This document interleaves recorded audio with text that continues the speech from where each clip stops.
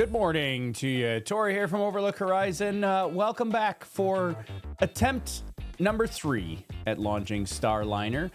This morning here, it is June 5th, 2024. It's 7 o'clock in the morning here, Eastern Time, where I am. It also happens to be where they are.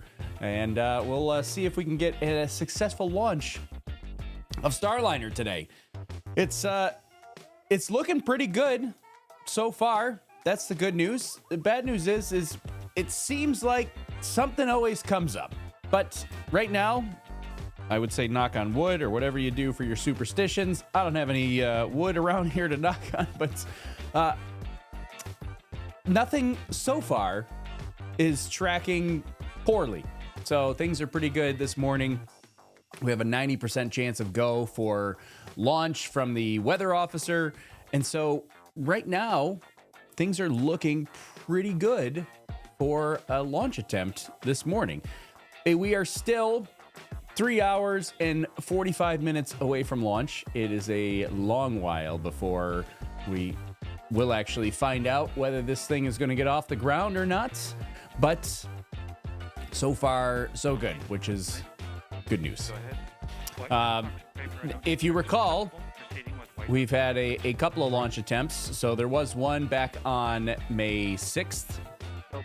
Launch attempt on May 6th got scrubbed for a oxygen pressure relief valve that was on the upper stage of the Atlas V rocket, specifically the Centaur stage. So that scrubbed the launch on May 6th. And during that, they also discovered a helium leak. We'll talk a little bit more about the helium leak in a little bit. That's a whole story. We talked last time about that, but we'll fill everybody in case you're not up to date on that. That was way back on May 6th. They had to deal with the helium leak. They are now fast forward to June 1st. A couple of days ago, they attempted to launch again. We got all the way down to T-minus 3 minutes and 50 seconds. I thought it was going to happen, but it did not. We had a ground launch sequencer computer fault.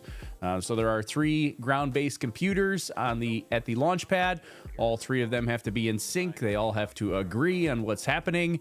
And if any of them don't, it automatically stops the count. And so one of the ground launch sequence computers failed. And so the launch was automatically held by the computer. It wasn't actually called off by an individual. It was a computer fault that launch sequencer automatically held the count at T-minus 3 minutes and 50 seconds. And that was it for the day, because it is an instantaneous launch window. So if we don't launch on time, we don't launch today. So let's hope we don't have to deal with that again today. We do have a backup window in case we do have to deal with that today. The backup window is tomorrow. And the bad news is if it doesn't launch by tomorrow, then they have to roll it back to the vertical integration facility because they need to replace batteries on the flight termination system. The batteries would then be expired past their acceptable lifespan, and they would have to replace them before they could do another launch attempt. And then also we get into, depending on if they don't launch by tomorrow, depending on what the issue is, later in the month, we have some scheduling issues with getting to the International Space Station, right? The International Space Station is a hot spot for traffic, so now we're starting to get into traffic issues, and it would mean that probably would get pushed to like August. I know, it's a long time, but there's other vehicles that want to go to the space station that are coming and going, and they don't have 2 coming and going at the same time. So hopefully we don't have to deal with that. Launch today. We don't have to deal with the backup window tomorrow, and everybody's happy, and it'll be a good day. So as of right now, we are we're back to where we were before, and it's a normal procedure right now. We're in astronaut suit up. So our 2 astronauts, Sonny Williams and Butch Wilmore, are in their intravehicle suits, the IVA suits. They are They're gonna do leak checks. I'm not sure if they've actually done the leak check yet. They might have already done it while I wasn't paying attention and getting ready to go live, but they'll be doing they'll check their suits for leaks, make sure that everything is all situated. They will load up and head over to the launch pad. That's going to happen here in about another 25 minutes or so. They will start heading over to the launch pad. The launch pad was just opened to the blue team.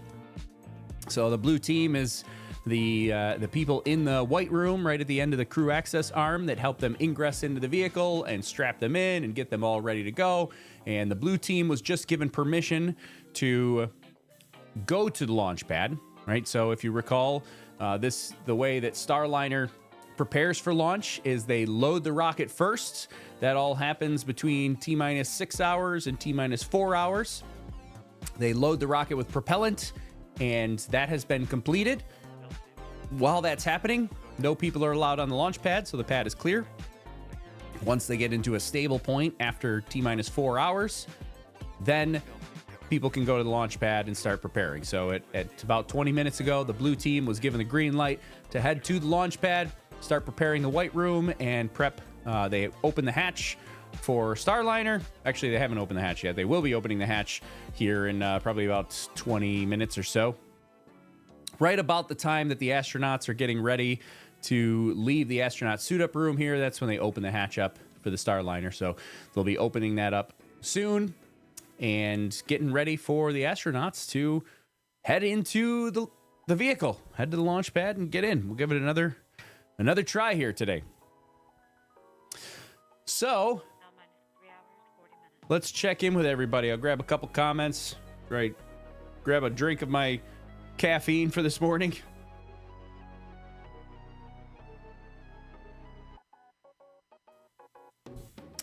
Let's see. Who's here with us nice and early today? I imagine we'll get some more friends as we get closer to launch time, but good to see the diehards here early. The true Space Lobster Nation is here early. Space Lobster ate the T-Teb. That's the answer. Michael W. Cheers to you, Michael. Lucas, second try. Good morning, Carol. I wonder if they recharged the helium tanks on Starliner due to the leak. That's a good question. I don't think they've well, it's possible. I don't know the answer to that.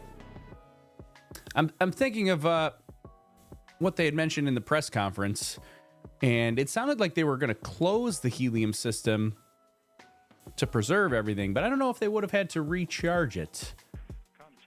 It's a good question. I imagine they probably would recharge it, given the number of days that were in between. Zach, my friend Zach at the launch pad. Third time's the charm, right? I certainly hope so. Really do hope so. We want to try to get it off the ground. Everybody's on edge about Starliner. That's putting it nicely. Everybody's on edge about Starliner. They want to see it launch. Well, some people don't want to see it launch, but we all should want to see it launch. So we have these two vehicles available to us. American astronauts on American rockets from American soil. I wonder if they're thinking I would far prefer to be going up on a Dragon, says John Howard. I mean, so the astronaut, we mentioned this, or I mentioned this the last time, like the astronauts are, like, if you look at them, I mean, you can pretty much tell looking at them, like, they're pretty calm. Like, because the astronauts go through, they are part of the entire process from the development all the way up to, like, all the preparations, the vehicle integrations. I mean, they're not physically, like, screwing bolts together to put the vehicle together, but they're involved in the process. Like, they know every step of the way. They know all the tests that are being done. They know the results of the tests. They witness tests. So they're very much involved in the development, and you know, they are comfortable with this process at this point. I mean, they wouldn't be launching if the astronauts were not comfortable. If they're not going to get in a vehicle and just mentioned it before. I did the same, I'm going to do the exact same thing as last time. But they're not sitting in the vehicle just going, I hope everybody did it right. Like, it's not, that's not what they do, right? They're very confident in the launch teams. They're very confident in the teams that put everything together. Like, they're feeling pretty good about this. So, you know, obviously it is a test flight. I don't think anybody's expecting the flight to go 100% perfect. Newsflash, Crew Dragon doesn't always go 100% perfect. Like, there are things on Crew Dragon that have had to be fixed. But yeah, they're confident enough that they'll survive. And that's kind of that's the mark of pretty much any test pilot and test flight, whether it's an airplane or a space vehicle. So, I mean, I think the crew's feeling pretty good. I think they're probably anxious to get off the ground after the number of times that they've attempted to. But yeah, we're gonna hopefully see that today. Let's see. Mo wants to know, why did they scrub the previous flight attempt? Yeah, so the last flight attempt on June 1st, that got scrubbed due to they needed to replace the power supply on a ground launch sequencer, which is one of the ground-based computers that's on the launch pad. So actually, the last scrub had nothing to do with Starliner itself. In fact, if you think about it, the last two scrubs actually had nothing to do with Starliner at all. It was all United Launch Alliance, the Atlas V rocket, which is actually kind of surprising because the Atlas V rocket is a very reliable rocket. It has a great track record. It is, and so it is a little bit surprising that, you know, we had the oxygen pressure relief valve scrub on May 6th, and then the ground launch sequencer scrub yesterday. Both of those, it's United Launch Alliance. Has nothing to do with Boeing or Starliner. They have no control over that. It's not their equipment. They're just the customer on top of the rocket. So yeah, the last two launch attempts were not on Boeing, or yeah, the last two scrubs not on Boeing or Starliner. Now they did have that helium leak. I do want to get into that, but I want to make sure it's a long discussion, so I don't want to get. I'm not going to jump into it yet, but I will cover it here once we go through some comments. Let's see. We're still playing. Says, what a crazy sentence to hear. Traffic scheduling issues at the ISS. Imagine hearing that 20 years ago. Yeah. I mean, it is scheduling traffic at the ISS is it does get complicated, you know, as we get more and more vehicles trying to go there. We got cargo vehicles coming and going. We got Crew Dragon coming and going. We've got Soyuz coming and going. We've got, you know, there's a lot of people visiting the ISS these days. Web Chanter, good morning. Says, here we go again. Good morning to you. Our amazing moderator, Anita. Perfect time for a live stream. We love having Anita here. Fingers crossed, says bonkers about Alice. It's 1:13 p.m. in Germany. It's not 1:13 p.m. here. 7 o'clock in the morning here.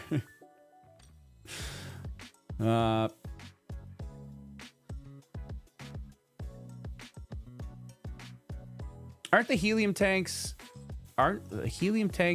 pressurized together with all other tanks before launch? I don't know about the helium tank pressurization on the Atlas. I don't know the answer on the Starliner. I do know the answer on the Atlas V. The Atlas V does pressurize helium tanks, and they can recharge during the actual launch procedure itself. So definitely on the Atlas V rockets, they pressurize the helium tanks at launch time. I just don't know. I don't know the answer for Starliner specifically. So, I mean, it would make sense if they pressurize them at the helium tanks at launch time, like they do the rocket. I don't specifically know the answer on Starliner's helium tanks.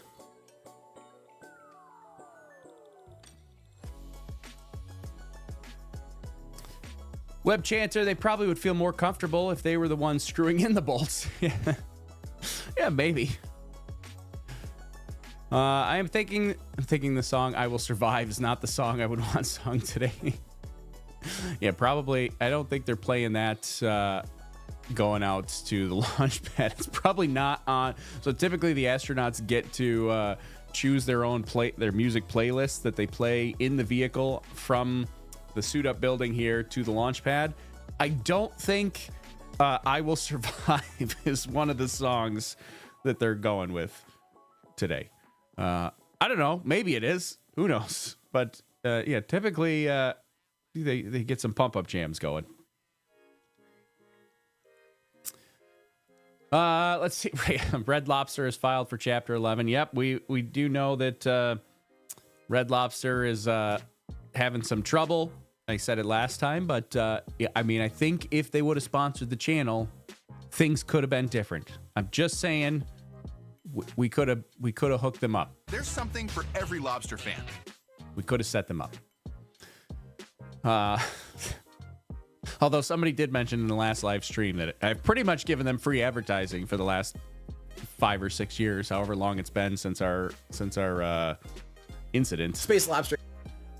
It's so they're getting the advertising anyways, and it's not working. Maybe that was the problem. They were associated with this channel and they had to file bankruptcy. Well, let's hope it's not that part. Let's Lobster Fest. 2120 here in Melbourne, Australia. Good morning, good evening, Melbourne, Australia. Yes, it's really, really early. Isn't ULA largely Boeing? No, ULA is an entirely separate company. I mean, they do have United Launch Alliance was kind of made up of, it's an alliance of multiple companies, but it operates as an entirely separate company. What is the reason behind moving Crew Dragon to a different ISS docking port a few weeks back? Is Starliner limited to which docking port it's capable of maneuvering to? Typically, so they always try to dock, especially for the first time, to, I don't know, what I would call like the main ports, not the second one that they move Crew Dragon to. I don't know why we do it that way. I think it has more. I think that port has more obstacle clearance. But I'm not 100% sure on that. Complete, confined space checks are nominal. Roger. All right, so let's get into the helium leak.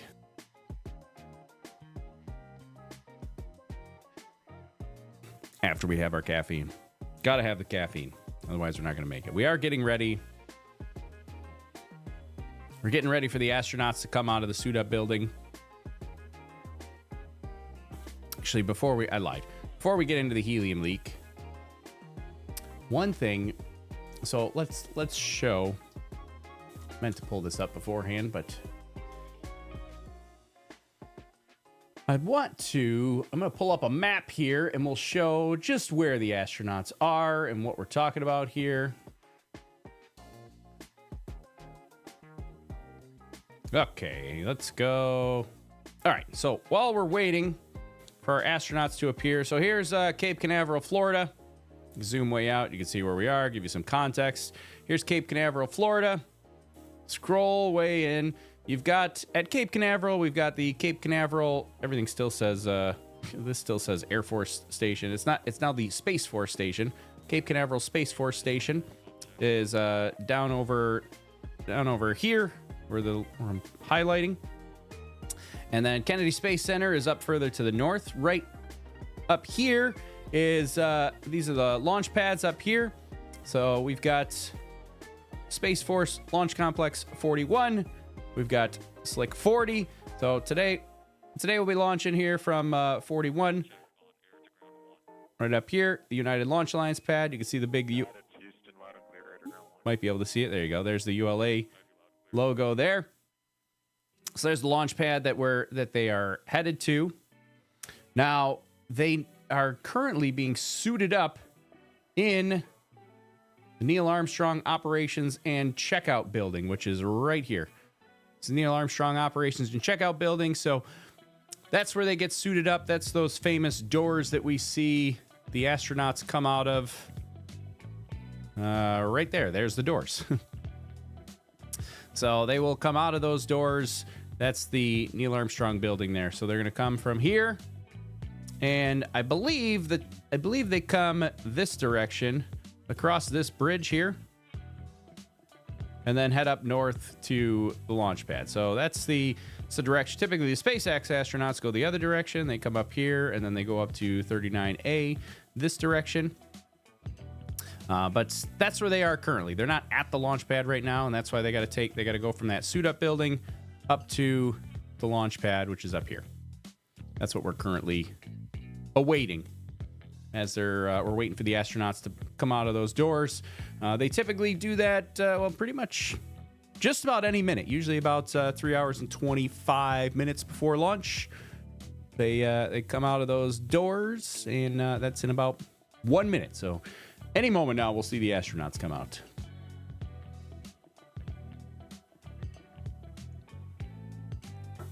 I'm out of caffeine already. We're in trouble. Old C and NW fan. The last time an Atlas launch vehicle sent an American into orbit. Where's my button? American astronauts on American rockets from American soil. Was in 1963. Gordon Cooper, 22 orbit mission in Faith 7 Project Mercury. Some old space facts from old C and NW fan. Hope Boeing didn't do the doors. I don't know what that means. Zach from the launch pad. Amazing to see how few media there for walkout today. It was like 10 times more the first attempt, 2 to 3 times more than today. Last attempt. Now everyone's in Texas for Starship. Yeah, I guess that is kind of interesting. I didn't see. I haven't seen any pictures of what we have for media there, but I wonder if that will affect media coverage. I imagine, well, there's a couple of things. I mean, one, I guess if you're a media outlet, NASA provides a lot of public media that you don't necessarily need to have a media person there. Clearly, I'm not there. I'm showing you live video right now of what's happening. And we don't have a representative there. Starship is much more difficult, right? There's no... SpaceX will have a public feed, but it only goes live about half an hour before launch. And, that's it. There's nothing else. So, here comes our astronauts. There they are. All right, coming out for suit up.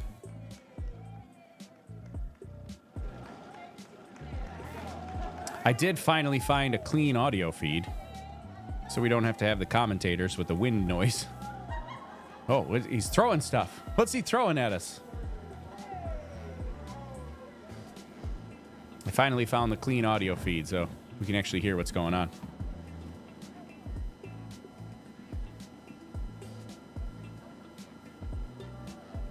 Oh, Zach says last time they did go by the press site in the vehicle assembly building. Not sure why they take the long way around. Oh, that is interesting. I guess, so looking back here, I guess they did go this direction. I didn't really pay attention which direction they went, but sounds like they went the long way. Instead of going down here, they did go up past the press. Maybe it was to go by the press site, or maybe they just wanted to stay off the Space Force Station property and stay mostly on Kennedy Space Center property. I don't.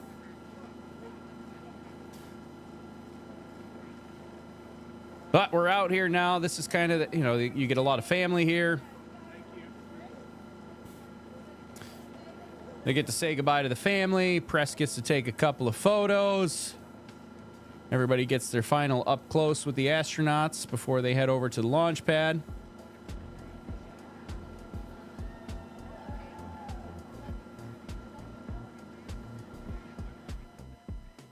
Then they'll load up in the big Boeing Airstream bus here and head over to the launch pad. What time is launch? Launch is 10:52 a.m. Eastern Time. What's that? 14:52 UTC, I believe. It's in 3 hours and 22 minutes. So wherever you are, add 3 hours and 22 minutes to it. I got you can see it up in the top left corner there, my L- countdown clock. People are still wearing masks. Yeah, so it is. I do find this funny sometimes. So the mask wearing thing is not like, people wore masks before COVID, and a lot of people think that masks were invented when COVID happened. The mask wearing thing has been around since before COVID. It's not necessarily a COVID thing. If you recall, way back in the Apollo days, so nowadays we let the astronauts get somewhat close, but if you notice, the astronauts don't typically get right up close to people. There is still a buffer there, and we got our social distancing. It's not a COVID protocol. That's a space flight protocol that has existed since back in the Apollo days and beforehand. If you recall, back in the Apollo days, when families would come to visit the astronauts before they went to the moon, they used to wave goodbye to them across a big open gap there. They wouldn't let the astronauts get anywhere close to people to prevent them from getting sick in outer space. And that was from any illness and not COVID. So that's a thing that has existed for many, many years to prevent the astronauts from getting sick. When they get into close quarters with people, they just don't want, there are health protocols unrelated to COVID that have been around for a long time. Anyways, let's see. Hill CT masks are much more important in this context, such that unintended materials don't make it into the spacecraft. That's also true. Very small enclosed area. Yep, that's the same reason why you see like the closeout crew, the Boeing crew have hair nets on. They're not really like hair nets, but that's the essentially what they are is hair nets to just prevent foreign debris from being in there. Because any debris that gets in the capsule, right? If you hair falls off your head and in your car lands on the floor, and it's not a big deal, but a bunch of hair falls off your head and into a space capsule. Once you get into orbit, then it floats all around the capsule, and now that's the air that you're breathing, and you're breathing in debris, and stuff floats around and get into systems, and it could be a whole problem. So yeah, try to prevent as much debris as possible from getting in the capsule.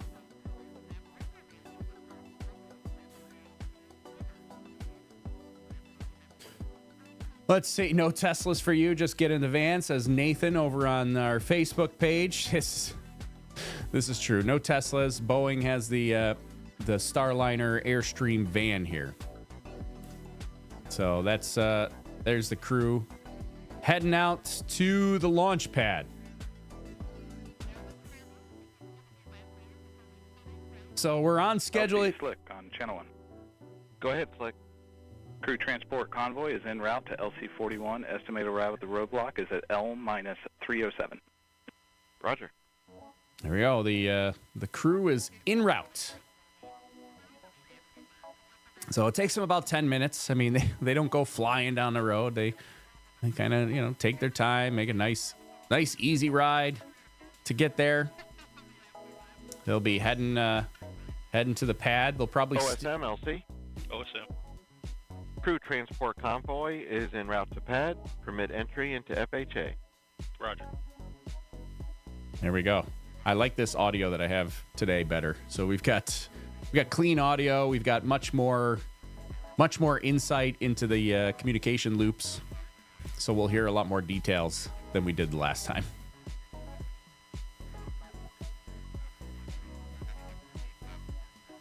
There you go. Sebi the Time Waster. Everyone who has contact with the astronauts and was not in pre-flight quarantine wears a mask. It's protocol, no exceptions. Yeah, generally, if you're going to be in close quarters with the astronauts, regardless of COVID protocols, just general health protocols, astronauts do go into quarantine before they launch to the International Space Station. Now, it does look like they're going to go to the past the press site here. I believe that's this direction here. So I think, let's see, where's my map? I think they just turned right at, where am I? At this intersection here. I think that this was the intersection we just saw, Kennedy Parkway and NASA Parkway. So I think they just came down here, turned right, and I think they're heading up the Kennedy Parkway here. Oh, why is my highlighting? There we go. I think they're heading up this road, heading north. So it does look like they're going to go up by the press sites, past the NASA Vehicle Assembly Building. So while they're heading there, let's talk about the helium leak. I mentioned that we were going to talk about the helium leak a little bit because it's an interesting conversation, but important to understand what's happening. So after the May 6th launch attempt, they discovered a helium leak on the Starliner capsule. That helium leak was in one of the 4 doghouses. Let's switch over to our graphic here real quick. Here's the doghouses, this little thing that juts out right here. That's called they call those the doghouses. They house a couple of the OMAC thrusters that they use on orbit. There are 4 of them, one kind of top and bottom and, left and right, basically, if the vehicle was kind of on its side, pointed like nose first. And so those doghouses have the OMAC thrusters in them. Primarily, they use the OMAC thrusters. One of the big things they use them for is the deorbit burn. Where's my button? It's going to deorbit. There we go. So they use that for the deorbit burn, and they kind of an important thing. You need to be able to get out of space, come back to Earth. Now, that helium leak that they discovered after the May 6th scrub, when they were investigating that, was related to a flange on a single thruster in a single doghouse. Now, when they do that deorbit burn, they only need 2 of the doghouses, one on opposite sides, so that they don't get asymmetrical thrust. So they need 2 of them. They got 4 for some redundancy. They discovered that helium leak. It was leaking at about 7 psi. Those helium tanks are pressurized to 3,000 psi. The helium tanks are used to backfill the fuel tanks, the hydrogen and nitrogen tetroxide oxidizer. That's our hypergolic fluid. They combust on contact. There's no igniter. They just, as soon as they contact each other, they combust. As fuel drains out of those, if you didn't backfill it, the pressure would drop, and eventually you'd have fuel in the tanks, but you wouldn't be able to push the fuel out in 0G. So they backfill the tanks as they use the fuel. They backfill it with helium to keep the pressure in the fuel tanks up. Helium's an inert gas, doesn't combust, and so they pump helium into the tank as fuel pumps out to keep the tank pressure up. Now, it was leaking at about 7 psi, 3,000 psi in the tank. There's about 50 pounds of helium total on board. At that rate, the highest rate that they saw leak was about 70 to 80 psi. At those rates, they were losing at most about half a pound of helium per day if the leak was just uncontrolled. And they used less than half of that for the mission, less than half of the 50 pounds. So they have plenty of margin of helium if they need it. And so what they decided was basically that there is no, here they go through the, going past the vehicle assembly building here now. You'll probably see big vehicle assembly building in the background. There it is. Going by the press site. Launch control center there to the right of the big vehicle assembly building.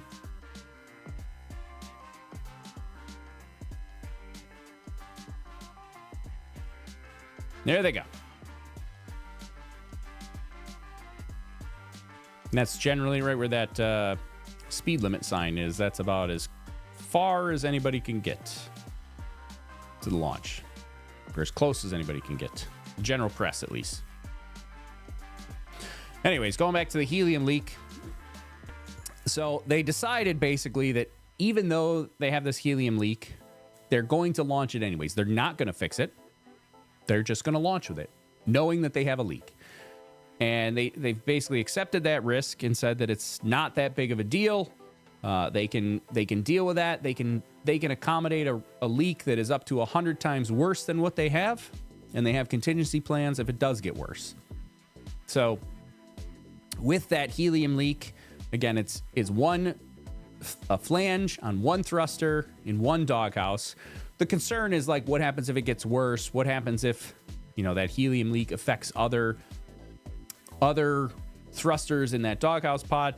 So if, let's say, let's start with best case scenario. Best case scenario, the leak stays as is, and it's really just a non-issue. They can continue the mission normally. They have plenty of helium, and really nothing is affected.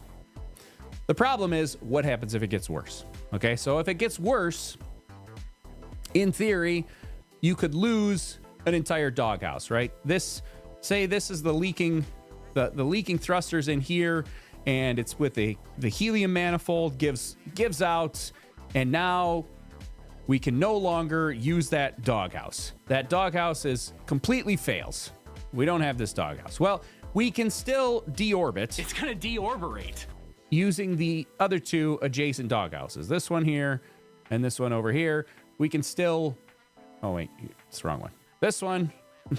Pointing at the wrong screen. We can use this one. We can use this one. We'll say this one failed. We can't use that. So we can still deorbit with this one and this one. Not a big deal. We're still perfectly safe. Then the question is, like, they always kind of go into failure modes and try to go a little bit deeper into the failure mode. So let's say that main primary doghouse, that one doghouse that we're looking at fails. Now we're left with using just the adjacent doghouses. What the big concern is now we've lost redundancy, right? So now if there's an undiscovered issue, so we have a known issue that could get worse. What if there's an undiscovered issue, right? So we always want to have kind of layers of protection going into the launch. What happens if there's an undiscovered issue in this doghouse with these thrusters that they don't know about? And now they lose this thruster, this doghouse, and the adjacent doghouse. Now we've got a bigger problem, because now in order to do the deorbit burn, they can't use any OMAC thrusters, because now the only OMAC thrusters we have are two.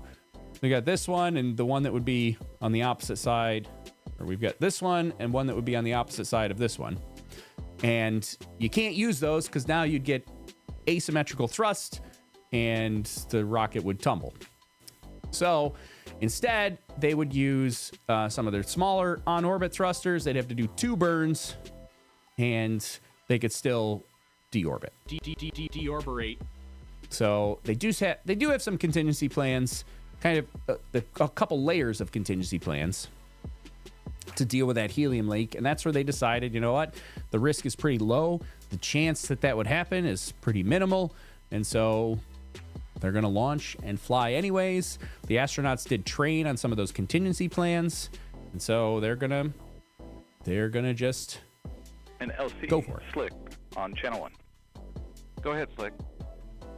We're ready for pad support personnel to perform OSE radio comm checks and to proceed to ground level. Roger. Proceed. Roger. All right, so astronauts getting close to the pad here now. We've covered our helium issue. I'm sure we'll cover that a couple more times. But we should see them arrive at the pad here shortly. Hillary says, good morning. What would they be doing in the van during this drive? 10 minutes of peace to themselves, going over things? I think for the most part, it's kind of just a peaceful ride, right? They typically listen to music. They get to set their own playlists. I think it's supposed to be kind of just a relaxing ride to the pad, right? They're probably thinking about the mission a little bit, just jamming out to some music, trying to take a minute to just relax and hang out. It's kind of cool. They got a little live dash cam. So yeah, they're just taking a little bit of time to just relax on the way to the pad. Ahead. Yes, sir. Crew transport convoys cleared roadblock. 20 personnel. 20 entering FHA at this time. Roger.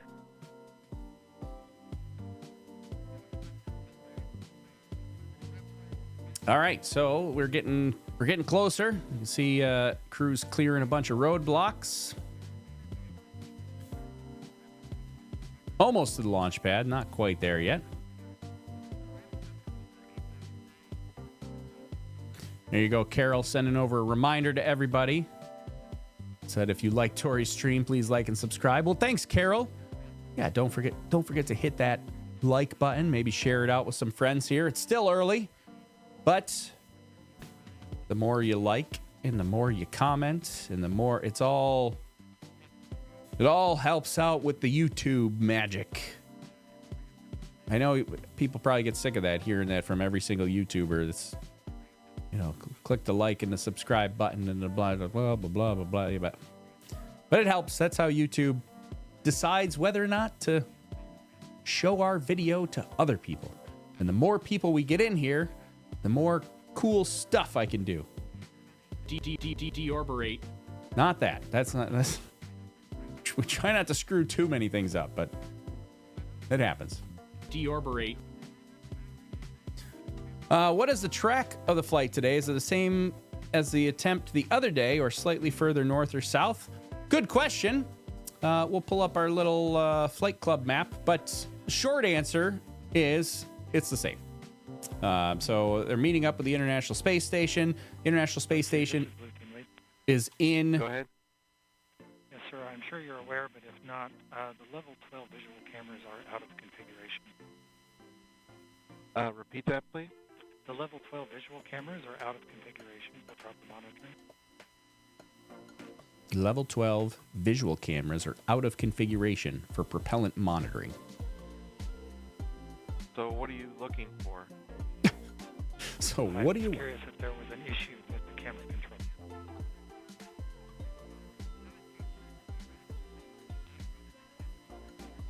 Here come our astronauts. LCO, Sam. Go ahead. Yes, sir. Crew transport vehicle is into the pad. Roger. Crew is clear to proceed to level 12. Roger. Crew's cleared to go up the launch pad.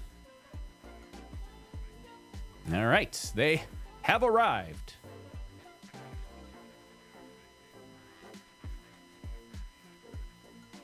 What were we talking about? Oh, the track of it. So, yeah, the International Space Station is at a fixed inclination.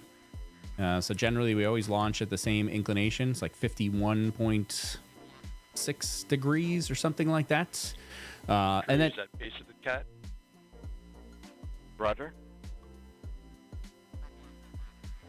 And then what they do is basically the space station is always at a fixed inclination. And the Earth rotates underneath it. And so all they really have to do is they just have to wait until the space station inclination passes directly over Florida. Here's the classic look at the rocket. This is the astronauts' version of kicking the tires before getting in. They've now done this a couple of times, so it looks like they did a entering the elevator. much more abbreviated version today. It's like a lot of time, especially when they do it the first time, they kind of go out there and they look at it, and it's kind of, whoa, look at this, look at my rocket, and there's always a big ceremonial kind of viewing. It's now the third time, so they're kind of just like, yeah, okay, all right, let's go. Seen it. Still the same vehicle as it was the last time. Still looks good. Let's go. Get in the elevator. Let's go up.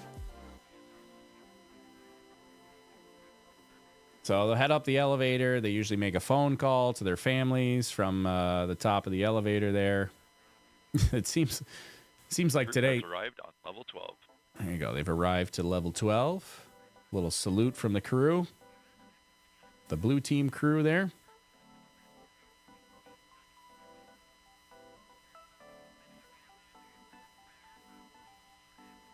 Make their phone call. Take in the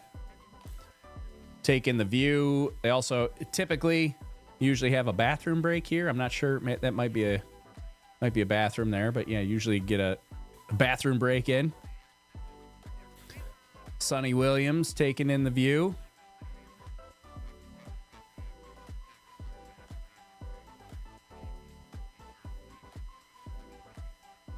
And then they'll, after they do their phone call and bathroom break, then they'll head down. Oh, she's waving to the camera. Look at that.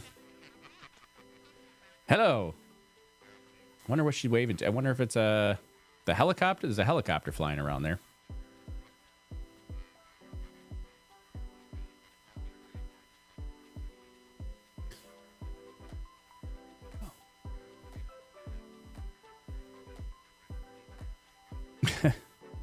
K. Roberts says, I'll give $1 million Canadian pesos. Canadian pesos to the person who can make YouTube commercials the same volume or less than the stream. Sorry about that. I don't control that. YouTube sounds like maybe YouTube served an advertisement to K. Roberts. I'm guessing the volume was a little bit higher. Sorry. I mean, I'm at a standard volume here. I mean, negative 12 dB, which is typically what I target. I'm guessing K. Roberts wasn't complaining about Slick on channel 1. About the commercial being too quiet. Crew is on CAT level 12. We can release the CTV back to the fallback area. Roger.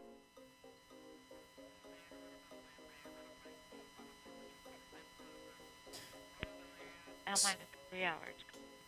So, nice. This is a pretty cool view right there.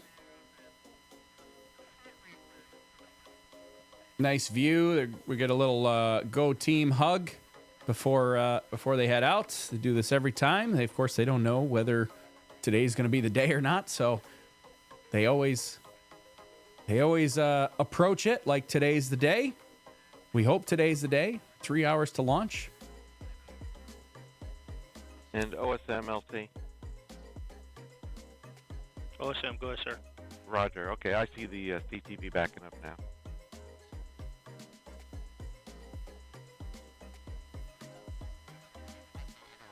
I'm not sure what that is that they're backing up to the...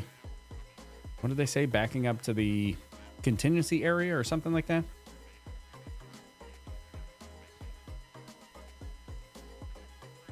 So as of right now, big difference between Atlas and Crew Dragon is that Atlas does not use load and go.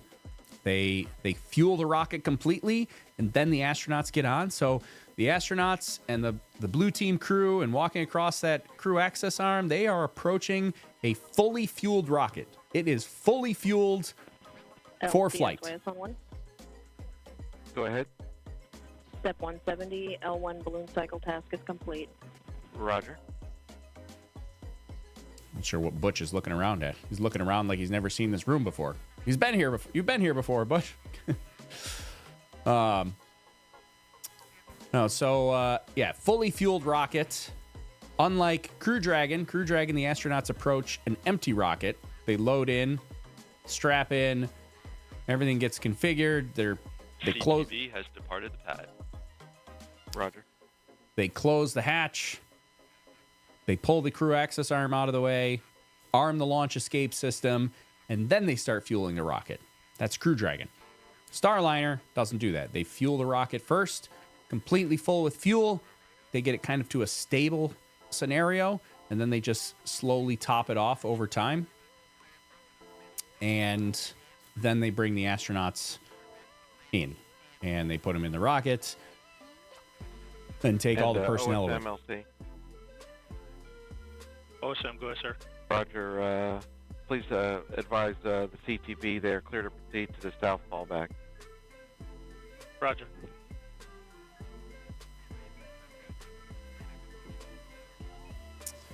Fetus Legacy says, hi, Tori. I'm noticing the aerial videos before launch have seemed to improve lately. Do you know, are they drones or helicopters? How close can they approach? I don't know. So they have been using drones in SpaceX launches. I don't know about this particular launch, whether there's a drone in use. There is a helicopter flying around, which appears to be helicopters flying around launch is not atypical. A lot of times they are surveillance and monitoring for the exclusion zone, but I wouldn't be surprised if they have cameras on board and they're using the helicopters for monitoring as well. So there is a helicopter that is in the area kind of hovering around, so I suspect that a lot of the camera views that we're getting are from the helicopter. Strapping on the Rolex. You can see Sunny Williams making her phone call, presumably to some family before she gets in the vehicle.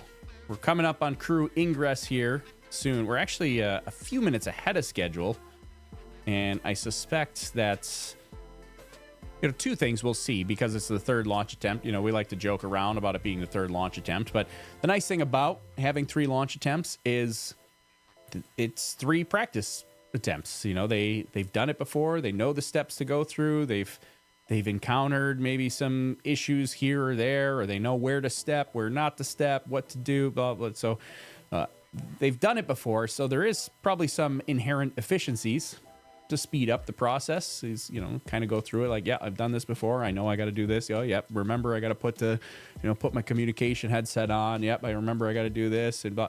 So a lot of that kind of stuff.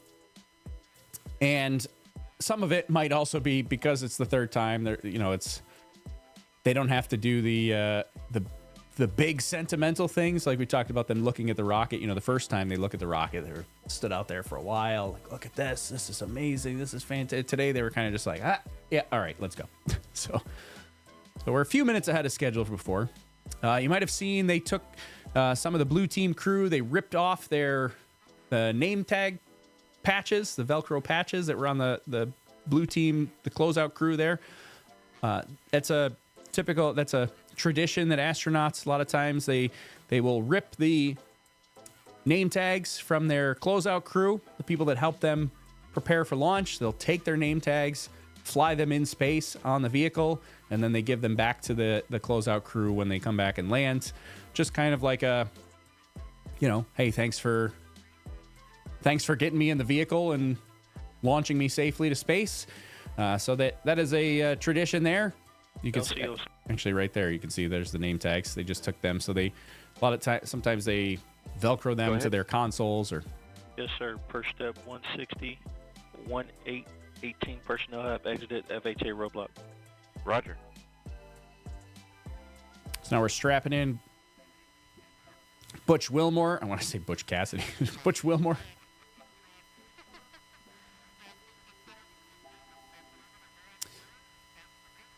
Let's see. Oh, hey, my friend TJ Cooney from YouTube channel I Need More Space. Also from the world famous Twitter account TJ Cooney. TJ _Cooney. World famous. Says, let's go. I said, you know what they say? Practice, scrub, practice, scrub, practice makes perfect. Yes, that is a famous saying. Practice, scrub, practice makes perfect. Hopefully that means today will go perfectly. So far, not tracking any issues that I've heard of. Things are progressing ahead of schedule, so that's good.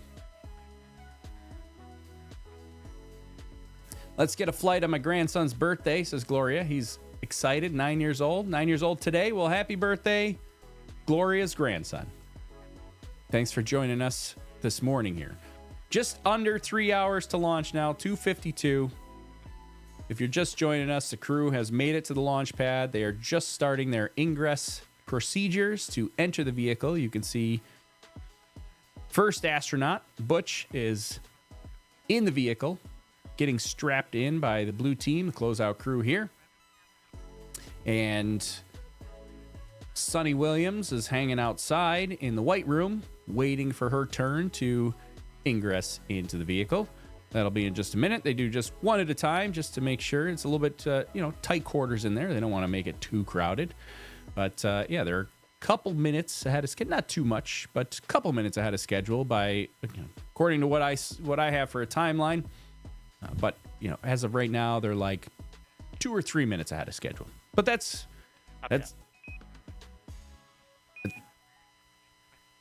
good because sometimes we need some buffer time. As we saw the last launch attempt, they needed a bunch of buffer time. The last launch attempt on June 1st, they ran into right about the 2-hour mark. So even the last launch attempt up until this point, things were pretty good. But at about the 2-hour mark, they ran into an issue with topping valves. These were ground side topping valves on the Centaur rocket that help top off the fuel levels, right? So we mentioned that the Atlas V, different from the Crew Dragon and Falcon 9, the Atlas V fully fuels the vehicle before the astronauts even get there. That fuel is super cold, negative 300 degrees temperature of this, the liquid hydrogen, liquid oxygen, super, super cold temperatures. And because it's so cold, when they load it into the vehicle, it warms up, turns into a gas, boils off essentially. If they were to leave that gas inside the fuel tanks, it would overpressurize the tanks and we'd get a big, we don't want that. So they vent that gas, they vent off. That's what, you think back to the May 6th scrub, they had an oxygen pressure relief valve. That's what they used to vent off the oxygen gas as it boils, warms up and boils. They vent off the oxygen, do the same with liquid hydrogen. So they vent off any of that excess pressure, that gas that builds up. Tech 5 on air to ground 1. How you read me? How you doing? How you read me? CDR, got you loud and clear. How many? Copy, got you loud and clear, CDR. CDR, perform comm check on air to ground 1 with MCC. Houston Starliner, a CDR. How do you read? Starliner, it's Houston. We have you loud and clear on air to ground 1. Butch, good morning. Good morning. Good morning, team. CDR, report on air to ground 1 that we are ready to power Sloop Fan Bravo. Houston Starliner, we're ready to power Sloop Fan Bravo. Roger that. Houston is also ready for Suit Fan Bravo, so you'll go on the Eclipse control panel, Suit Fan Bravo to on. All right, here we go. All right, so turning the suit fans on, circulate some of the air in their spacesuits. Remember, the spacesuit eventually is fully contained there, so you need to be able to circulate that air. You don't want a big carbon dioxide bubble in front of your face. Be able to circulate some air around. You need to get some fresh oxygen in there. So they do. Confirm go airflow. Good airflow. So they're enabling suit fan Bravo. There are 2 suit fans, Bravo and Alpha. If you recall, the last launch attempt, we actually had a problem with the suit fan. We had both suit fans failed at one point. They had to open their visors because they weren't getting any airflow. They quickly repaired fan Bravo, but one of their launch rules is that they need both fans operational to launch. So we were like T-minus 10 minutes, and we almost had a scrub due to the suit fans not working. That was pretty close to the end. It's not what scrubbed us ultimately, but we started talking about at T-minus 2 hours, they had an issue with the topping valves. So we talked about how they vent off the excess pressure and the gas that builds up. As that's vented off and boiled out, the level of the fuel and oxidizer gets lower. And so over time, they have to slowly pump in some more fuel and oxygen into the vehicle as they approach launch. And they do that pretty much the entire time that they're preparing for launch here. CDR, confirm you can reach the following items. Rotation handle control.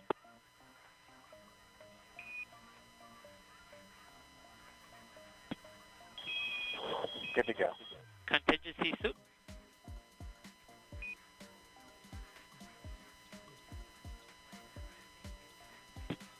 Good. PPM suit. Good. Cabin vent valve.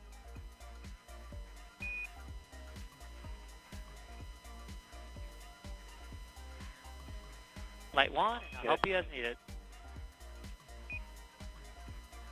All right, so they're preparing Butch here, making sure he can reach all his stuff.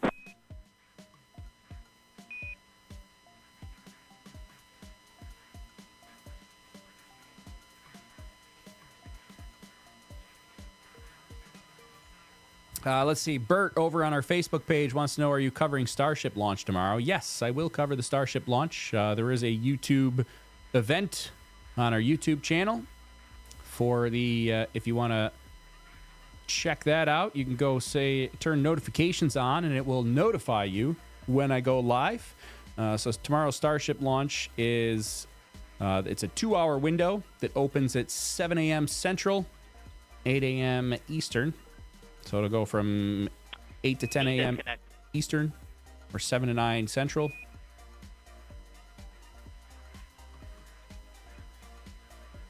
It's at like 12...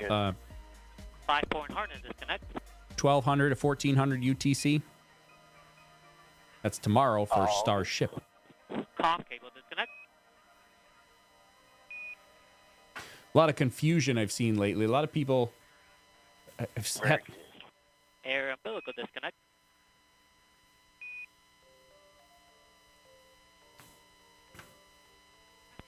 Now minus 2 hours. Also good.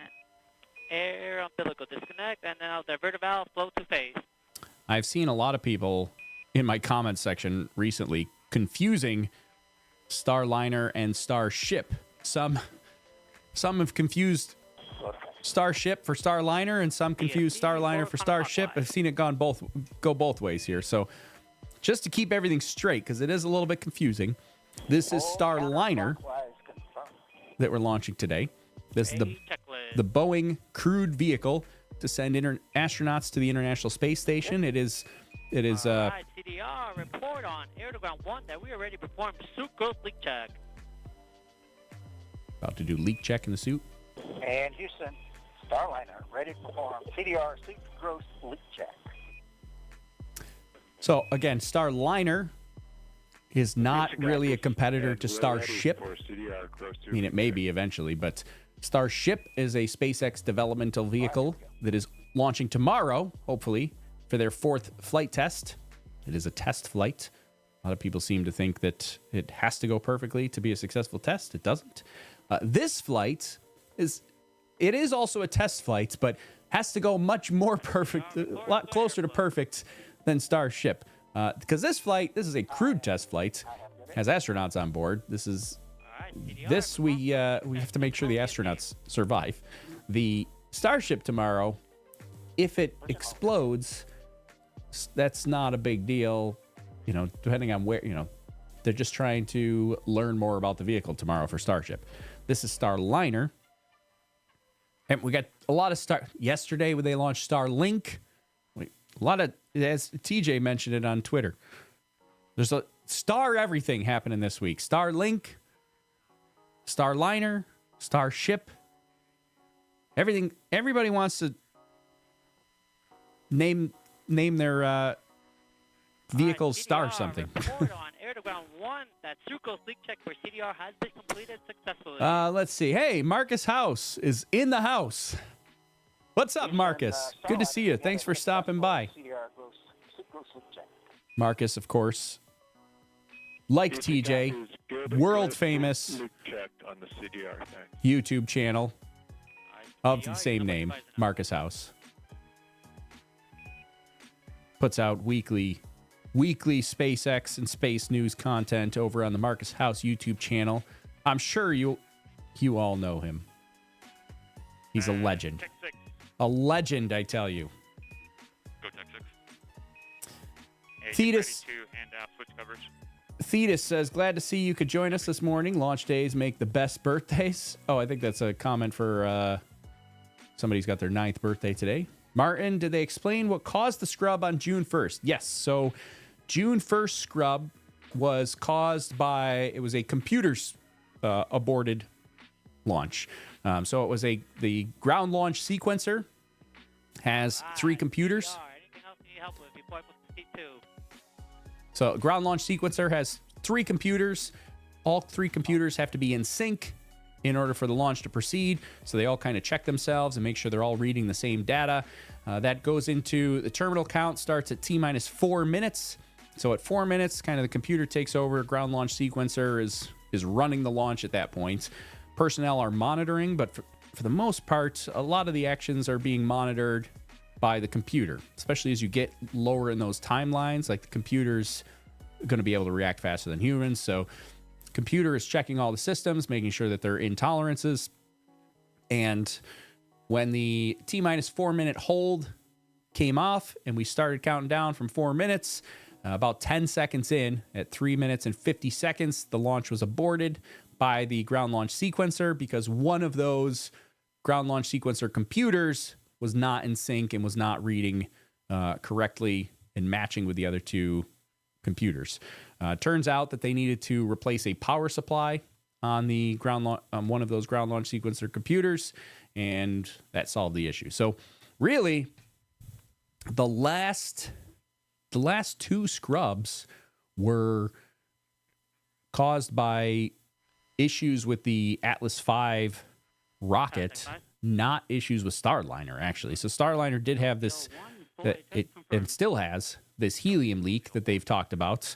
That leak is not resolved. They've evaluated the risk of that leak, and they're going to fly with it anyways. They've evaluated it as a tiny risk, really no impact to mission operations, and so they're gonna fly with it anyways. So they that got a lot of publicity, but actually the last 2 scrubs were actually due to the Atlas V rockets operated by United Launch Alliance, not the Starliner itself.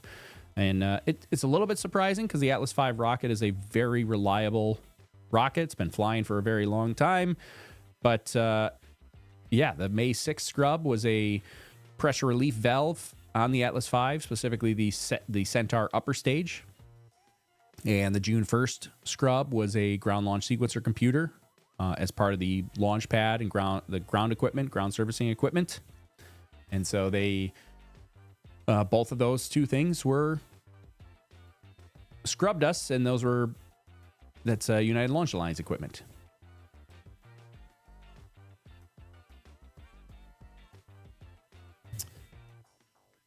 They need to get more creative with the names so they're not so easily confused. This is true. A lot of people have been confused the last couple days. I posted a picture of Starship yesterday on our Facebook feed and said Starship is ready to fly, and a couple people, I got probably 2 or 3 comments that were like, "This thing's never getting off the ground." It's like, well, Starship has actually flown already. It's Starliner that we're trying to get off the ground, although Starliner did already get off the ground, uncrewed.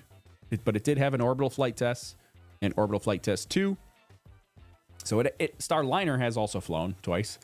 If you recall, orbital flight test 1 was supposed to be the only orbital flight test, but orbital flight test 1 occurred back in, 2019?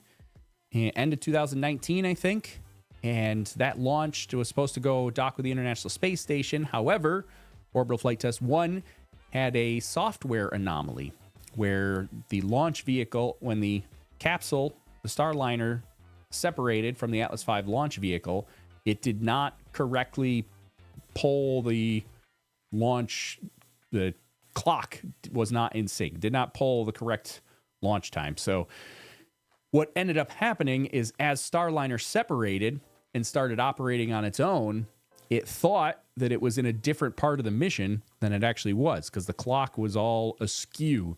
And so as far as the As far as the Starliner was concerned, it was at a whole different part of the mission, but its sensors were reading incorrectly for that part of the mission. So as it separated, it started firing its thrusters, trying to correct itself and figure, well, this is not where I'm supposed to be. So I'll fix that.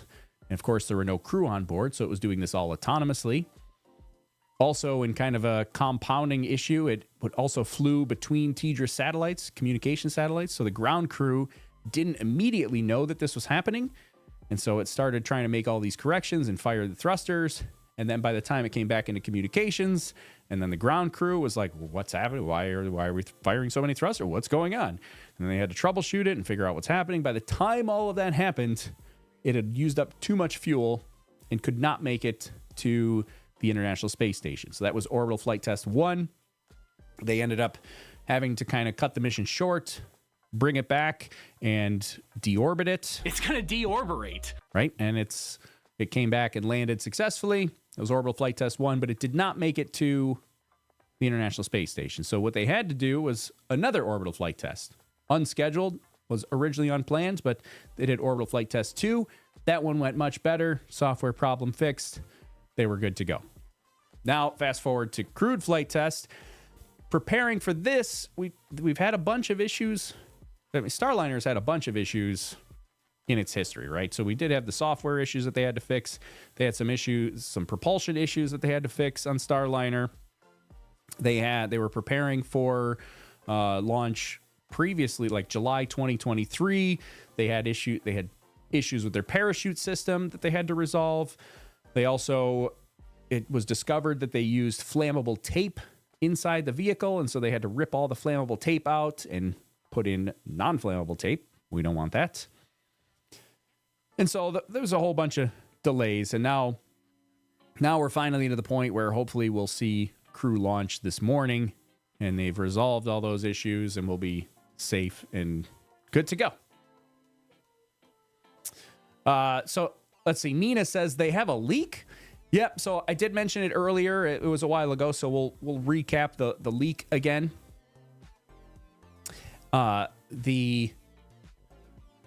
So after the May 6th scrub, which was due to the Centaur upper stage helium pressure or oxygen pressure relief valve, when they brought it back to the vertical integration facility, they discovered that there was a leak in the helium system of Starliner. So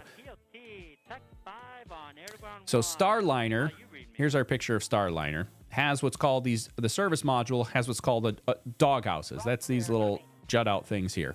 Those dog houses house the OMAC thrusters. And those are one of the big things they use those for is the deorbit burn. Deorbit. And so the helium in the service module is used to backfill the fuel tanks as they use the fuel. So as the hydrogen and nitrogen tetroxide, that's the fuel in the oxidizer that they use for those OMAC thrusters. As they use that and that comes out of the fuel tanks, the fuel tank pressure would drop because there's fuel and oxidizer coming out of them. If the pressure drops, eventually you'd have fuel and oxygen in the tank, but you wouldn't be able to get it to the thruster because there wouldn't be any pressure to push it out of the fuel tank and to the thruster in 0G. So what they do is they backfill the tanks with helium. Helium's an inert gas. It's not combustible. And they backfill the tanks with helium, keep the pressure up, and that makes sure that they can push the fuel and oxidizer out of the thrusters to get thrust. Those thrusters are hypergolic fluids, which means when they contact each other, they combust. They don't need an igniter or anything. As soon as they touch, they thrust. So they get... What am I doing?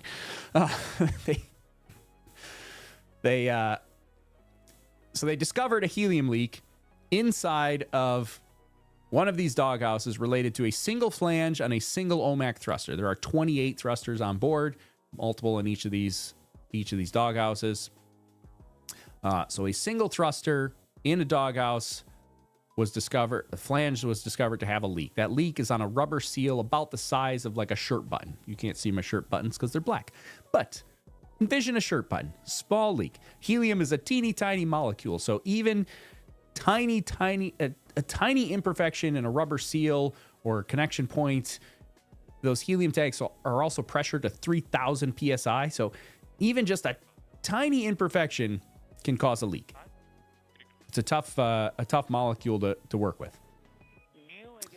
But so anyways, they discovered that leak, and they kind of had two options. Is either they try to fly with it as is, but if they wanted to resolve it, they would have had to take Starliner, detach it from the Atlas V rocket, bring it back to the Starliner processing facility, detank all the hydrogen, nitrogen tetroxide, and the helium.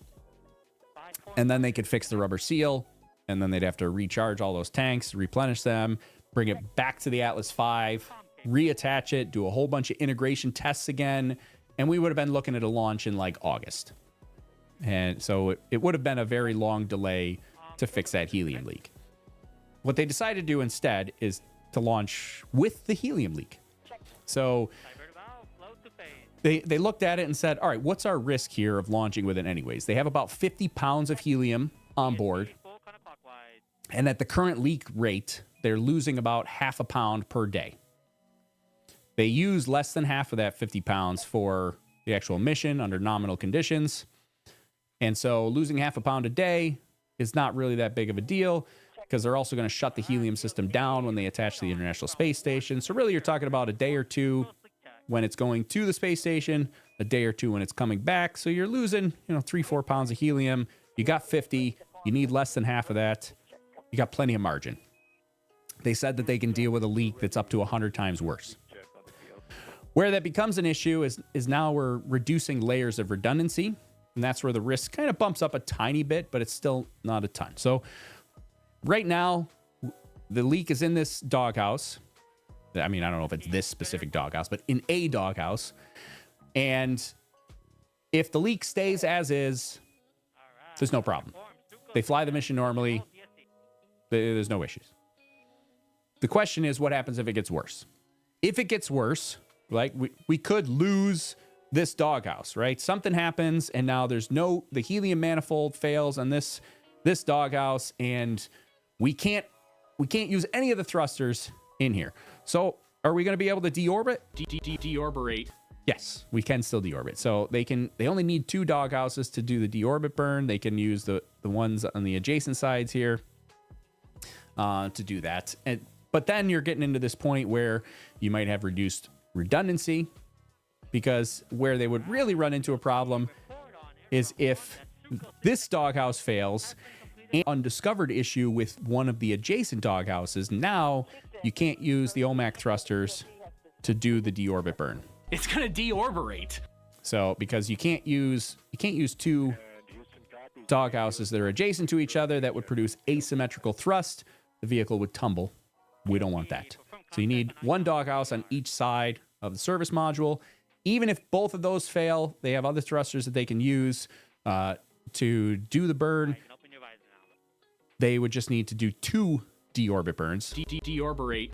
And they would still be able to come back. So there's a bunch of contingency plans. The astronauts have trained on these contingency plans. They actually spent the time between May 6th and the last June 1st launch attempt training on contingency plans for what they would do with that if that leak got worse. And all of those contingency plans are based on if the leak gets worse, which as of right now, there's no indication that it will get worse. It's been pretty stable. So the leak is there. It's stable. It's manageable. They're going to launch with it anyways, and they'll fix it next time. That's basically where we are with the helium leak. So there, the helium leak discussion is it's a long story, but it is interesting, I think.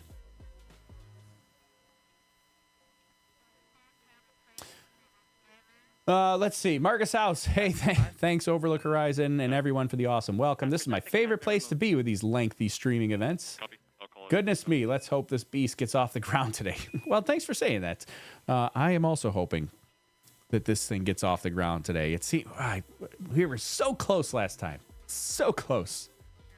But we weren't able to do it. Space Lobster ate the T-Teb. That's the answer. That's the answer. That's what happened last time. Space Lobster ate the T-Tab. We couldn't get off the ground. So this time we're going to be in much better shape, I think. We're going to do it today. Let's Lobster Fest. Butch looks like he's taking a nap. Yeah. I mean, I think it's probably this is probably a pretty boring stage for him. He's all strapped in and ready to go. He can't really move a whole lot. He's kind of just got to sit there. And he's got 2.5 hours to do so before anything really happens. I mean, as things get a little bit closer to launch, activity starts to pick up. The last hour is not too bad, but yeah, I imagine if you're Butch here, the next hour and a half or so is probably the boring part. Like they're pretty much just sitting there. You can't really do anything.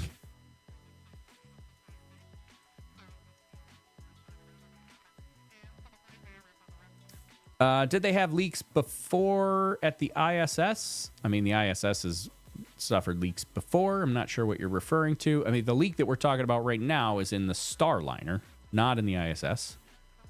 The ISS, of course, has had issues over its long history. LCL2 confirmed full eject. Copy that. LCL2 full eject. So, while we're getting the crew in here, we'll talk about today's launch attempt here. So, today we do have a very, very good chance of launching today.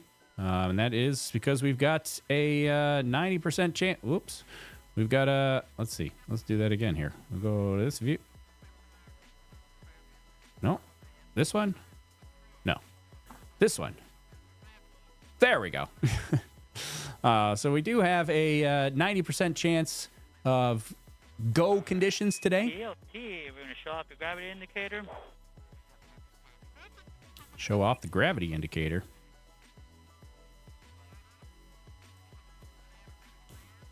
Where's the gravity indicator? Oh, there it is. The narwhal. Starliner crew, always an honor to strap in, my friends. Anything else you need help with before we leave and close the hatch?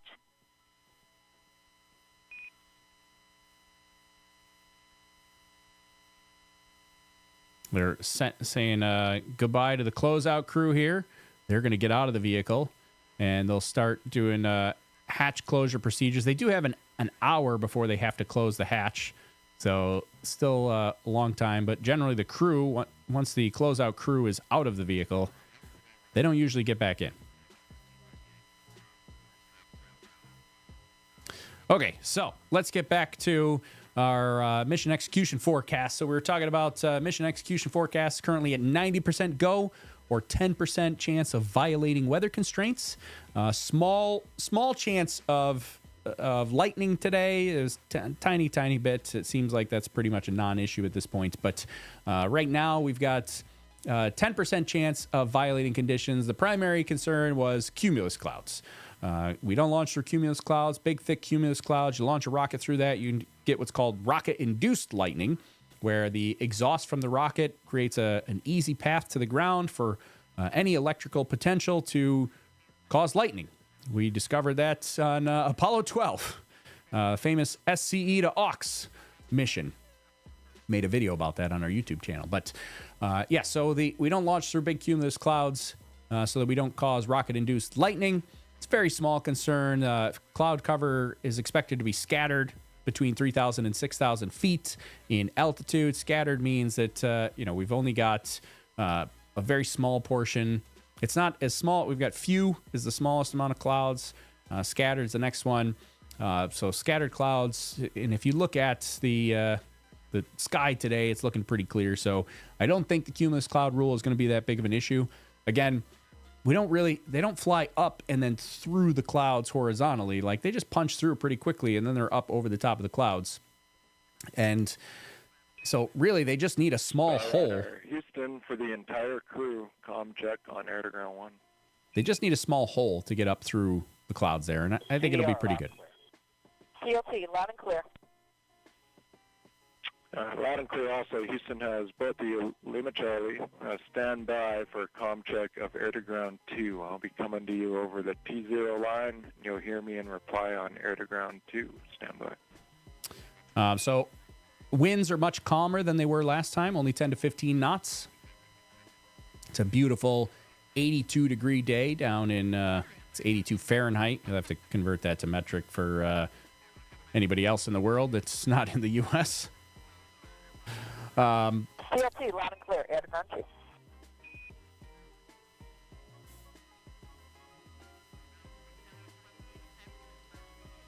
But we also have, let's see, let's go to this view here. We also, we don't really have much of a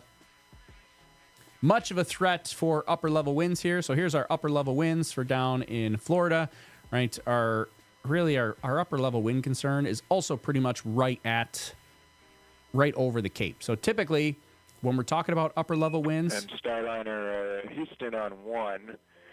I'll give you a countdown, but in about 25 seconds, it's going to be L minus 2 hours, 20 minutes, and 30 seconds. L minus 2, 20, 30 in 10 seconds.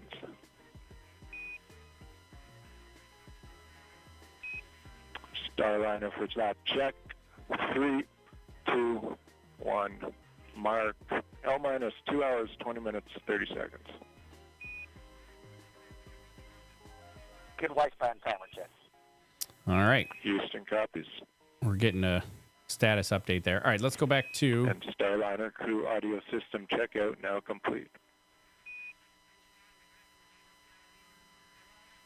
We'll go back to our upper level winds here. So again, the upper level winds, when we're talking about upper level winds, a lot of times we hear about that with rocket launches. We don't want to have strong upper level winds.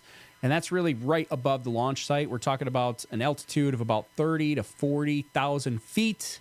It's like 10 kilometers, 10 to 12 kilometers, right in that range.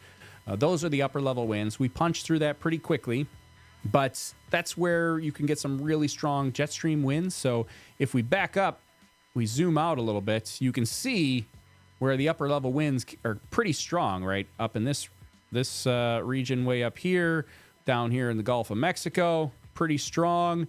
We've got some strong upper level winds over Chicago right now. But down here in Florida, not that big of a deal. They're going to punch through those pretty quickly, and then they'll head on for the rest of the mission. So it's not really a big concern here for today. Our upper level winds are actually quite calm at 10 miles per hour right now. So almost non-existent. And if we look at the flight path here for today, you can see where we're headed. We're going in this northeasterly direction here. And we can we'll pan down here a little bit and give you a 3D view of what's happening. So launching from Cape Canaveral Space Force Station, launch pad 41, which is right here, the United Launch Alliance launch pad where Starliner will launch from. You can also see, here's a couple other of the launch pads here. This is 39B, where Artemis launches from. It's also where Space Shuttle Apollo launched from. You got 39A, Space Shuttle Apollo launch from here as well. This is now a SpaceX launch pad. That's where they launch Falcon Heavy. Crew Dragon launches from 39A. Those are the two big historic pads at Kennedy Space Center. Then we get into the launch pads that are on Cape Canaveral Space Force Station property. So we've got Slick 41, that is United Launch Alliance. We've got Slick 40, that's a SpaceX pad. And then they have a whole bunch of other pads down here. There's a Blue Origin one. We get into the landing pads for SpaceX are down here. Here's the LZ1 and LZ2. But we're launching from here. Yes, Slick, can you talk to me on channel 20? Yes, sir. Slick 41. So we'll get launch here. And first event that we're going to see after launch is going to be booster separation. So this is it's called an Atlas 5 N22 configuration. What that means is the N22 stands for how big of a payload fairing there is, how many, I forget which order it comes in, how many solid rocket boosters there are, and how many engines there are on the upper stage Centaur. And I'm not sure which one comes first. Can't really remember. I think the boosters is first, and then it's a Centaur. If I remember correctly. So, anyways, it says it's called an N22. N meaning there's no payload fairing. We don't have a payload fairing. We got a starship, or not a starship, a Starliner. See, even I confuse it. We got a Starliner on top of it, so no payload fairing. The 2-2 means we have 2 solid rocket boosters attached to the side, and the other 2 means that we have 2 engines on the Centaur upper stage. It's really, Starliner is really the only time that they fly with 2 Centaur dual engines on the Centaur upper stage. So anyways, the first event that's going to happen is going to be the separation of those 2 solid rocket boosters. That happens right about here in our flight path. Then you'll see those solid rocket boosters continue on and they crash down in the ocean. Not recoverable. They don't land. SpaceX does that. United Launch Alliance does not. Flight will continue on until we get to about here. And this is where the first and second stage will separate. And the first stage booster of the Atlas V will then continue on in this long ballistic arc and crash down here in the ocean. Also, not recoverable. This is not SpaceX. So only SpaceX does recovery operations. And then the Centaur upper stage will push it a lot further up to about here. And then we get engine cutoff for the Centaur and Starliner will separate. Now, one interesting thing about Starliner or the Atlas V rocket is that Starliner will be, as the Centaur rocket drops Starliner off in a suborbital trajectory. Starliner has to get itself into a final orbital path. And really, that's on purpose. NASA instructed, the Atlas V is perfectly capable of getting Starliner into an actual parking orbit, but NASA asked Atlas or United Launch Alliance to have Starliner dropped off in a suborbital trajectory at cutoff, and that's in case something happens with the Starliner capsule. Headset on channel 1. In case something happens with the Starliner capsule, it can still come back, right? If none of their thrusters work, if all their computer systems fail and everything, they're having all kinds of problems, the Starliner will still come back to Earth. It's suborbital. It's going to come back and land back on Earth and just follow a ballistic trajectory. That's on purpose. Starliner will, assuming everything goes well, after it separates, Starliner will use its thrusters to put itself into a parking orbit, and then it will do some phasing burns to actually meet up and match up with the space station's orbital velocity and altitude. So that will have, so Atlas drops it off, or Centaur rather, drops it off in this suborbital trajectory. Interesting little side note there. So,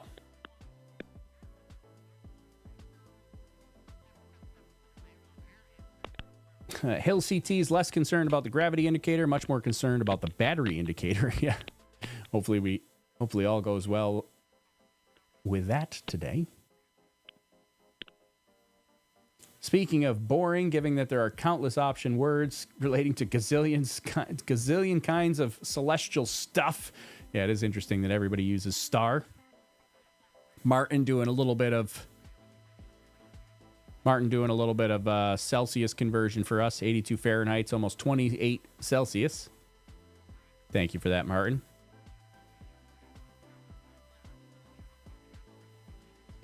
Makes you wonder why so much overuse of the naming preference for star plus insert other word. Is it due to lack of creativity or just simply repetition? Boring. Yeah, I don't know. I mean, I guess it's, which came first? I mean, I think Starliner. So Starliner came back in 2014. So, they might have had dibs. Starlink and Starship came later. Remember, actually, Starship was called BFR for a long time. And actually, before that, it was the ITS, the Interplanetary Transport System. So it was originally ITS, and then they called it the BFR, the Big Falcon Rocket. Some people joke that it was called the Big Rocket. And but now it's called Starship and Super Heavy. So let's see, would be Now, interior looks more traditional than Dragon capsule, in my opinion. It is a little more traditional. Dragon is kind of a much more modern type look. Anita, would be a shame if this launch slips to tomorrow and I miss both live streams, Starliner and Starship, because of work. Oh, that would be a shame. Well, yeah, hopefully we don't. Hopefully this launch doesn't slip. We've had enough. Had enough of that. Pretty sure there were at least a half a dozen science fiction series that established the name Starliner. I mean, I can't think of any off the top of my head, but I'm not going to argue with that because I bet you're probably right. Starliner is, I don't know, not really a hugely creative name because I'm sure there have been science fiction vehicles that have used that. Although, same with Starship, to be perfectly honest. Starship Enterprise. Sorry.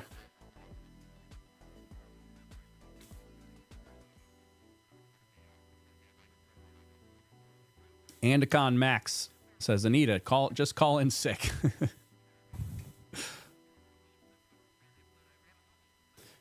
All right, let's see. What else did we have to cover? We covered just about. Oh, let's see. We'll close this window. We're just gonna clean some stuff up here on my end. So far, we're in pretty good shape this morning. We're not really tracking any issues so far, although we did make it to this point in the countdown last time without tracking any issues. It wasn't until about L minus 2 hours that we actually had some issues that came up with the topping valves. There's Butch. People were sharing this meme around here. Let's see. Let me go to this view. I'll get out of my way. Get out of your way so you can see Butch with his hands on his head. A lot of people shared this view around the other day when after the scrub, they screenshotted this look and said Butch is upset with the scrub. ECS, LC. ECS? Adjust CISA flow rate to 170 pounds per minute. Roger.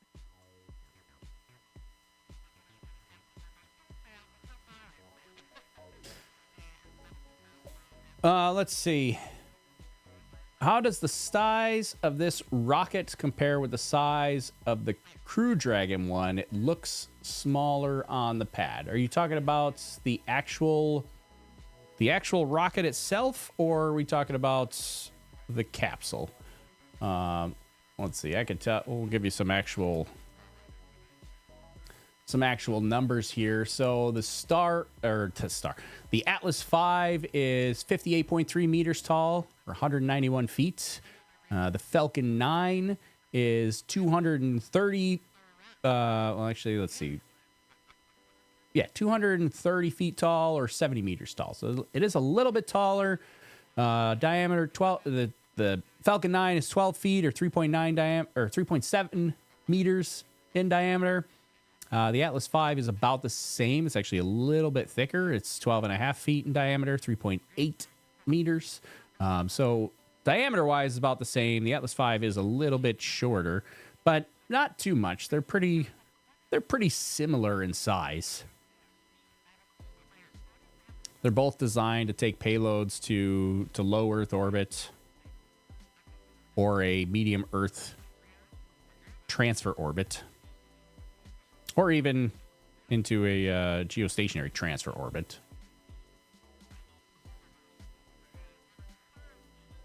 Today, though, we're going to a suborbital trajectory, and then Starliner will get us the rest of the way.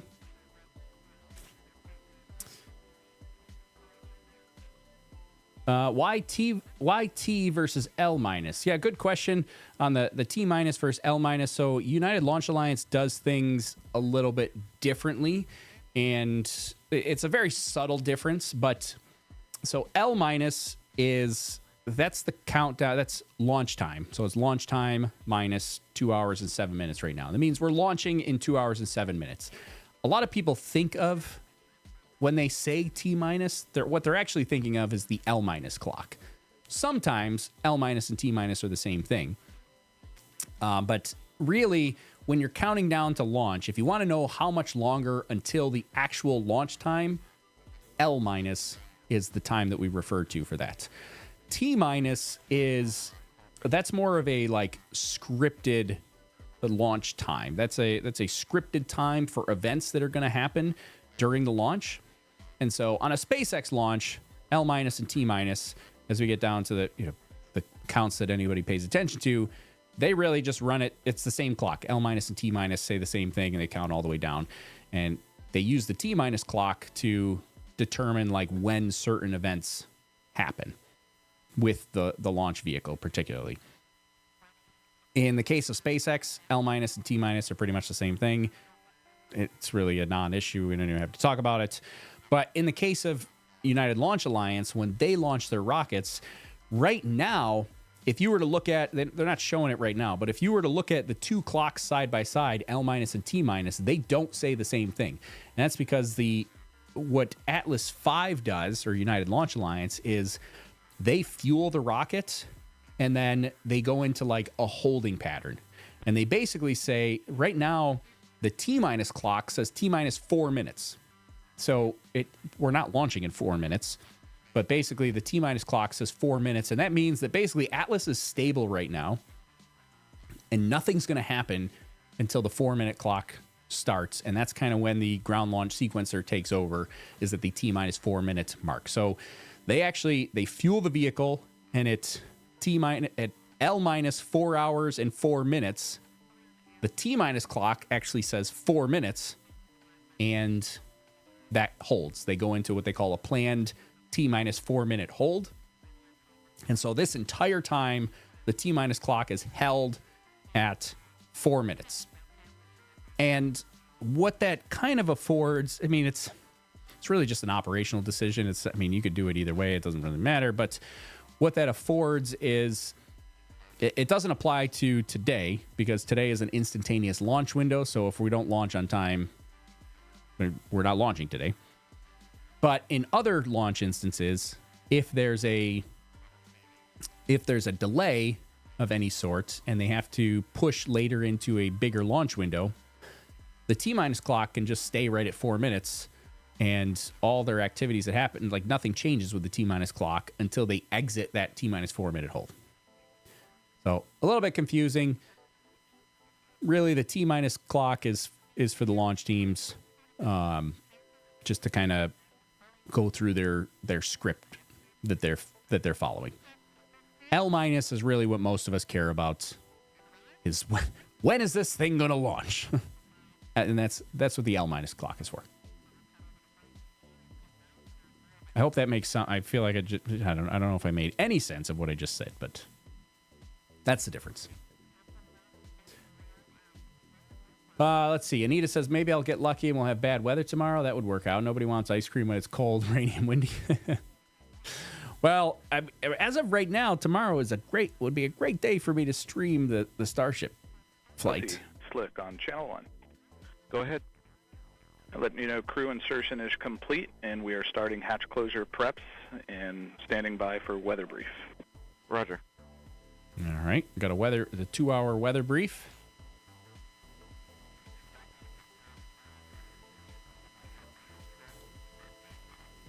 Would have been smart to first develop a cargo variant of Starliner to get practice. I believe this gave Dragon more experience before human launches. It's possible. I mean, remember the cargo Dragon, right? Dragon 1 was a much different vehicle than the crew Dragon, Dragon 2. So I'm not sure how much more experience that would have given them. And they did do, we have done 2 uncrewed orbital flight tests. And Boeing, remember Boeing, if we rewind back 10 years ago, like Boeing was considered like the big name experienced spaceflight company. So they were actually, when commercial crew program contracts were handed out, like Boeing was considered the veteran that already had tons of spaceflight experience and would be able to do this very easily because of how much experience they had.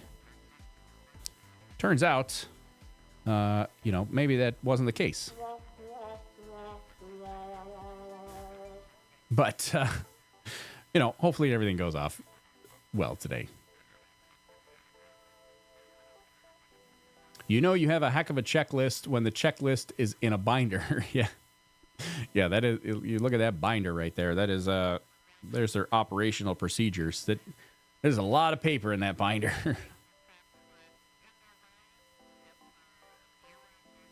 So we're getting closer. Still 2 hours to go. They've done their suit leak checks inside the vehicle. They're starting to prepare for hatch closure.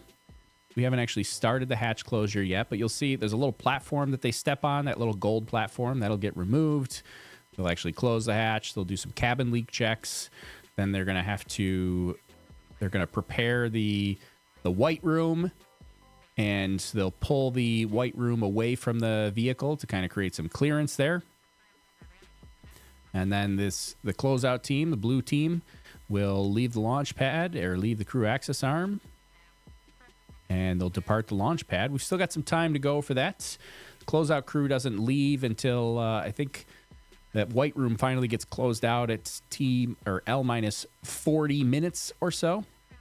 And that's really, in case there's an issue that comes up and they got to get the crew out, they stick around to get the crew out. But you think, what's kind of interesting is the difference in the fueling procedures. You've got right now, like the launch escape system is not armed at this point because you can't fire the launch escape system while the crew access arm is attached to it. So they're sitting on a fully fueled rocket with no launch escape system in place. And if anything goes wrong and they got to get out of there in a hurry, they got to run. They're going to be running down the crew access arm to the zip lines to get out of there.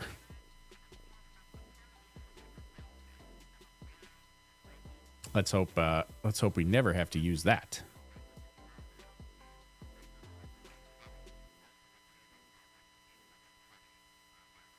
RC, conduct weather briefing on Channel 8 Weather Conference Net. Here's our 2-hour weather briefing. We should add that to the checklist or our events list.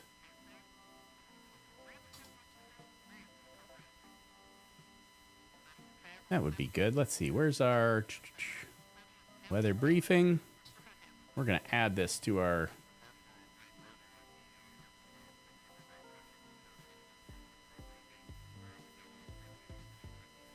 prior to hatch closure. There we go. We're gonna add it while we're thinking about it for next time.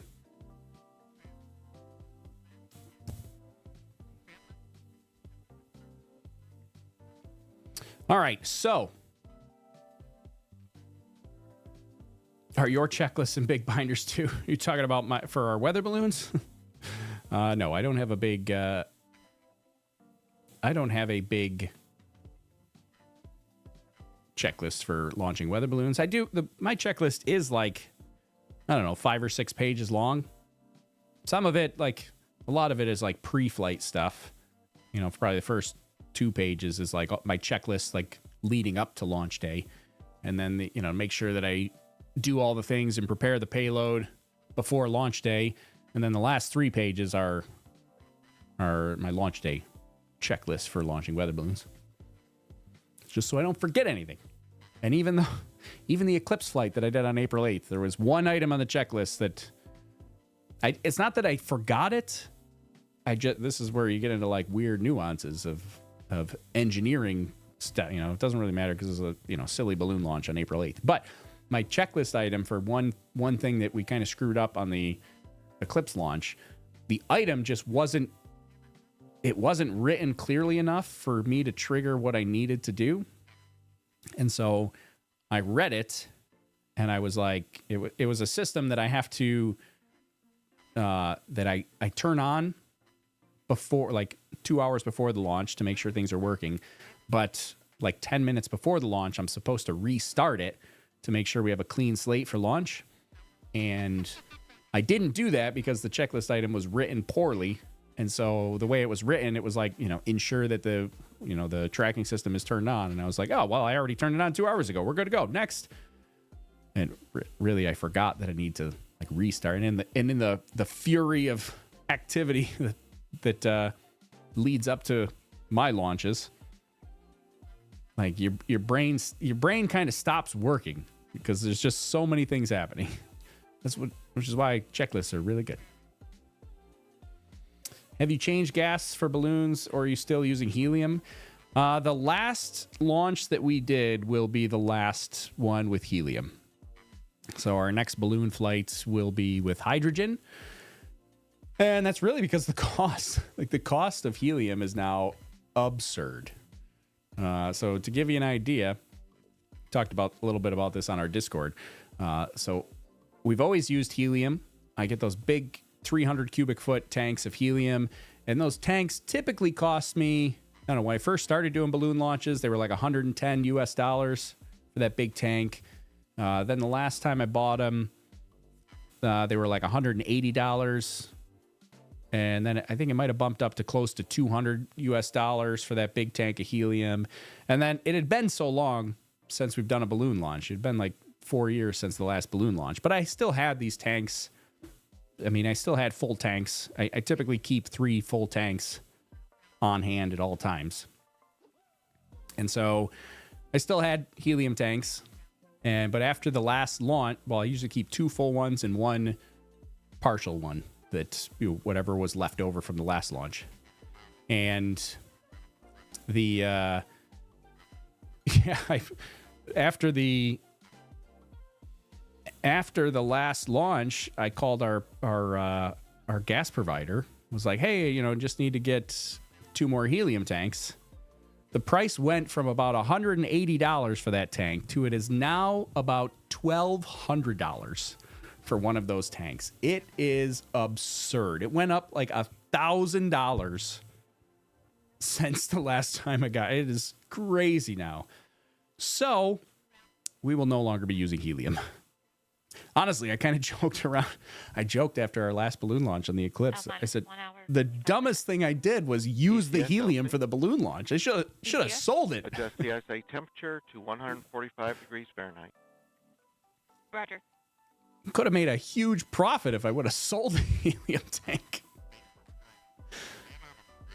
When we bought it for $200, it's worth $1,200 now. I could have made $1,000 if I would have just sold the helium tank Instead, I did a stupid thing and just put all that helium inside a giant balloon and released it into the atmosphere. That was a terrible decision. So, anyways, as TP Seeker says, I was wondering if you were going to save the helium for retirement savings. Yeah, that's what I'm going to do with the last tank. The last tank, I'm just going to save it, and that's going to be my my new 401k savings plan. So, yeah, next launch, we're going to use hydrogen, which is not, when you use pure hydrogen, hydrogen is obviously flammable, so it increases some risk. But pure hydrogen is not as dangerous as using like a hydrogen-oxygen mix. So if you've ever seen there's a kind of a classic like high school science experiment where they, fill up 3 different balloons with 3 different gases. Usually one balloon's got oxygen in it, one balloon's got hydrogen in it, and one's got hydrogen and oxygen mixed together, and the teacher will light them on fire. The oxygen one just kind of burnt, just smolder, just pops the balloon. It doesn't really do anything. The pure hydrogen balloon, when you burn it, because you need oxygen to burn, it kind of burns from the outside in. Go ahead. So it's a relatively tame explosion. Roger. You set a flame to it and it ignites the hydrogen, but it burns outside in. So it's not really so much of an explosion as kind of a slow burn as the oxygen mixes with the hydrogen. And it also goes up because hydrogen is lighter than air. So the burn kind of goes up and it's a slow, smooth burn. So biggest risk if you're doing hydrogen balloon launches is falling pieces of latex that are on fire. But if you were to use a hydrogen and oxygen mix, whole different story. That's explosive. That if you if you ignite a balloon that has hydrogen and oxygen in it, that's an explosion. That's a big boom. That we're not going to do. You wouldn't want to do that anyways, because having oxygen in the balloon would just be a waste of space. Anyways, TP Seeker says, any clue if Boeing uses an anti-gravity plushie? Well, it's not anti-gravity plushie. It's a zero-G indicator. Anti-gravity would be kind of weird. But a zero-gravity indicator, or zero-G indicator, they do have. It's a little narwhal.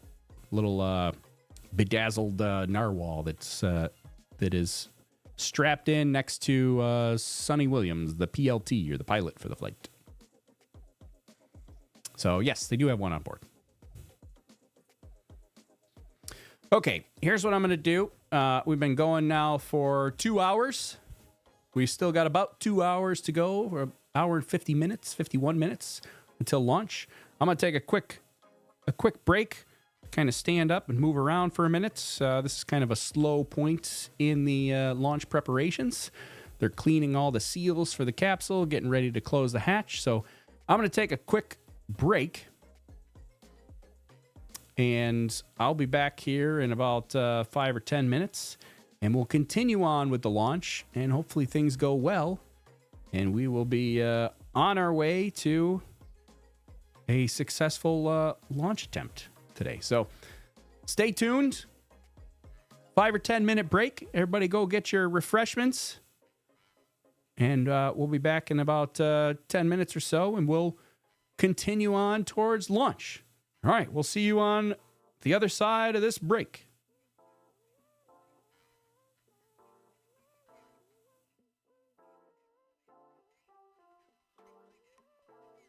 It's a very emotional event, and of course, I'm an Air Force guy, and I don't talk about emotions a lot, but launch is definitely an emotional event.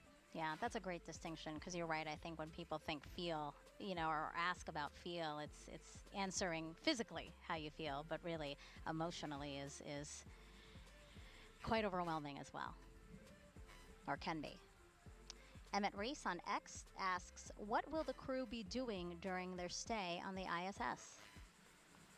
Well, Megan, you mentioned that we're looking at somewhere around an 8 to 10 day mission for Butch and Sonny, and most of the time on the ISS they're going to be working for Starliner, doing some testing with Starliner and certification. Right, we're going to see what it's like to take out the cargo, put in down mass cargo, things that need to come down.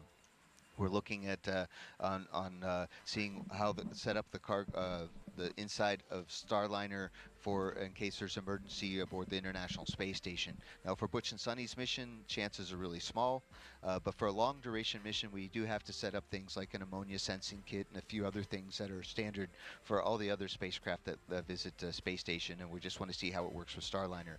We also, they're going to pretend that Starliner is a safe haven, which is a 24-hour lifeboat that they can hang out on the space station in case there is emergency aboard space station, and that helps certify saying Starliner's ready for long duration missions. And so Butch and Sonny and along with the rest of the team are going to get this flight test data. Yeah, and you detailed some of them, but there's a total of 87 flight test objectives and many more operational capability checkouts that Boeing is looking to complete through Starliner's Crew Flight Slick on Test. channel 1. Go ahead. Ready for Yeah, I hatch know closure that the and team will be pre-launch watching leak checks. each one Roger, very proceed carefully, with hatch collecting closure. data, analyzing that, Inward. again, on the road to certifying Slick on Starliner. channel 1. Go ahead. Ready for hatch closure and pre-launch leak checks. Roger, proceed with hatch closure. Fantastic call out there. That's right, Megan. You mentioned what the teams are looking forward to. You know, this is the great thing about having such a veteran crew. They've been to space before. They know what it takes to complete missions there. And so they'll be able to tell us, you know, what works, what doesn't.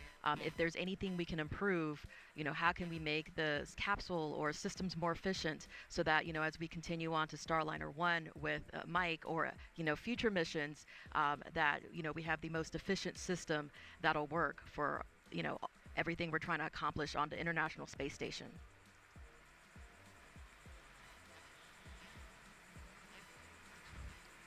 It's really exciting to be here for this crew flight test. You know, NASA retired its space shuttles in 2011. So for 9 years, astronauts could only get to the space station aboard Soyuz rockets until May 2020, when Bob Behnken, Doug Hurley, 2 NASA astronauts, they flew to the ISS in a SpaceX spacecraft, Crew Dragon.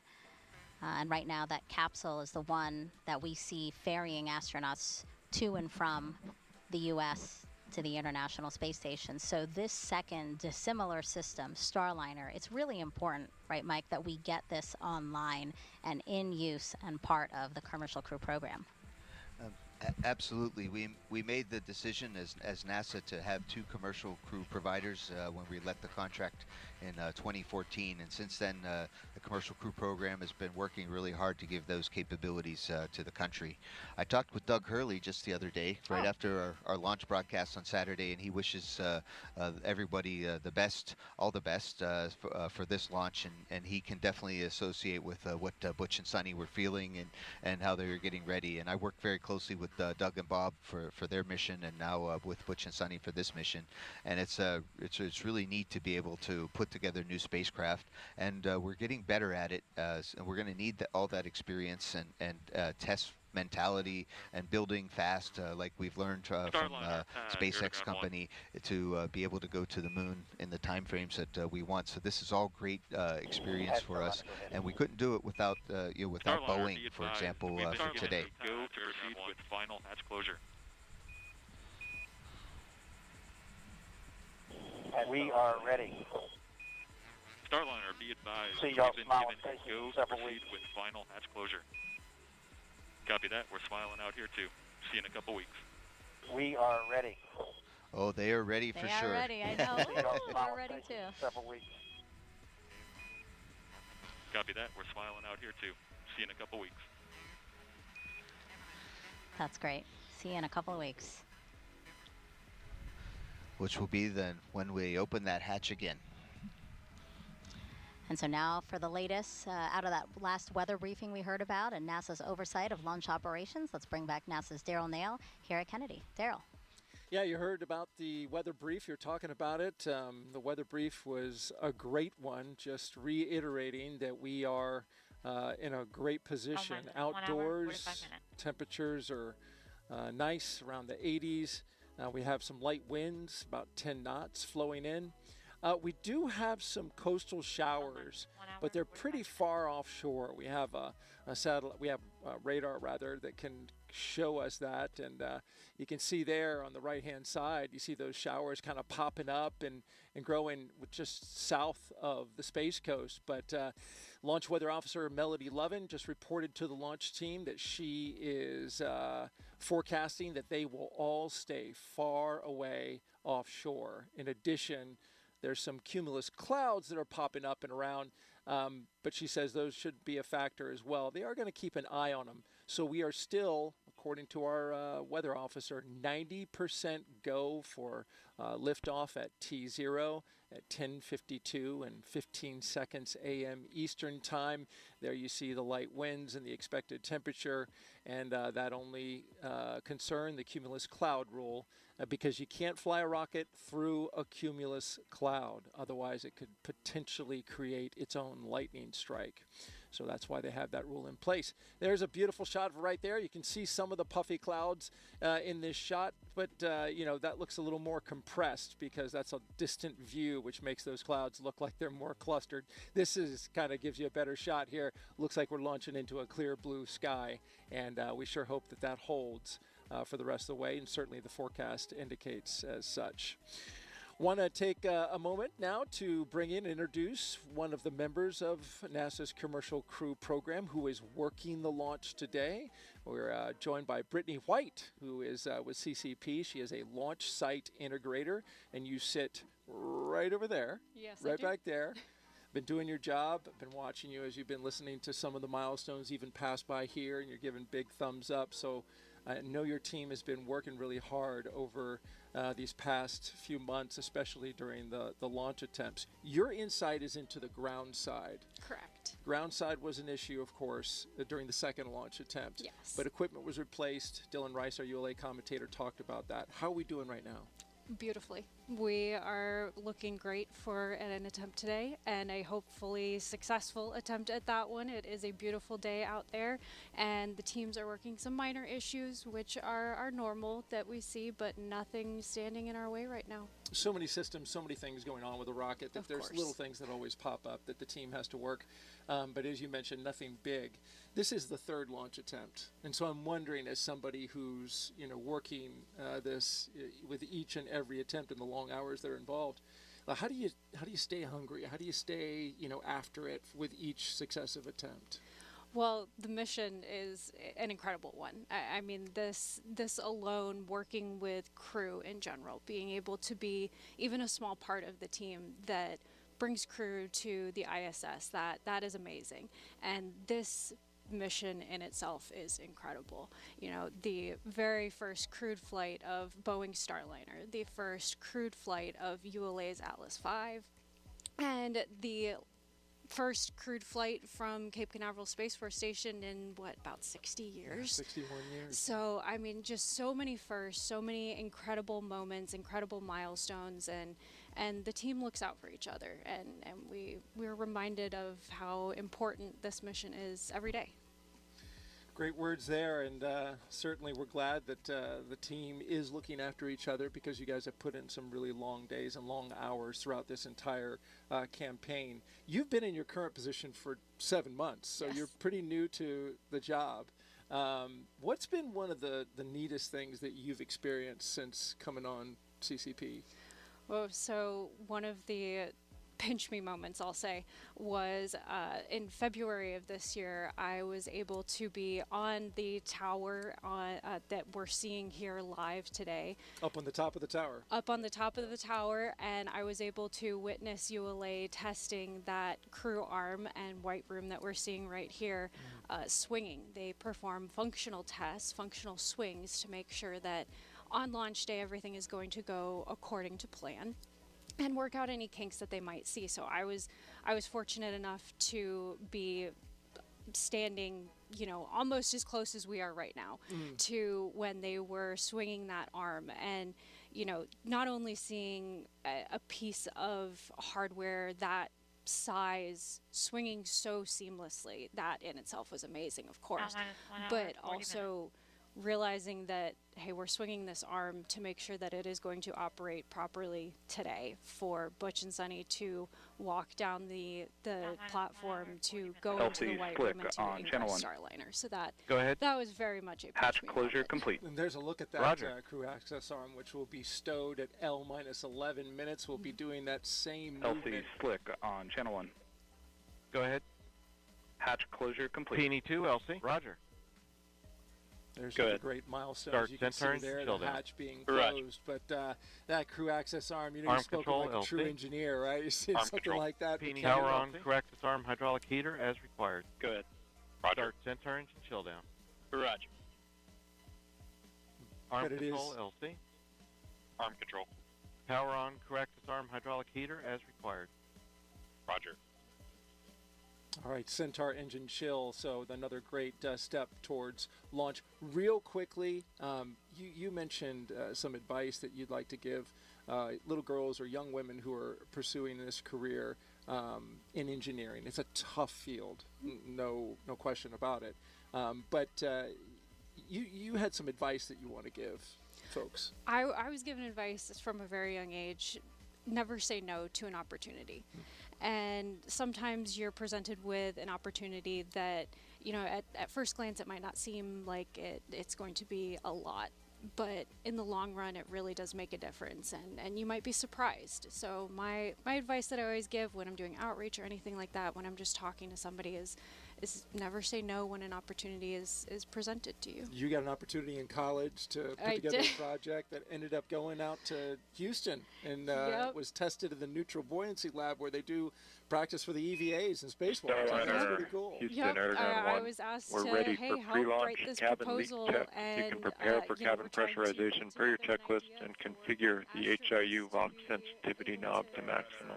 Houston, Aragon 1, we're ready for pre-launch cabin leak test. You can prepare for cabin pressurization per your checklist and configure All right, that's in work. Get that proposal submitted. So that was incredible, first of all. But you know, when Copy. you're asked to participate in something like that in college, a lot of times it doesn't result in anything. Never would have thought we were. Amazing. Yeah. Cool stuff. Brittany White, launch site integrator with commercial crew program. Really appreciate your time here, and we're really moving well through the milestones. In fact, way ahead of time, which is, I guess, a function of when you've done something for the third time. You get really quick at it. Yeah. Right? Yes. All right. Thank you so much for joining us, Brittany. We'll send it back to Megan, Mike, and Dee. Thank you, Brittany. Thank you, Daryl. And yeah, way ahead of schedule, actually, just LC, under 30 PD2. minutes ahead of schedule. Go ahead. Sensor engine chill down initiated. Roger. Countdown was slated for an hour and 10 minutes before launch. But again, we can do. All right, Houston, cabin vent valve cap is removed. That's why we're ahead of time. Starliner, we got the vent valve cap removed. And so Starliner, ground team's going to perform cabin pressurization. The caution will enunciate for cabin P high and cabin PPO2 high. As a function of that high cabin pressure, you can acknowledge the alarm. Starliner, ground team's going to perform cabin pressurization. The caution will enunciate for cabin P high and cabin PPO2 high. As a function of that high cabin pressure, you can acknowledge the alarm.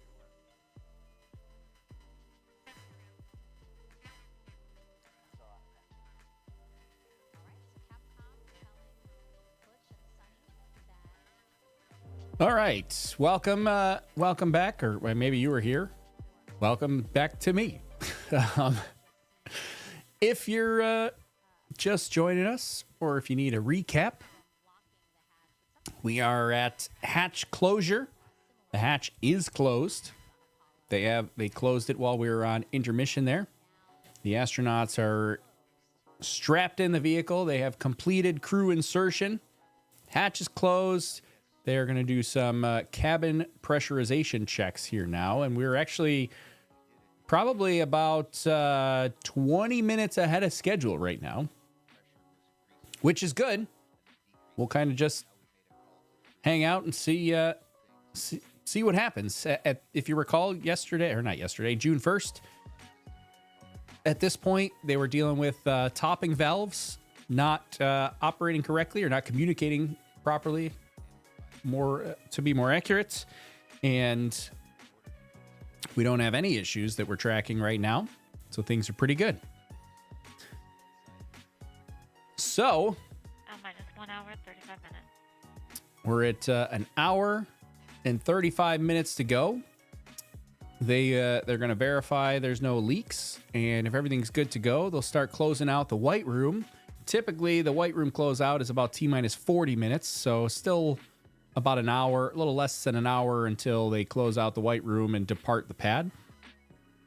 But the astronauts they're on their own. It's just the two of them in the capsule here. So we're still having a good day at the moment. We hope that continues. Wild West Dan popping in for a little bit. One of our great moderators. Love you all, but I have 150 meetings in a row at work today, so I can't hang out, but I'll click the like button like a good boy. Well, thanks, Wild West Dan. Thanks for hitting that like button. It does help us out. It helps with the YouTube, the algorithm, as they say.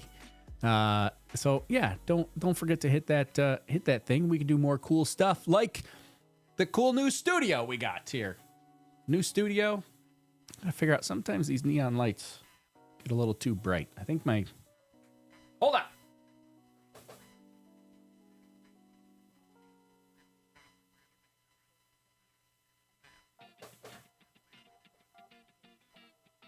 My Overlook Horizon neon sign back there. I don't like when it's at full brightness. It's almost illegible. You can't read it because it's just too overpowering. So I like to kind of dim it down. Actually, our lobster kind of looks like, so both of them, the lobster and the Overlook Horizon sign, they get too bright sometimes, and so we got to dim them down. This might have to hold on. This is live producing, one-man show.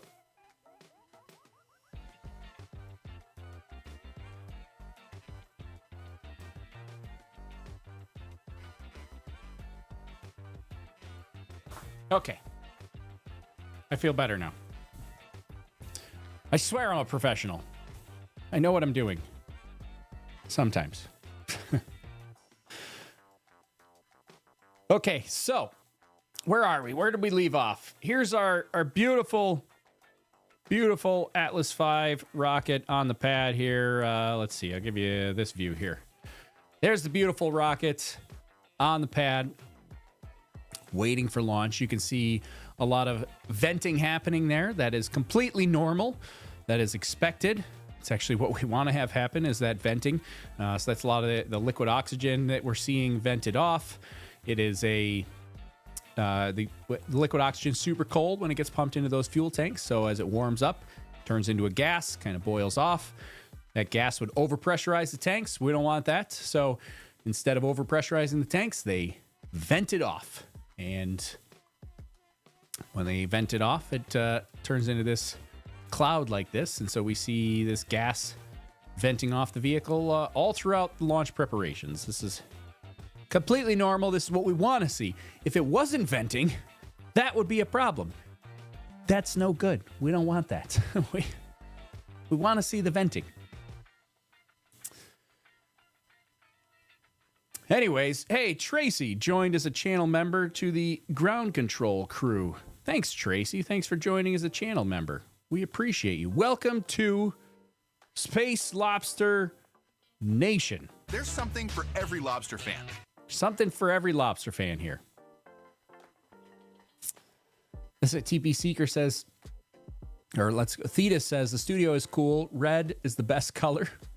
All right, I like it. Thank you very much. I do like the new studio. I'm pretty excited about this. TP Seeker said, this is why we enjoy your streams. Enjoy my streams because I live produce and just wheel my chair around the room. It's not for my...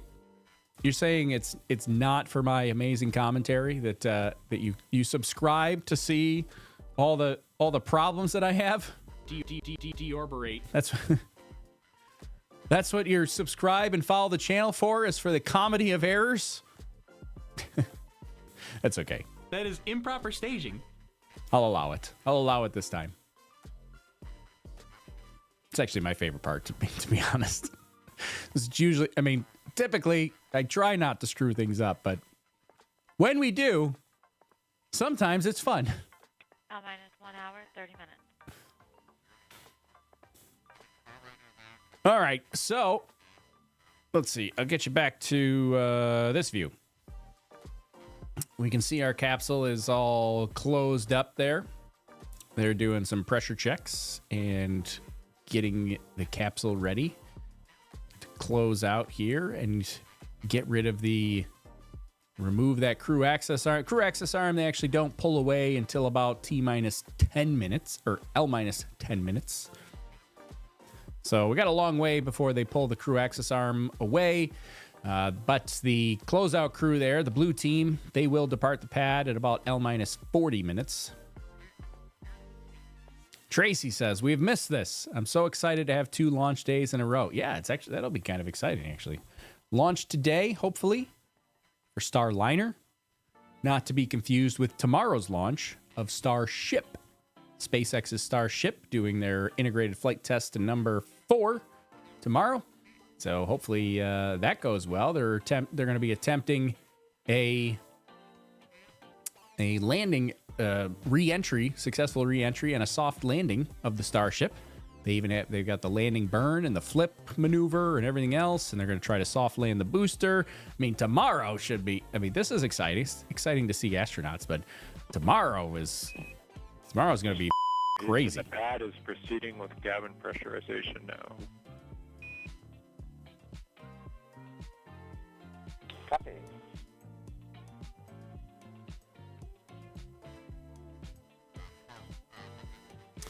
All right, there. Liam Watt 07 on the Twitches, on the Twitch side of our streaming says, "Hey Tori, remember me from a couple days ago, Mr. Improper Staging?" That is improper staging. Yeah, that's we tried to do some Kerbal activity the other day after Starship or Starliner got scrubbed.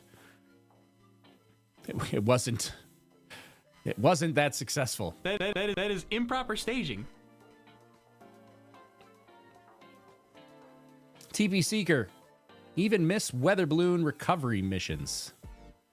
Yeah, we haven't done a ton of those, but we might try to do a couple more here. We'll see. JP Kavanaugh wants to know, what earbuds do you use? To be honest, I don't know. They're not anything special, but I really like them. What are they? I have no idea.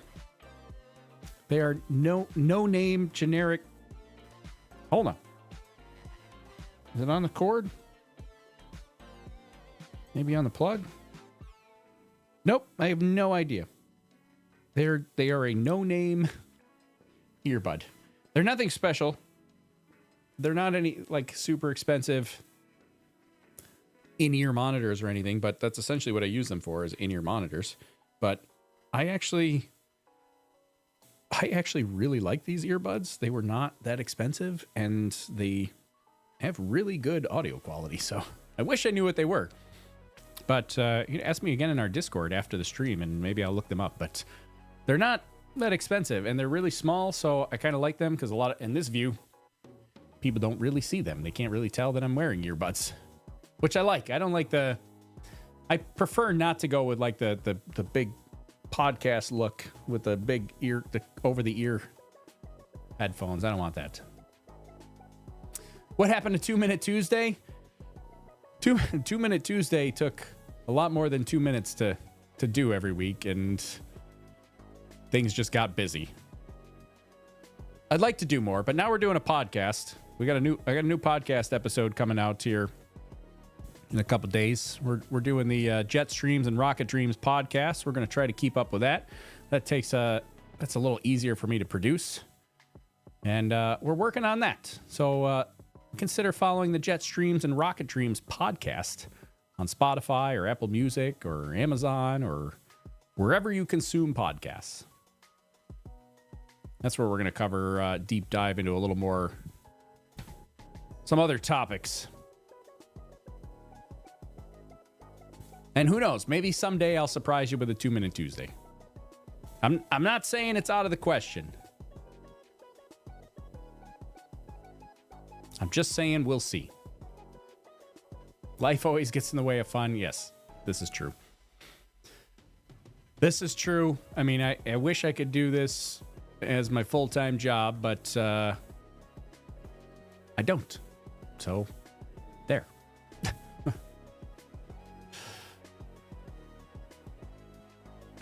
Liam on Twitch says, hoping we get all the way today. I know, I'm really hoping for it. I thought we were going to get there the other day, but... So we're only an hour and 24 minutes away. Anita says, what does Director Tory say about the new podcast format? Director Tory has thoughts. I'm sure he'll share them at some point, but he definitely has thoughts. Director Tory's always... He likes to speak his mind. He's not shy. So hour and 24 minutes to go. Hatch is closed. Centaur Chill Down has actually been started, which is a little bit further down the list here, but that's already been started. Leak checks are underway right now. We'll get a weather briefing here in an hour and 20 minutes, and then the next 23 minutes or so are kind of slow going. But then things the last hour, things pick up. Things will pick up quite a bit as we get a little bit closer to launch. So assuming it does launch today, we're talking about a 8 to 10 day mission for Sonny and Butch up at the International Space Station. They will dock with the International Space Station, testing all the Starliner has docked before, but they're going to be testing it again with their astronauts on board, making sure that everything goes well with the capsule itself. Hang out at the space station for a little over a week. Then they'll come back and do the re-entry, parachute landing. Starliner does land on land, which is interesting. It's the only orbital class capsule for the U.S. that has ever landed on land. So that'll be interesting. We haven't had that with astronauts in it yet. So that'll be about 8 to 10 days from now. assuming we launch today. And that's always a little bit of a harrowing part of the mission, because it seems like it would be straightforward, but parachutes are a very difficult problem. Elon Musk talked about this. NASA has talked about this. Blue Origin has talked about this. Boeing has talked about it. Boeing had problems with their parachutes. The parachutes for a space capsule are very difficult, right? So you've got a couple different problems that you have to solve with parachutes during the recovery. And this is both for suborbital and orbital capsules. So this also applies to Blue Origin's New Shepard capsule. So number one is when you deploy the parachutes, right? You can't deploy them fully up front because it would be way too hard of a shock if three fully inflated parachutes come out immediately. I mean, it would put a ton of torque on those parachute lines. The astronauts would get jerked around and it'd be a huge G load. It would be not good.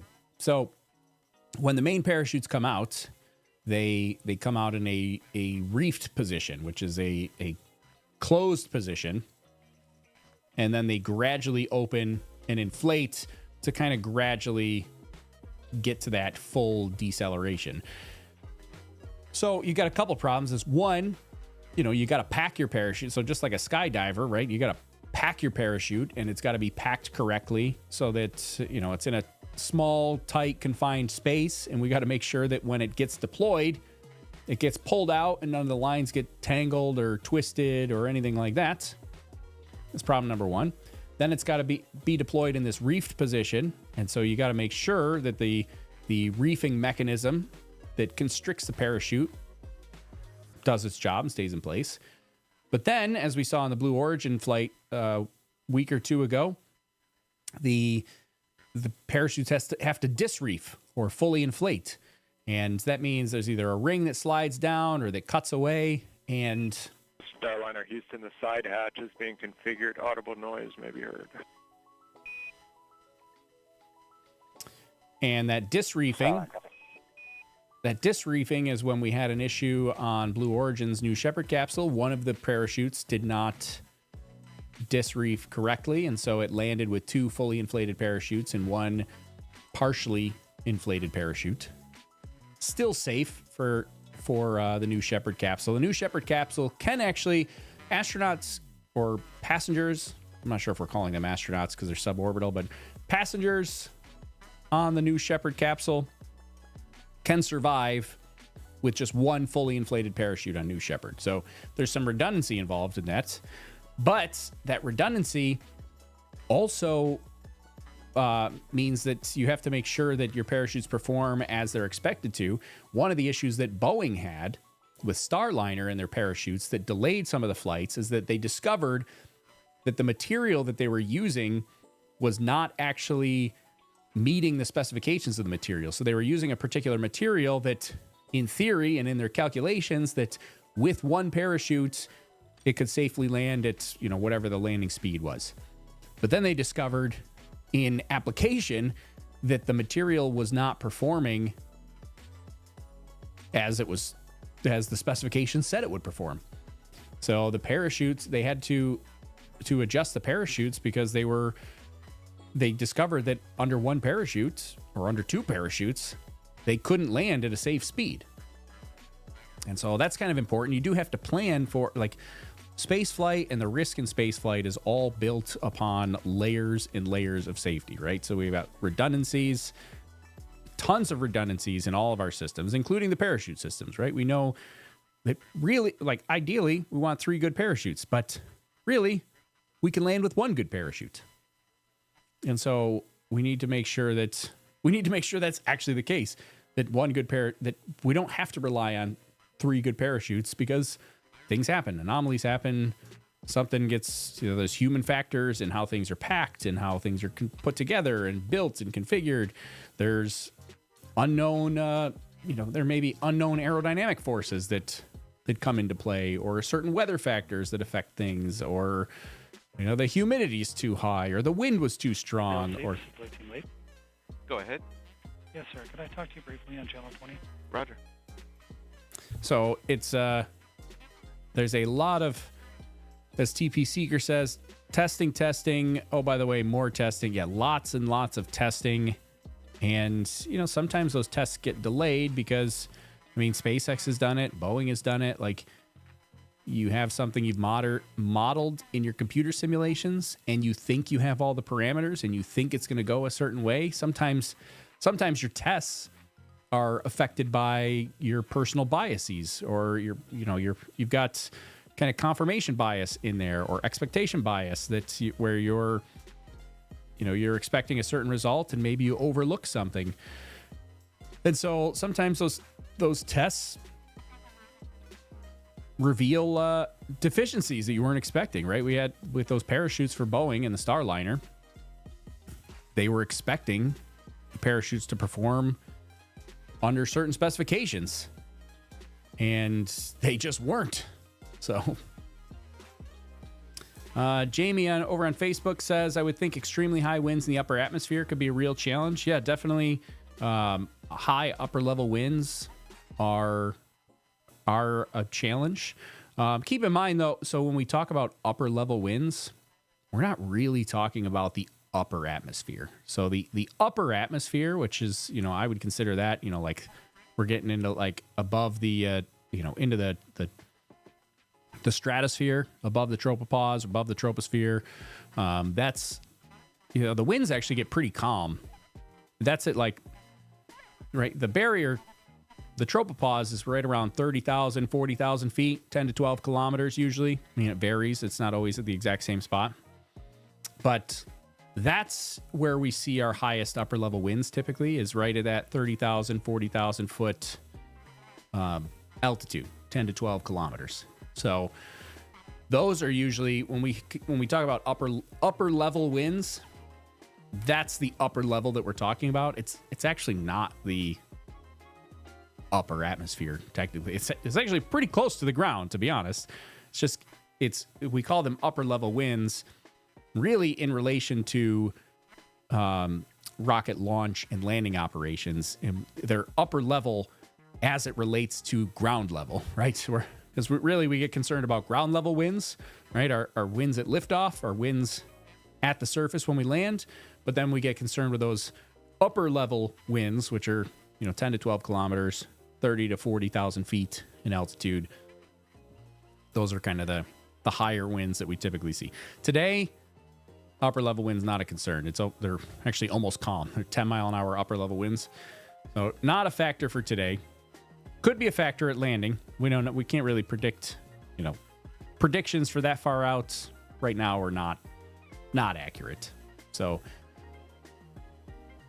it could be an issue at landing, but yeah, that's definitely a concern as well. That is a big factor for not only parachutes, but it's also a big factor for like drift operations. You don't want the capsule to drift too far downrange under parachutes, because it makes it difficult for the recovery teams to predict where the landing's going to happen and chase the capsule.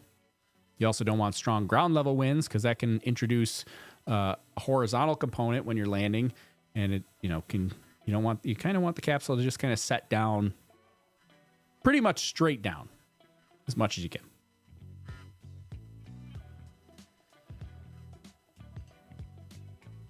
Let's see. As Adam Savage says, failure is always an option, and more things are learned that are learned. Yeah, definitely. So, failure is an option, and especially because this is, you definitely have to plan for failure, because it is a possibility. We just hope that we have enough redundancies and enough safety margin in place that the chance of having enough failures where it becomes a safety issue is very low. But because this is a test flight, like, we don't expect, and we shouldn't expect, the flight to go 100% perfect. Right? The SpaceX Crew Dragon. A lot of people like to compare Starliner to SpaceX Crew Dragon. and look at how successful Crew Dragon is, which it arguably has been more successful to date than Starliner.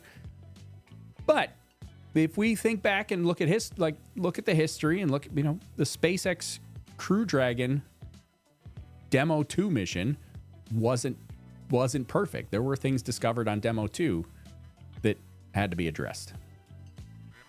So this is the equivalent of Demo 2. TB Seeger, so glad I caught a live stream. Got to run into town. Don't be a stranger. We missed you. All right, well, come back tomorrow. We'll be back again tomorrow for Starship. Not to be confused with Starliner. Tomorrow is Starship with SpaceX. I'll be back for that. Can you do one last 2-minute Tuesday? I mean, maybe. I don't know. I don't have a 2-minute Tuesday planned. I'm not saying no, but I don't have one planned at the moment.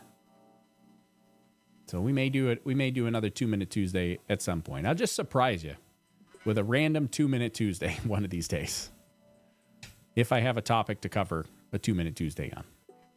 That's the hardest part, honestly, of it, because I don't want this channel and Overlook Horizon. Like we have some really great YouTubers that do like weekly news. Like Marcus House, my friend Marcus is a great example of that. Like he does awesome weekly news content of SpaceX. I don't want to do that personally. I don't want to do weekly news.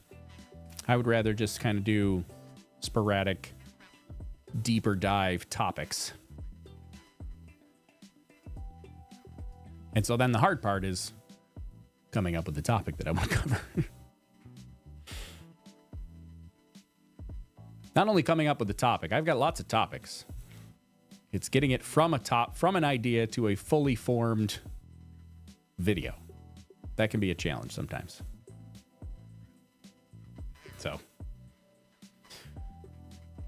So we'll get there. We're doing more. We're doing our Jet Streams and Rocket Dreams podcast. We'll mix in some more video content as well in the future, especially now that we have the new studio. Because I like the new studio. I'm excited. It inspires me to make more content. Our new setup here, a new studio. The other day, we built our Atlas V Lego rocket. Oh, that was pretty cool. I got another lunar module that I got to build. RC, verify range ready for FTS open loop test. Verified. And we'll do a whole studio FTS tour. LC. This is FTS. At some point. Final open loop FTS test. Roger. We'll get that going so everybody can see what the studio's like and all the cool new stuff that we got. And now we got side cam view here too. Just, I don't know, in case people want to see the side of the new beard. I don't know what this is for. Just because. Sick shirt. I do like this shirt. This is my NASA launch day shirt. I don't know why I wear it, because it seems like missions get scrubbed more often than not when I'm wearing it. So there's that. If you're superstitious, maybe I shouldn't be wearing it. Whatever. Liam Watt over on Twitch, did you find out what the scrub was a few days ago? Yes, we did have the scrub the other day. Was actually the last couple of scrubs actually have been because of Atlas V, not because of Starliner. So the other day on June 1st, we scrubbed at T-minus 3 minutes and 50 seconds, and that was because of a ground launch sequencer computer. So the ground launch sequencer is kind of the automated sequencer that runs the launch countdown from T-minus 4 minutes all the way to launch, and it activated at T-minus 4 minutes. There are 3 computers as part of the ground launch sequencer. All 3 computers have to match. Starliner Houston, we got a good leak check. You can open the vent valve. All right, good leak check. That's good. All right, copy. Good leak check. Vent valve is coming up. Roger. So what were we talking about? Where am I? Oh, the ground launch sequencer has 3 computers. All 3 of those have to match. They got to be in sync and all agree on the parameters that are. We copy. Vent valve open. All three computers have to match and make sure they're all seeing the same parameters. And when the ground launch sequencer was initiated at T-minus 4 minutes the other day on June 1st, got about 10 seconds into the count at T-minus 3 minutes and 50 seconds, the ground computer said, whoop, nope, we got a problem here. We're not launching. Hope everybody's awake now. The air horn is going. So the ground launch sequencer sounded the alarm and called off the launch. And that's because one of the computers was out of sync. Turned out the one computer needed a new power supply to resolve the issue. And once they installed a new power supply, then everything was fine. So we'll find out if that's fixed when the T-minus 4 minute ground launch sequencer activates again. We'll see. Who needs coffee? You're awake now. You can tell the new studio has a lot more buttons and gadgets. So I have all kinds of toys and things that I can mess with, and I like doing that. It brings a smile to my face, and I have fun with it. I was going to ask you if you're superstitious or just a little stitious. I'm very superstitious and started to worry when I saw you wore the same shirt. Yeah. I am wearing the same shirt from the last launch attempt. But I'll give you here's a little insight. So the last launch attempt, I did wear the NASA shirt on the outside, but I secretly had a SpaceX shirt on underneath it. I wasn't trying to send a message or anything. It's just I happen to like that SpaceX shirt. It's very comfortable. So I had a SpaceX shirt on underneath and the NASA shirt. So although I'm not superstitious, I'm just a little stitious. I wore the NASA shirt again, but I'm not wearing the SpaceX shirt underneath. I figured that's too much. It's not a SpaceX launch. I did not do right by them the other day by wearing a SpaceX shirt underneath my NASA shirt. So we're not doing it today. Just it's got a regular blank black t-shirt on underneath.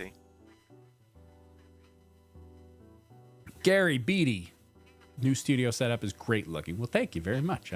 I like it a lot.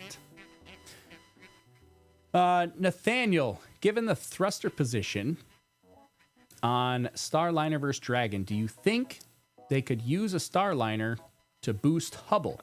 Proceed, AC. Yeah, we've got similar indication of CSIA thrust section temp getting close to its limits. Oh boy. Similar to what we had before. We'd like to have a discussion on 6 about potentially the 6. Roger, please convene the anomaly team and provide a recommendation. We'll go.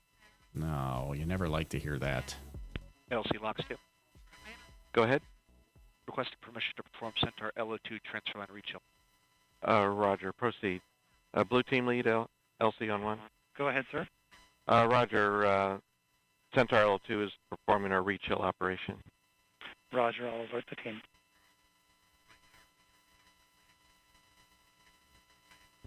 So, it sounds, I was having trouble following it completely, but it sounds like there is something with the Centaur is reaching temperature limits, getting a little bit too high on the temperature levels. So the sorry, bear with me one moment. Okay, so it sounded like, so they're convening the anomaly team, which is not an indication that we're going to scrub. It's not. Starliner, we have a good cabin vent. You can close and cap the vent valve per your checklist. Configure the HIU Vox sensitivity knob to desired levels. Copy that, in work. Okay, so anyways, the convening the anomaly team doesn't necessarily mean we're going to scrub today. It just means something is not quite perfect, and we're going to get a team together and decide how we're going to address it. So it sounds like the Centaur, something on the Centaur. It sounded like the oxygen, one of the oxygen systems temperature was too high, approaching maximum limits. And so then they said that they were going to, they're going to re-chill the engine. So remember, they do an engine chill where they pump small amounts of liquid oxygen through the engine to kind of cool everything down, right? Remember, it's negative 340 degree temperatures for that liquid oxygen. You don't want to take an engine and all the plumbing that's associated with it and the turbo fan, the turbo pumps and everything else that's currently at the nice balmy 85 degree Florida temperature. And then all of a sudden at launch, you shove negative 340 degree liquid oxygen through it. It's not going to go well. So they do engine chill. They cool it down gradually. They start flowing that cool oxygen through it to kind of cool everything down and bring those temperatures down. And it sounds like, not exactly sure if this is what they were saying, but it sounds like the temperature was getting a little bit too high. So they're going to rerun the engine chill procedure, at least on the oxygen side of things, oxygen lines and stuff. They're going to re-chill that to bring the temperature back down. Sounds like, to my untrained ear, that may be a quick fix, but it's something that's not part of the standard countdown. So they're going to redo the engine chill. It's not a big deal. I mean, they are constantly topping off the liquid oxygen, and so they'll add more liquid oxygen after they do that. So I don't think it'll be an issue that's going to prevent launch today, but it is something. They said they're going to convene the anomaly team and provide a recommendation. That's kind of standard terminology. Anytime something goes not 100% according to plan, they convene the anomaly team to have a discussion and decide what they're going to do. Is stage one recoverable? No, stage one is not recoverable. Only SpaceX does that. SpaceX is the only company in the world that does that right now. So nobody else does that. But there's a lot of other people that are trying. Rocket Lab's trying. United Launch Alliance is going to try with the Vulcan rocket. Not with the Delta V, but or Atlas V, not Delta V. I read the. Go ahead. I read the comment here. Our recommendation for the CISA thrust section temp. Roger. LD, channel 1. LD on 1. Proceed, AC. Okay, as noted, the trend on this temp is very similar to what we saw the other day. All the other end components are well within band, so to avoid nuisance alarm at a bad time, we're going to recommend that line item 390 be disabled. Roger. Copy line item 390. Correct. LC concurs. LD? LD concurs. Roger. RLM? LC? RLM on 1. Roger. Please disable line item 390. Active.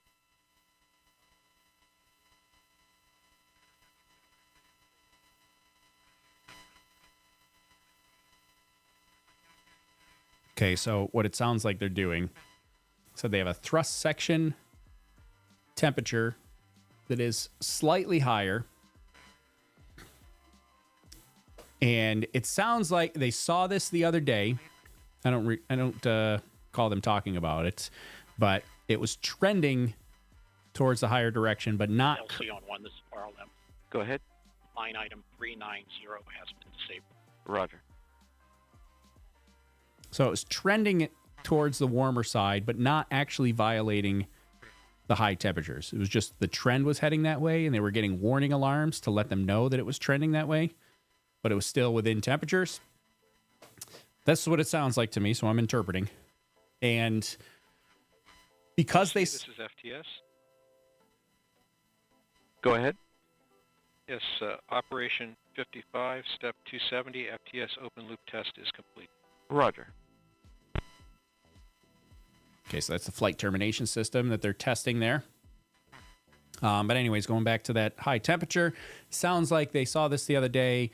They made it to launch just fine. And so what they did was, in order to prevent nuisance alarms leading up to the count, right? They don't want alarms going off that are unexpected. It sounds like they're expecting this higher temperature. It's still within within range, just a little bit on the high side.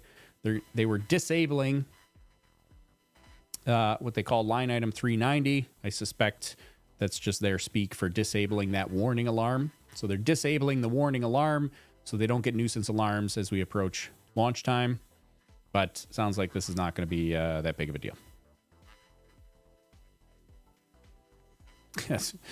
G-Buck Bob says, set ignore errors to true. Ignore warnings. Warnings to true.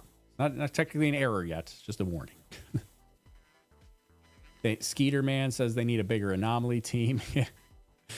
Yeah, hopefully not. Hopefully that's... I mean, so far, things have been smooth. We want to keep it that way. Things have been smooth this morning, and we hope it stays that way for the next 56 minutes and 45 seconds. So we're under an hour, which is good. Things will start to move a little bit quicker now, or at least feel like they're moving quicker.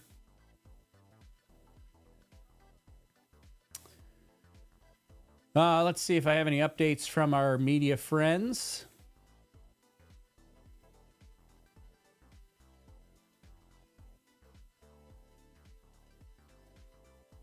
I don't see anything immediate that anybody's tracking. Hatch closure is completed. Leak checks were completed. Yeah, nobody's discussing any major issues, which makes sense because we haven't heard any off the net's communication loop so far. LC Slick on channel 1. Go ahead, Slick. CST-100 pad operations are complete and ready to configure the white room for launch. Annulus purge was disconnected at 1354 Zulu. Roger. Blue team lead, LC. Go ahead. Perform toxic vapor and O2 checks when raising the environmental seal and configure white room for launch. Roger.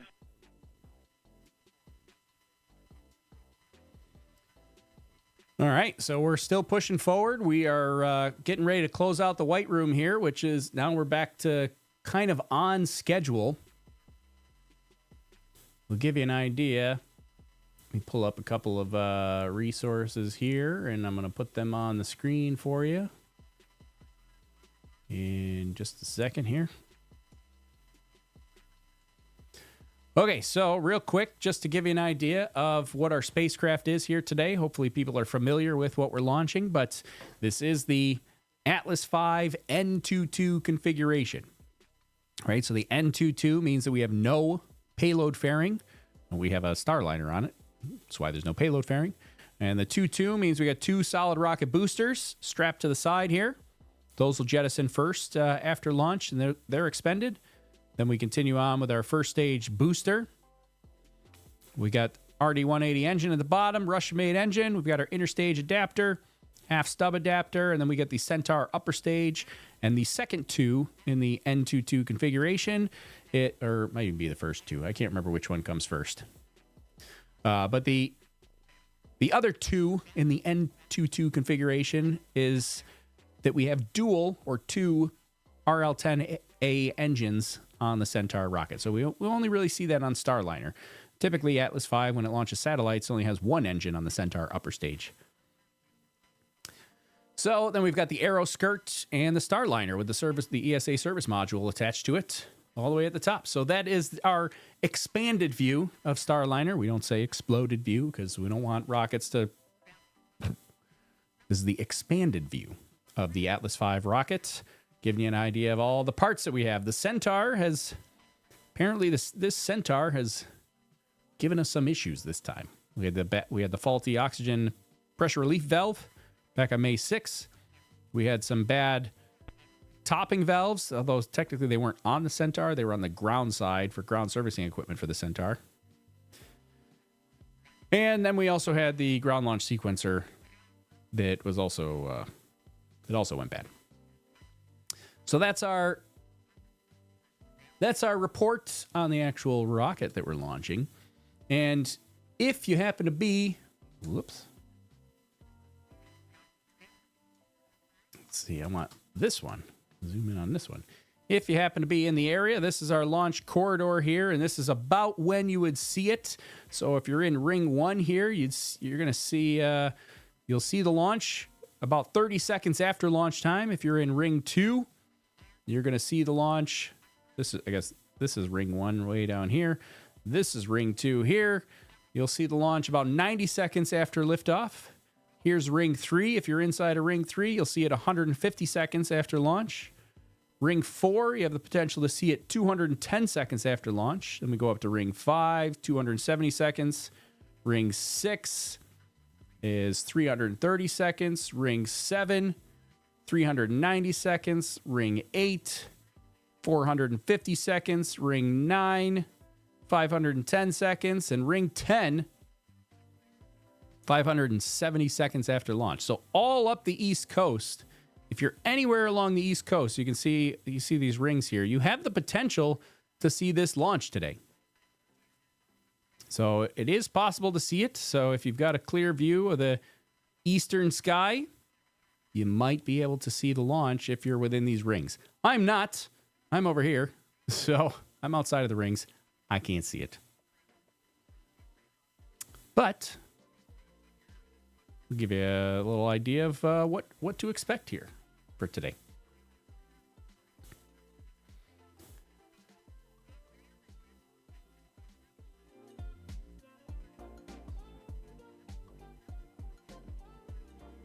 No Atlas V model. I don't have an Atlas V, like a physical Atlas V model. That would be cool to get, but I do not have one.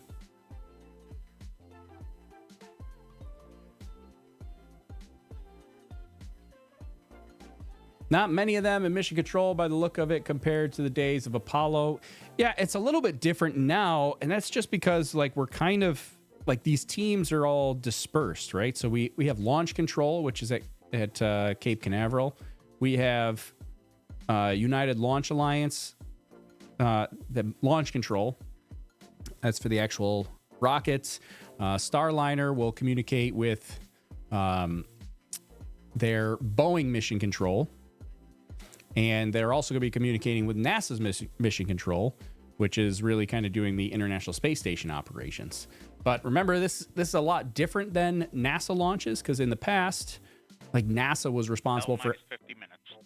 NASA was responsible for everything. They were responsible for the launch operations. They were responsible for the transit operations. They were responsible for the docking operations of Space Shuttle to International Space Station. They were responsible for undocking and transit and the deorbit burns. Deorberate. And they were responsible for the landing. So, yeah, NASA was in control of the entire thing. But now that we're doing this commercial crew program, NASA is not in charge of the whole thing anymore. Now we have a bunch of different teams. We got United Launch Alliance.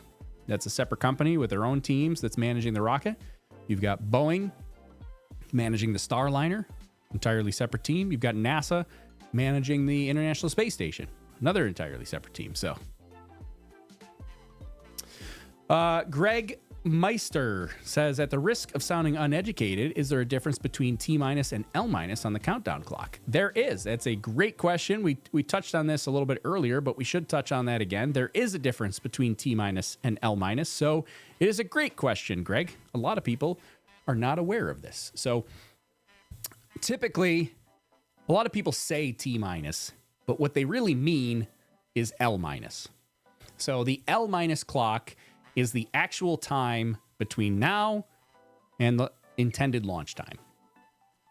That's pretty much what most people care about. Most people actually care about the L- clock.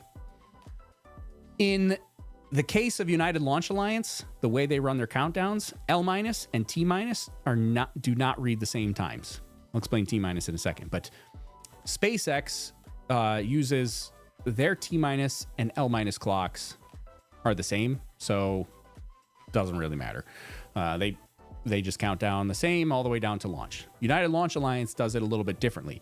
The T- clock is more of like a scripted clock that the launch team follows to hit certain events leading up to launch. Right now, the T- clock says 4 minutes. We're at T- 4 minutes and holding. Obviously, we're not in a hold, right? The L- clock. LC, this is Blue Team lead on 1. Roger. Environmental field has been raised and White Room is configured for launch. Blue Team is ready to clear the pad. Roger. There we go. Blue Team. We're going to hold about 5 minutes before we give the final clear. Blue Team lead. Understood. We'll fall back to level 12 and prepare. Roger. So, going back to T- versus L-. So, T- is a scripted event. Events have to happen at certain T- numbers as we lead up to launch. And the way United Launch Alliance does their launches for the Atlas V rocket is they fuel the rocket. That happens between L- 6 hours and L- 4 hours. But during that time, the T- clock is actually counting down. And it's counting down from about at L- 6 hours, the T- clock actually says T- 2 hours. And when they get to 4 hours and 4 minutes, the T- clock stops and it holds. It's called the planned T- 4 minute hold. And so that's because the United Launch Alliance now has hit all their milestones leading up to launch, and they're now in a holding pattern, right? There's nothing specific that has to happen at a specific time leading up to launch at this point. So now we're kind of in this like flex time. There are still things that have to happen, but they don't have to happen at certain time markers like launching the rocket does. So we're at T- 4 minutes and holding. L- time is still counting because we're counting up to our intended launch time. But what's going to happen is, all these things that happen now are kind of in this flex time. They can happen, they still happen roughly at certain time markers, but flight control. Go ahead. Steps, operation 60, step 70. L-3 primary steering file adjust underscore AV085 underscore 06 with SDL CRC 1 Echo Bravo Charlie has been received, verified, and it's ready to load into the Inca. Proceed with load. Roger. Oh, that was a mouthful. Okay, so anyways, we're in this like flex time here now, where things still happen in a rough script, but not exact time markers. When we get to L- 4 minutes, you'll see my countdown clock will actually switch from L- to T-, because then we're technically showing the T- clock, which is the scripted events that will happen leading up to launch. So T-, as Michael G says, T- is the actual time and L is kind of wishful thinking time. Yeah, that's a good way to look at it. Yeah, L- is what we're hoping for. T- is what will actually happen. So yeah, right now we're T- 4 minutes and holding, counting down 44 minutes to launch time. And again, SpaceX, when they launch their when we pay attention to launches, T- and L- are the same thing. They don't do this kind of differentiation like United Launch Alliance does. But yeah, very subtle but meaningful difference. And that's really what it allows them to do. Not so much on this mission, but this mission is an instantaneous launch window. So if we don't launch in 44 minutes and 5 seconds from now, we're not launching today. Instantaneous launch window because we're meeting up with the International Space Station. So it doesn't really matter today. But on like satellite launches, which is a lot of what United Launch Alliance does, they have a launch window that they can hit. And so having that T- 4 minutes and holding means they can just hold that clock and be ready to go. And they can kind of flex things around. They can push things around in the launch. They can push things later in the launch window. Doesn't really affect that T- 4 minute script. They don't have to constantly readjust the clock. They just keep counting down. They say, well, we're not ready to go yet, so we're not going to release the T- 4 minute hold. And then when they know they're ready to launch, they release the T- 4 minute hold, and then they proceed to launch. And that's at the point where the ground launch sequencers take over, which is where we had an issue the other day on June 1st. Ground launch sequencer, set of 3 computers. They all got to match and agree with what's happening. The other day, one of them didn't agree, and so the count was aborted, which means the mission was scrubbed.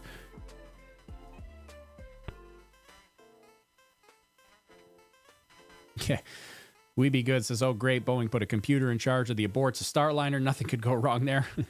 Well, I mean, funny, but Everybody does that. SpaceX does that too. Like the last couple of, Space Shuttle did it. The last couple of minutes are controlled by computers. And that's because the computer can react faster than humans can. So a computer is going to read all the sensor. It can also read data faster than humans can. So it's going to read all the sensors. And again, you have 3 computers reading the sensors. They all have to match in order to launch. LC, this flight control. Go ahead.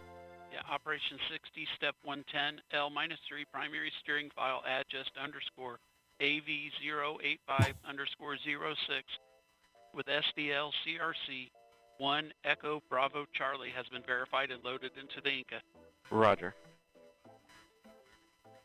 Everybody catch all that where you're writing that down. Make sure you get all the underscores. Greg Meister, thanks for the detailed response. I've been following you since you did the weather balloon with the payload for Phil Stamper's book, Gravity of Us. Oh, there you go. That was a while ago. That was a fun one. We did that. Blue team lead, LC. Go ahead. Clear the blue team to the FHA roadblock. Roger. There we go. Blue team has been given the green light. OSM, LC. OSM. Clear the flight hazard area. Turn area warning system lights for complex 41 to flashing red. And sound the area warning horn after the crew vehicles leave the area. Roger.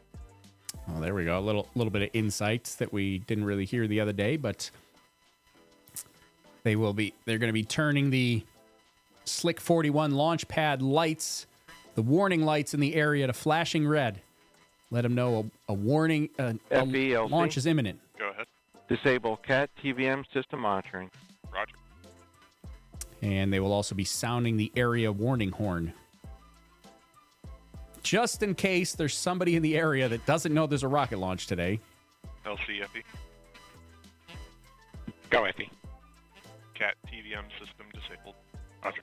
Could you imagine? I mean, I imagine, like, I don't know. I would like to think that 100% of the people in the area of the Cape Canaveral Space Force Station are aware that there's a rocket launching today.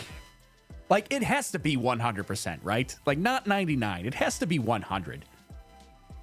I don't know. Like, I mean, that seems pretty confident to say that it's 100, but if it's not 100, who are the people that are on Cape Canaveral Space Force Station that don't know there's a rocket launch about to happen?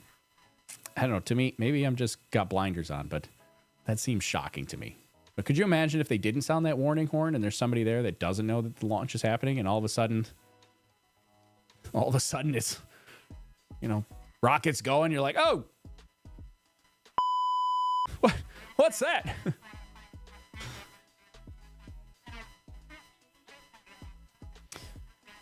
Anyways, all right, let's see. I want to see the heart rate monitor to the astronauts from now until launch. That would be kind of cool to see. They won't show it to us, but it'd be cool to see. There could always be some groundskeeper who's around every day that might not know, I suppose. Starliner Houston on 1 for comm check. There goes our pad team. Loading up and leaving the pad.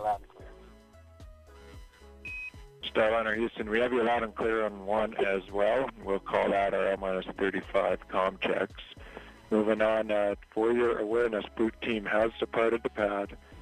As a reminder, the environmental seal is up, so you'll have to deal with that if you get out from this point on. And I have your AEL checklist updates, but I'll just summarize them. There's no change from our last. Let me know if you need anything, but no change to the numbers. Okay, copy. No, we need none of them, no change. And we'll go triage side 12, which is a right turn to the south. Right turn is correct. And that completes our L-35 updates. Thanks. Thank you. Stand by for LC. LC Flight Channel 1. Flight this ALC, stand by 1. Stand by.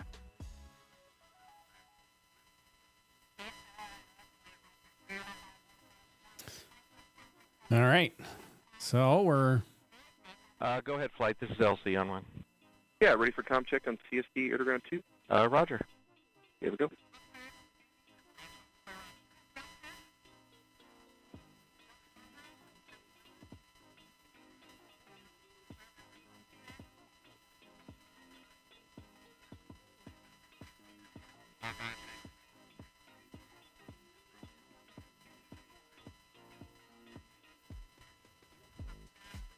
Blue team has cleared the pad. Roger. All right, our blue team is leaving the launch pad. We don't have a view of it, but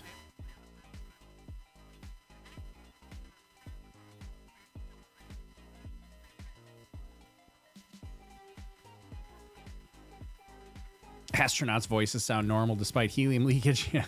Fortunately, the helium leak is outside the vehicle, not inside. Let's see, Teresa, so glad you're here for this. I miss your broadcast. I'm here. I'm glad to be here for this as well. Thanks for joining us today, Teresa. LOX or fuel are pumped first to the rocket. Well, so the liquid oxygen and the fuel is already in the rocket. Big difference between Atlas V and the SpaceX Falcon 9. SpaceX Falcon 9 loads the astronauts with no fuel in it, and then when the astronauts are in and secured, then they fuel it. Atlas V does it the opposite way. They load all the fuel in it, so this rocket has been fully fueled for the last 3.5 hours. It gets fully fueled 4 hours before launch, and then they put the astronauts on, and they just kind of top it off gradually over time, and they proceed to launch. Now that the pad is clear, they start proceeding towards launch here.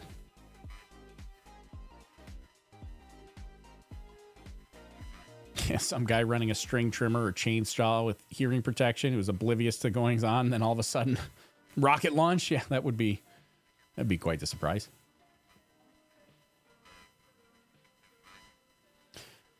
Yeah, so we're coming up now. The next thing, a lot of these events are going to happen pretty quickly here. Next big thing here is a big weather gate. So we did mention our weather for the most part today is pretty good, right? These are upper level winds, no concern there. Ground level winds, almost zero. So ground level winds are pretty calm right now. Satellite view, radar view, we've got no storms in the area. Satellite view, we're not really tracking any, let's see, let's refresh this to get a updated cloud view. Here's our satellite view. We got no big, huge cumulus clouds in the area, which is great. Here's our radar, not really showing anything crazy at the moment. Wind speeds, again, pretty calm. Upper level winds, also very calm. So we really have no major concerns. Go ahead. Yes, sir. Op 60, step 10, step 20. Blast danger area is clear. Roger. Now, one thing that we do have to consider, which they don't really share too much on, is that not only does our weather need to be good at Cape Canaveral, but we also do have to be concerned with some downrange weather for contingency plans, right? So we've got contingency landing zones that are out here. We've got kind of the immediate zone in the Atlantic Ocean. We've got some downrange landing as well. And we get into other landing modes that are up here by Halifax. We've got some other landing modes that push way out to out here that can go as far as Ireland. So those are things that we also have to consider as well, not just the LCOSM. Go ahead. Yes, sir. I can also give you step 60. Flight hazard area has been cleared of all personnel accounted for. Roger. So anyways, those are also things that they're monitoring for weather. They're monitoring it all along the corridor. So from Florida all the way up the East Coast, all the way up to Halifax, and beyond up to like Ireland area as well. Because if there is a launch abort and a launch escape system has to activate, they could potentially land at any of those sites along the way. I mean, once you get past the launch or the abort mode that goes to like the Ireland area, then they're going into orbit pretty much. So, but they do have to keep an eye on that entire launch corridor, and everything is for the most part looking good. I mean, you do have, like, as you get further into the corridor, you have some control over, you can miss certain areas a little bit by changing how you're activating your abort sequence. But when you have a pretty small margin down here at Cape Canaveral, right? If you have to abort 2 seconds after launch, it's not like you can say, well, you know what, we're not going to land at Cape Canaveral. Let's go up to Halifax. I mean, if you aborted and pulled away from the rocket, nothing's taking you to Halifax at that point. But if you're at the point where like you're aborting to Halifax, like you don't necessarily have to drop in the middle of the storm. You could drop over here or drop over here. Like you have a little bit of margin now. Can you check the weather in Germany tomorrow for you? Let's see. Weather in Germany tomorrow. What do you want to... I don't know. What time is... I don't know what time that would be. What are you, like 6 hours ahead? I can't go that far ahead in this view. I don't know. Looks okay. There's your radar. Precipitation. Not looking too bad tomorrow in Germany.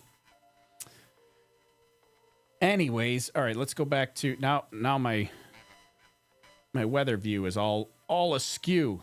What day are we on? Thursday at 11 a.m. I'm going to get back to our current weather. Okay. So, we're coming up now on a big weather gate, L minus 30 minutes on the weather gate. So that weather gate essentially is what it's talking about is there are certain events that cannot happen once we pass the L minus 30 minute mark. Particularly, they're usually related to lightning. We can't have any lightning strikes after we pass the L minus 30 minute weather gate. Can't have any elevated electrical potential in the atmosphere after L minus 30 minutes. Both of those could result in rocket-induced lightning when the rocket launches. If electrical potential in the area, or there's an actual lightning strike in the area afterwards, generally you have to wait 30 minutes after the last incident.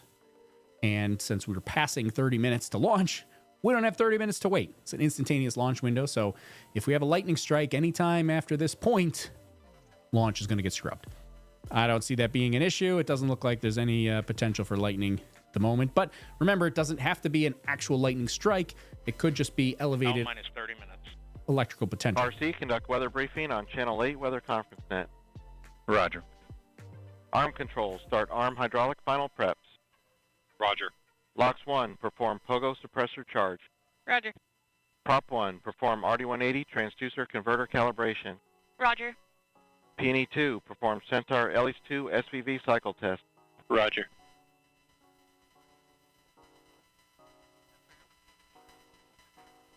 Now, here's the big question.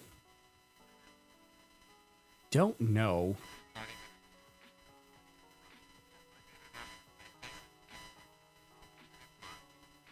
I'll keep this straight. I don't know the audio feed that I'm currently listening to. I don't know if it's going to have the rocket sounds.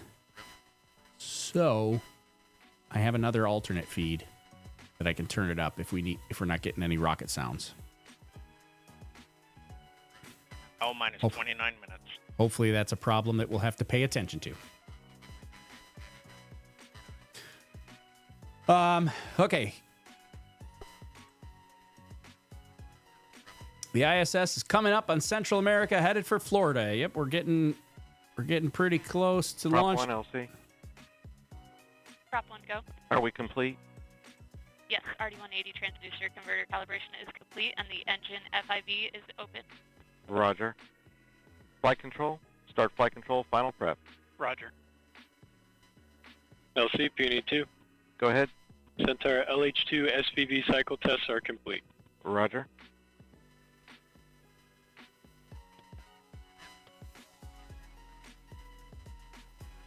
Wild West Dan. RP1 temperature update complete. Roger. Wild West Dan rescheduled one of his meetings so he can catch the liftoff, but he's got to leave at 11. All right, let's hope we get a liftoff here. 28 minutes to go.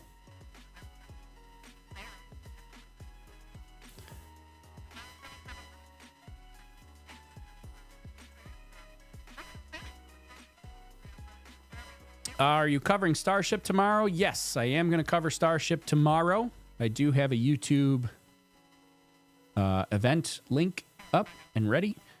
So we will cover that tomorrow. Now, this is not a great view here. So if we're looking at the launch pad, it looks like we do have some cumulus clouds in the area. That is one of the concerns. They're relatively small. Can't really tell from that view if they're directly over our launch pad, which is really the concern. Like, they have to be directly in the flight path. And it's a pretty small air, like, those clouds are between 3,000 and 6,000 feet. Arm control.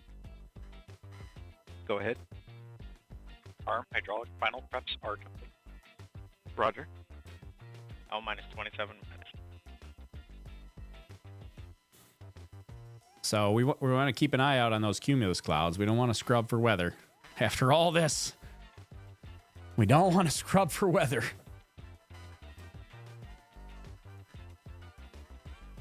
Let's see. Sometimes Tori Bruno will give us an update on weather conditions, but the fact that he hasn't said anything, that's good news.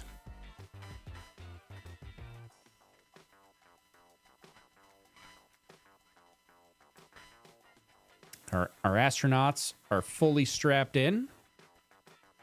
We're coming up on the controller pole, and we'll get a hardware pole. And now we're really coming up on the events here. Can we make it all the way to launch today? I don't know. We're going to find out. We'll find out together. I hope so.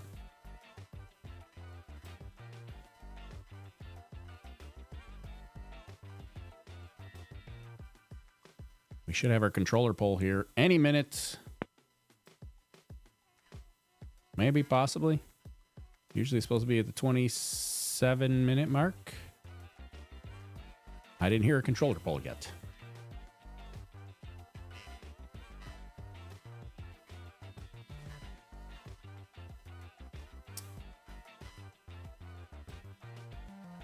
Hopefully they're just not playing it for us, or they're going to do it in a few seconds. It was right on time the other day, so not sure what's going on there. L minus 25 minutes. All right, we're 25 minutes to go. We should be coming up on a hardware poll. This is where they're going to pull the controllers that are in Florida to make sure that all the hardware is ready. Then they're going to switch over to internal power at about 15 minutes. That's L minus 15 minutes. Crew access arm is going to retract at about L minus 10 minutes and 30 seconds. The retract starts. There is nobody left at the launch pad. The launch pad is clear. Other than the two astronauts. Obviously, the two astronauts are there. But the blue team, the closeout crew, they are gone. They have left.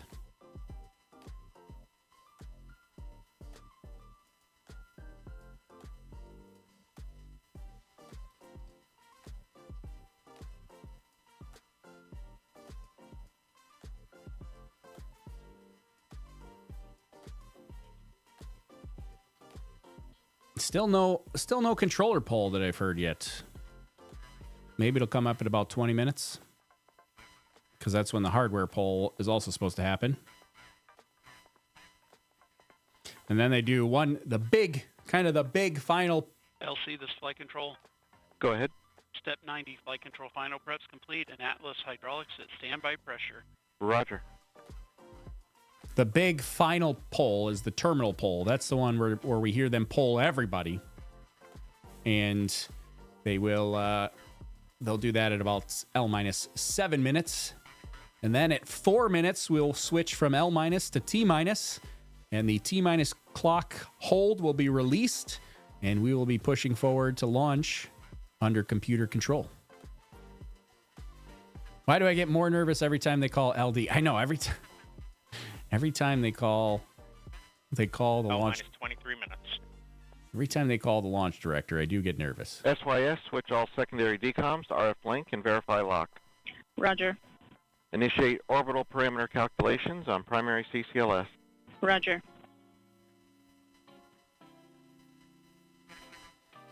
So Chess Auto asked about the skirt that's on the Atlas V. So one of the interesting things, I guess, that I didn't say earlier is the Atlas V was never really designed to fly something like Starliner. So it was actually a pretty big issue that they had to work through on how to fit the relatively giant Starliner on top of the relatively skinny Centaur upper stage. And so it was a big structural issue for, basically kind of the Centaur rocket kind of wants to crush like a soda can or a pop can or a Coke can, whatever you call it 22 minutes. in your area. But it kind of just wants to crush because of that big Starliner up top and the aerodynamics of the Starliner. And so that was one of the things that they had to work through and push through, was figure out how to fit the Starliner on top of that rocket. Big thing of trying to adapt the Starliner to that smaller, that Centaur upper stage is much, much smaller than the service module and the Starliner capsule. Go ahead. Pogo suppressor charge is complete. Roger. LCSYS. Go ahead. All secondary. Why does it feel like we're getting more radio comms today than we did on June 1st? Because you are getting more. Breaking up, SYS. Slide on RF link. I did copy that. Please check your headset. We are getting more radio calls today than we did on June 1st because I have a better audio feeds today. Today I have the raw audio feed. 21 minutes. I have the raw audio feed without NASA commentators. So I have the full public comm loop that we're listening to today. We weren't listening to this the other day because I couldn't find it, but I found it for this one. So now we can hear all the radio communications. So I wonder why they did not just change out the Centaur upper stage for a larger diameter stage. Yeah, I mean, that gets really complicated because now you're basically building a whole new rocket at this point. Like the aerodynamics change, the performance numbers change, the separation procedure changes. Like that gets into a whole host of issues, and cost-wise, much more expensive to do it that way than to just use a rocket that already exists, that already has a procedure and hardware and engines and fuel tanks and electronics and computers and plumbing and all that kind of stuff. Like that already exists. So P1, reinitiate AHB charging. Roger. RLM, verify redline monitor and event table or in the you can correct configure suit flow, deflate the lumbar support, configure your restraint. RC, For the verify keep solar your visors radiation, up, please. acceptable Ground hero be commanding Verifying. off. Suit fan Bravo momentarily. So that was a good view that we just saw there. Difference between Starliner mission control and this is United Launch Alliance launch control.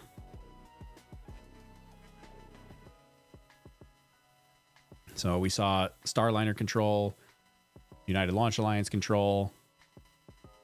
This might be United Launch Alliance control.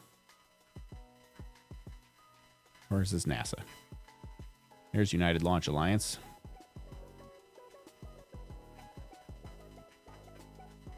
All communications switch to channel 1.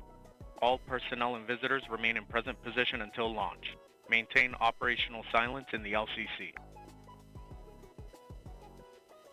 Yeah, This is the LC with a terminal count briefing.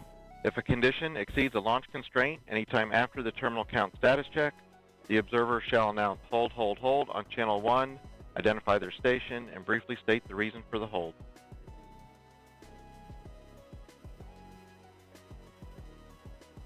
There's our terminal count briefing. Just the standard, what they tell every controller prior to launch. All right, according to Tori Bruno just 3 minutes ago, working our way through all our various polls. So they did do those polls, they just didn't play it for us. So far, everyone is go, working no issues. The board is green. So that's great news. L minus 18 minutes. Flight control, perform launch on time verification. Roger.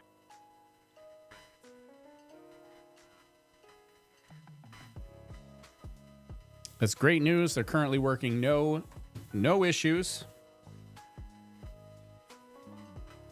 The board is green, as they say, which means all their controller positions, including weather, are currently in a green or go condition. Did they ever do the controller poll? Yeah, so according to Tori Bruno, they did do the controller poll. They just didn't play it for us, so we're good there. Again, that's not the big terminal count poll. That's just kind of like an internal controller poll to make sure people are still good to go. The big terminal poll, I imagine we will hear. Launch on time verified. That'll be at Roger. 7 minutes. OC Peony 1. Go ahead. AHB charging reestablished and at flight mass. Roger. L minus 17 minutes. OSM, place SRB ignition SNA switch in the enable position. SRB ignition enabled. Verify FCO, RCO, and OSM hold power switches are in their proceed position. Ready to proceed.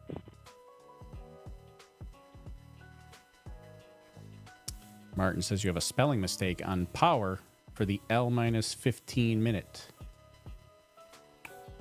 Where? Oh, you're right. Thank you, Martin. Let's fix that. Internal power. There. Fix that. Thanks for that. Appreciate that. Anytime somebody can help L minus 16 minutes. proofread and fix my widget there.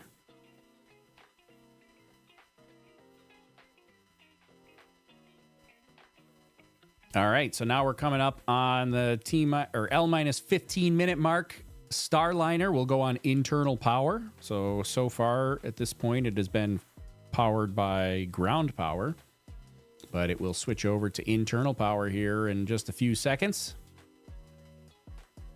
Crew axis arm will retract at about 10:30 on the clock.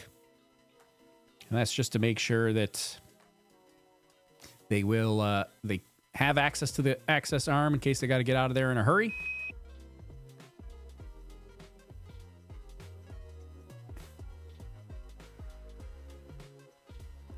Liam wants to know, do you have any background in rockets, or are you just a space nerd like everyone in the Space Lobster Nation? Yeah, no, I don't. I mean, I have an engineering background, but it's not in rockets. So, no, I'm kind of just a space nerd, just like all of y'all.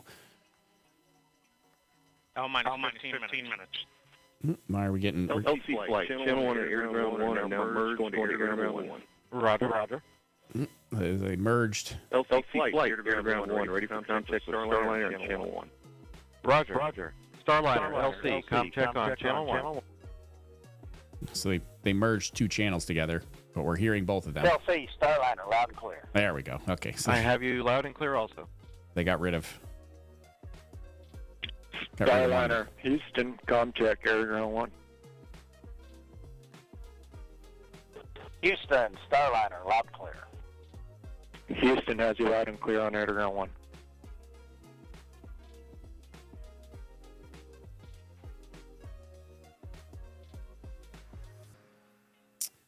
Steve Jenkins wants to know, how much does it cost for them to fuel the rocket? So they've never, United Launch Alliance has never given any numbers. I think Elon Musk at one point in the past gave a number of like $500,000 just in fuel. Who knows how accurate that is, but that's the closest number I've heard was $500,000 just purely in the fuel itself.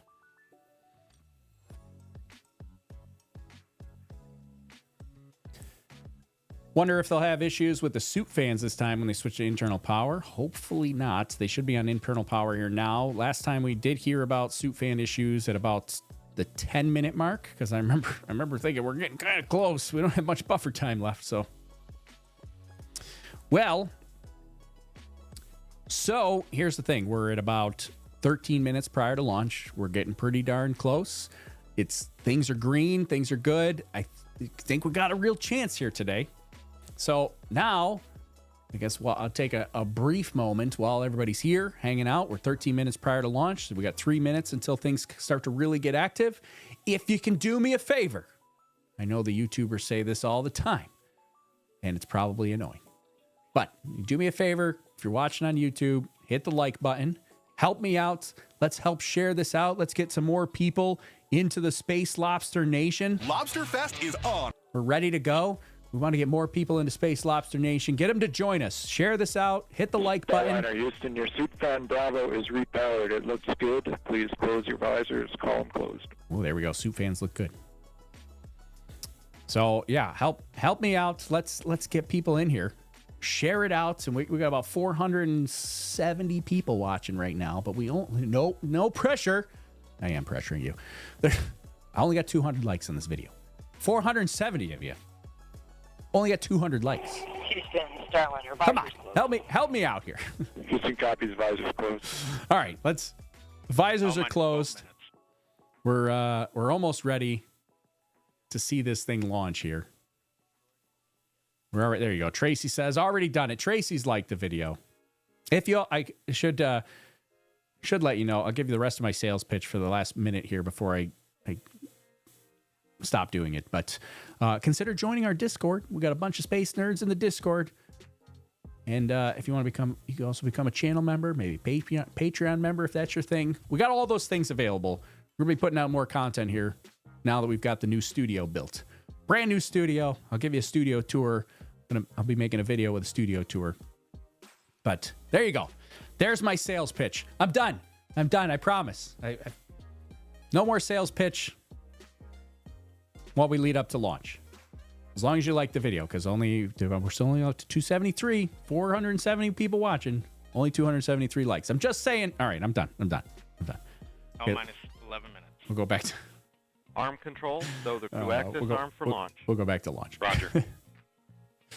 And we lost a bunch of people during my sales pitch. Good job, Tori. Way to go. All right. Apparently they didn't like the sales pitch. All right, there's our Starliner capsule. Shameless plug section done. Yes. All right. So now we got a good view of the capsule there, and our crew access arm retract has started. So we're progressing further. This is also another good sign. They would not do this if there was any indication that we wouldn't be able to launch today. So that crew access arm pulling away from the capsule to make way for launch. Our big terminal pole going to be 10 minutes. Flight verify CST-100 on internal power. Verified. Starliner, configure ordnance for launch. Touch and wait. There we go. We're going to be coming up on the terminal pole. Now we're getting exciting. Did they check the door because it's Boeing? I think the door is checked. They did a leak check. We're good. We're okay. Roger. Access arm retract almost completed. Venting is normal. That's okay. That's what we want.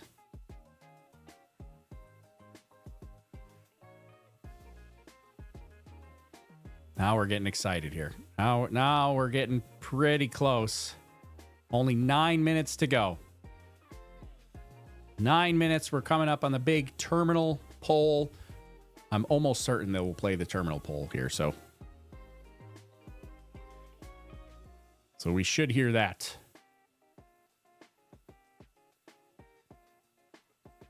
Hopefully we'll be, everybody will be good. According to Tori Bruno, they were working no issues and all systems were green.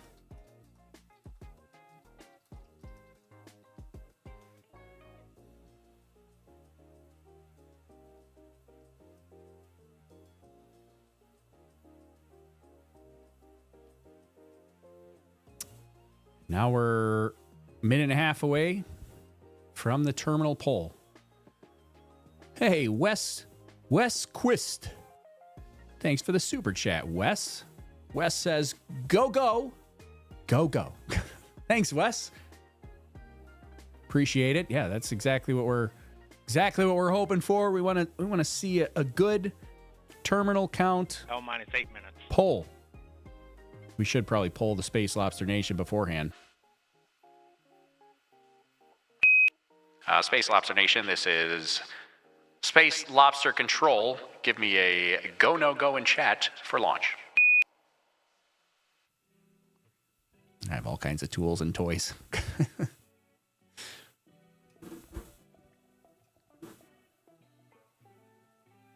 There we go. Now everybody's go for launch. I love it. Go from me, says Hillary. Time waster, go. David, go. Control. Scott, go. Gary, go. Crew axis arms stowed for launch. Muted Kerbal, go. Anita, go. LC Eric, switch to go. ready position. Liam Watt, go.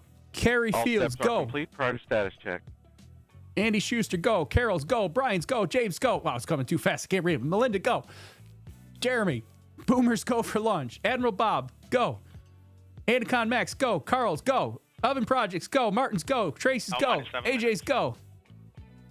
Status check to proceed with terminal count. All Atlas systems, propulsion, Go. hydraulics, Go. pneumatics, Go. LO2, Go. water, Go. Centaur systems, propulsion, Go. pneumatics, Go. LO2, Go. LH2, Go. has gas, Go. electrical systems, airborne, Go. ground, Go. facility, Go. RFFTS, Go. flight control, Go. GCQ, Go. op support, Go. comm, Go. umbilicals, Go. arm control, Go. ECS, Go. redline monitor, Go. quality, Go. op safety manager, Go. ULA safety officer, Go. vehicle system engineer, Go. anomaly chief, Go. range coordinator, Clear to proceed. flight director, Houston flight is go. Starliner, Starliner, go. launch director, You have permission to launch. proceeding with the count. ALC, verify T0 is set for 14:52:15 Zulu. Verified. Launch control, this is Space Lobster Starliner, Nation. We're let it go for clear. launch. Thank you, LC. For everybody listening, just a thought. Sonny and I, as we were traveling to the pad, we saw many American flags, and many of you were waving flags at us. And then as we reached the pad, we look up, and of course there's that American flag on the side of the White Room, also one on the side of the rocket itself. And we know that that represents unity and resilience and unified efforts for the common good. And that's what Sonny and I have witnessed this last month. Each of you displaying what this nation's forefathers envisioned, a people committed to God, family, and country, a people who use their gifts and talents for the common good, and are passionate and tough. And we all know that when the going gets tough, and it often does, the tough get going. And you have. And Sonny and I are honored to share this dream of spaceflight with each and every one of you. So with that, LC, let's get going. Now let's put some fire in this rocket, and let's push it to the heavens where all these tough Americans have prepared it to be. Let's go, Calypso. Take us to space and back. LC flight, Starliner configured for terminal count. Yeah. Roger. The time will be T-minus 4 minutes and counting. 3, 2, 1, mark. Here we go. We're into the T-minus counts. Terminal count has begun. 3:55. Ground power is enabled. Wild West Dan, thank you very much for the super chat. Says go for launch from Wild West Dan with the Quindar beeps in there. Graham, thank you very much for the super chat. Another one of our amazing moderators. Overlook Horizon is back. Thank you, Graham. Appreciate it. We're into terminal count. We made it past 350, which is where we aborted last time. The pump-up jams are coming. Hydraulics on flight crash. Oh, here we go. Oh, feeling good about this now. Come on. Let's make it 3 minutes, 3:20 to go.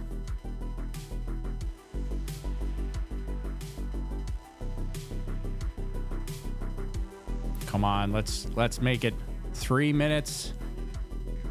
3 minutes, Atlas 5. Booster is going to be pressurized for flight. 3 minutes. 3 minutes, Atlas press. Atlas 5 booster being Pressurizing Atlas tanks. Securing LO2 topping. pressurizing the Atlas 5. 250. Flight level pressures. FTS internal. Flight termination system is now internal to the vehicle. The vehicle's controlling flight termination. If anything goes wrong, the internal flight termination system is going to power that. They'll arm it momentarily. I don't believe it's armed yet.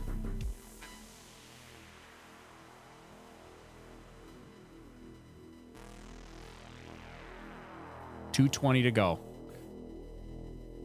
A lot of things happen once we get past 140.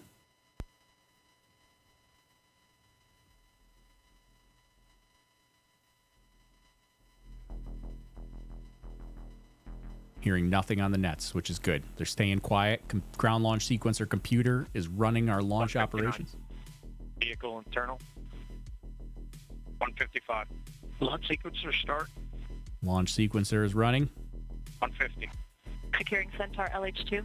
Securing Centaur LO2. Launch enabled. 140. Launch enabled. Launch enabled. 137. The vehicle's allowed to launch now. Flight termination. MTS armed. Flight termination system is now armed. It can activate. Emergency detection system will activate here. 120. OCU's armed. FCS count started. EDS ascent. Starliner, last arm to auto. Launch arm is in auto. One more. Give me a go in chat. One more time. Last arm auto. Roger. One more time. Range status. Make sure we're clear. 1 minute. Rock report range status. Range green. Range green. Starliner. 54. POP started.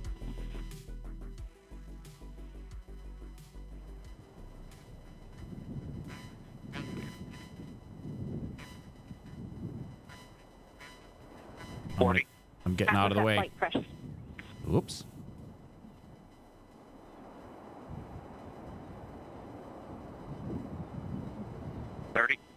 Centaur at flight press. 25. Status check. Go Atlas. Go Centaur. Go Starliner. Godspeed, Butch and Sonny. Come on, baby. 15.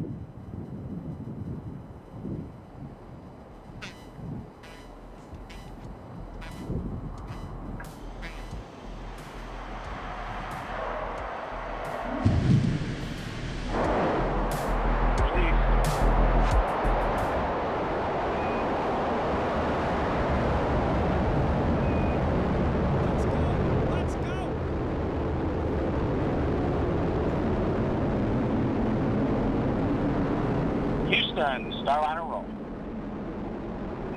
Roger roll.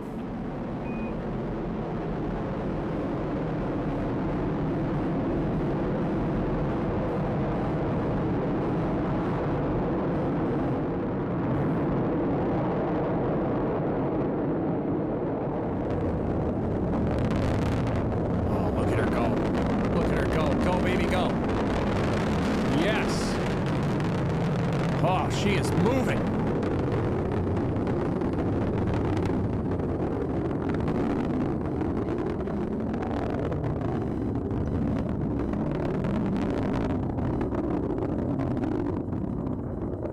Coming up on max Q. Maximum aerodynamic pressure, Mach 1.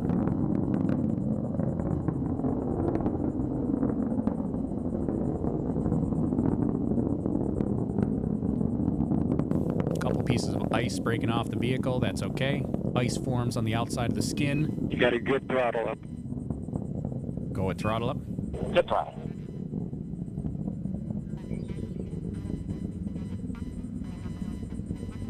Oh man, look at it go. Look at it go.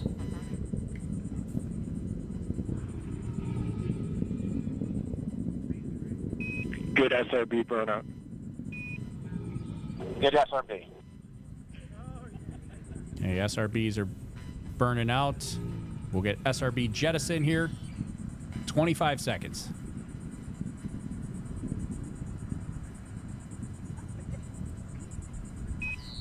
Good handle. Good handle.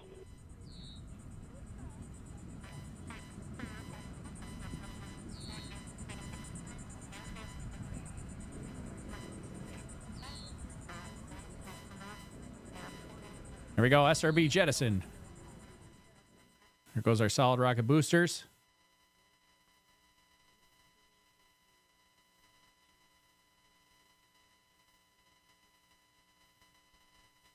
We got about 2 minutes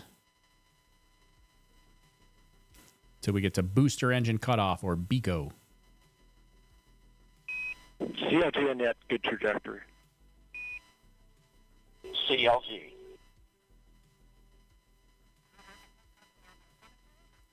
Boosters will not be recovered. Neither will the SRB, solid rocket boosters, or the first stage booster. Neither will be recovered. That's okay. But they are flying.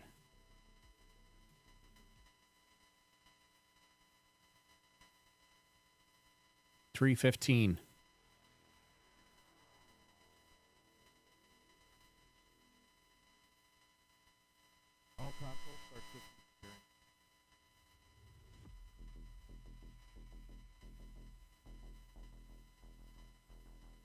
You know, 1 minute to booster engine cutoff. Yeah, not showing speed or altitude. I have no speeds to show you, unfortunately. They're not sharing that with us.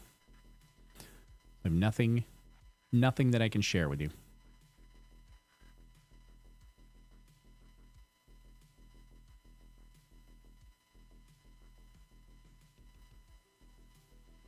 Did you notice how the SRBs angled back towards the rocket rather than away as it was jettisoned? I don't remember seeing shuttle SRBs doing that. So that is intentional. So the SRBs have motors that push it away. They push it away from the top just to get it away from the rocket, and they're really brief. And then after they push away, then they stop pushing away, and aerodynamic forces kind of push it back, and then it tumbles.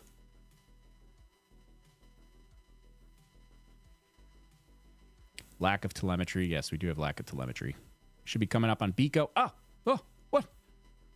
What happened? Come back. Oh, there we go. There's separation. MECO. Stage separation. Ascent cover jettison. That'll be on the Starliner itself. Second stage ignition. Staging. ECAL's open. You have sublimator act. Oh, look, we got some gimbal action. ECAL sub-act. Great Atlas. Gimbaling.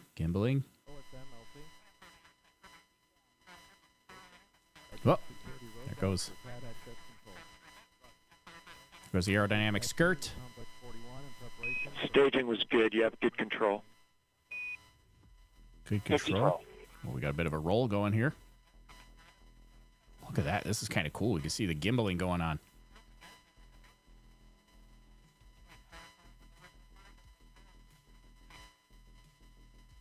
So now we got to push forward to MECO, which will be this when the second stage Centaur engine, it's RL-10A engines, 2 of them. They'll shut down at about 11:55, I think. So we got a ways to go here now, and we got nothing. Starliner, you had good booster performance. You're up to plus 31. Plus 31. We lost video.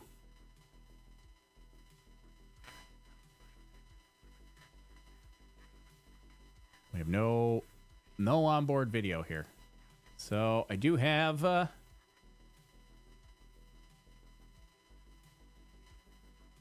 this. We've got the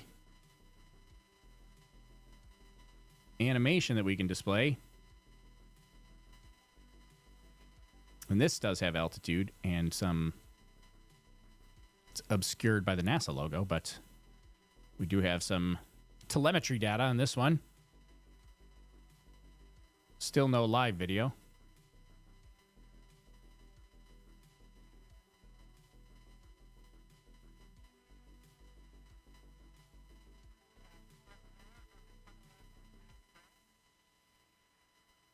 But we're looking good here. Looking good. T plus 7 minutes.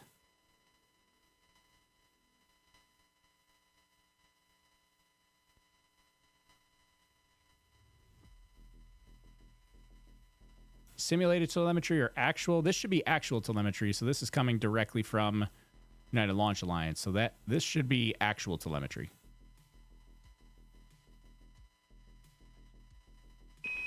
Good Centaur. Good Centaur.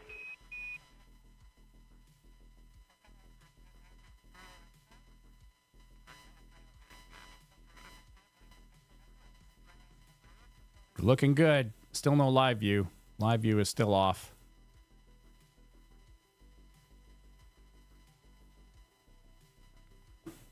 Pushing forward to main engine cutoff, or MECO. Be at 11:55.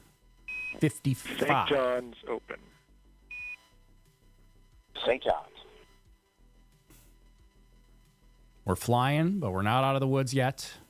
No live video. Just the simulated video.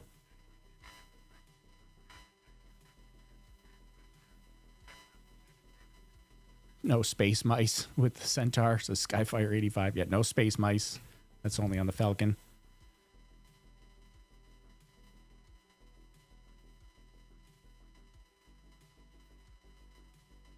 JP Cavanaugh watched it live from Melbourne, Florida. That's pretty awesome. We Be Good says Starliner needs a Starlink antenna for better coverage. Wonder if Starliner MECO converged 11:5 to 11:52. Good perf. You're at 34 to 36 seconds. All right, so MECO. 11:52. 34 seconds. MECO has now been updated to 11:52 based on the performance of the vehicle. They actually looks like they need 3 seconds less. Vehicle is performing a couple seconds better than expected.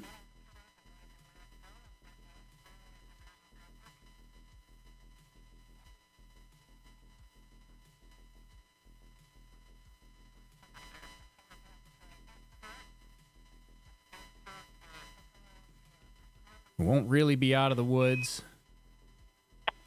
No action, Starliner on the LCL. That's just the system coming up into controlling mode. Outstanding. No action. LCL. Sounds like they got some sort of warning or some sort of alert. They're telling them there's no action required about that alert. It's just the system coming online.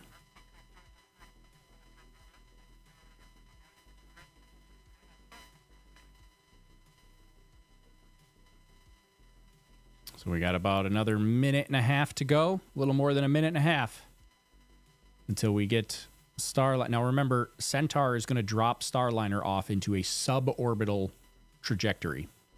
So that's intentional, so that if anything goes wrong with Starliner and Starliner can't fire up... Starliner, you have good cooling. Good cooling. If anything goes wrong with Starliner, then they will come back to Earth. But if everything goes right, then Starliner will do the orbital insertion burn to put it into a stable orbit. That will happen about 31 minutes after launch. So the phase that we're trying to get to the end to here now, we got less than a minute till Centaur cuts off. The ride on United Launch Alliance will be done. And they will jettison or separate from the Starliner capsule.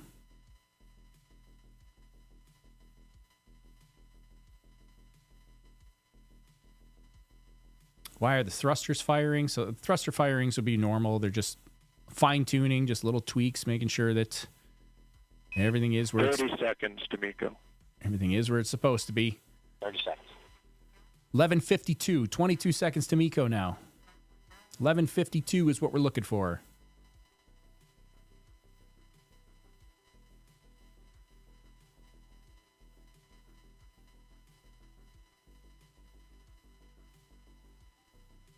Got any live views? No, no live views.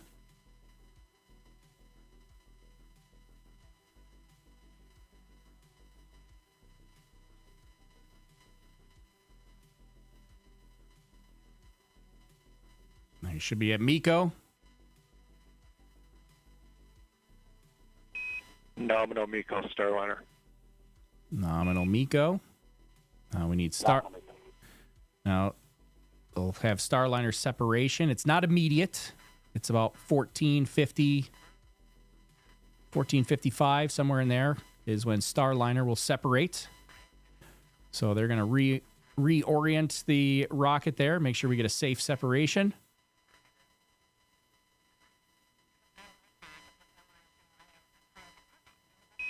LVSEP 14:52, 1452.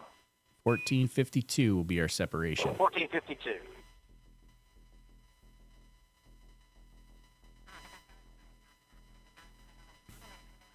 Mike Ferguson says the simulation's really maxing out that 256 kilobytes of RAM.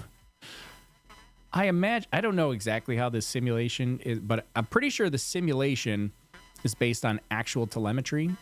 So it may be, it might just be the speed at which they're getting actual telemetry. I don't know. That's why the simulation looks so choppy.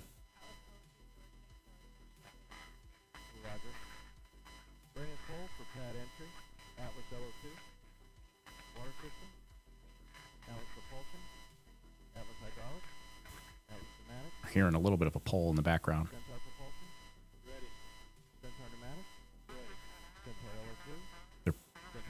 I can barely hear it, but they're polling for Starliner separation.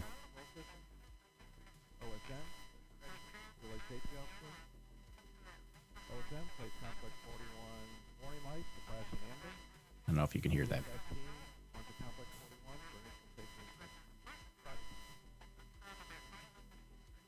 Sounds like they're going to be go for Starliner separation. I was trying to listen to that. It was very, very quiet in the background. I could barely hear it. Another reason why I wear earbuds, so that I can hear stuff like that. That's really, really quiet. No action on the cabin temp Starliner. Cabin temp, so... No action. Sounds like they got a cabin temp warning.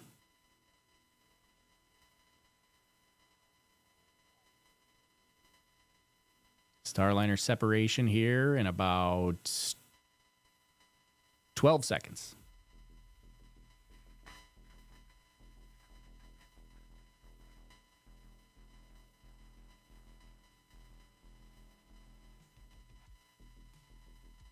Yeah, so We Be Good's talking about... Oh, there we go. Separation.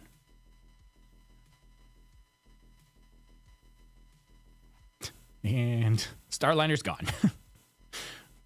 Oh, there we go. All right. LVSEP confirmed.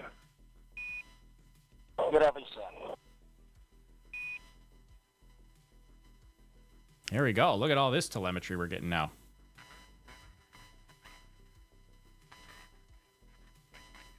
This is pretty cool.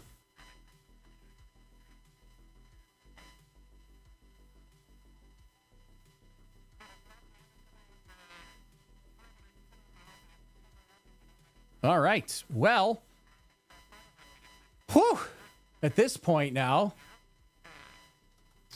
we're in a pretty good position here now. We've got.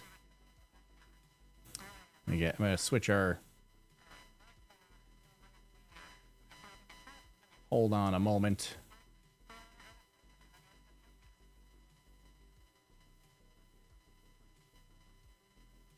I want to switch our music back to what I normally play.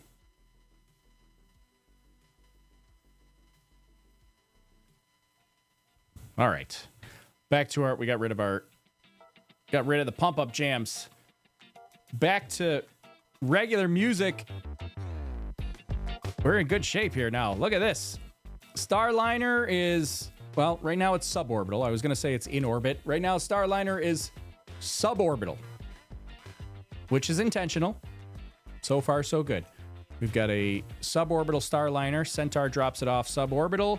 Make sure they're going to check out all the OMAC thrusters, make sure they're working correctly. Starliner, your nominal TDRA show MDL is active. You have good targeting for OI. Good target. Let's see, I need... Now I lost track of which stream is which. Now, I'm going to sneeze here.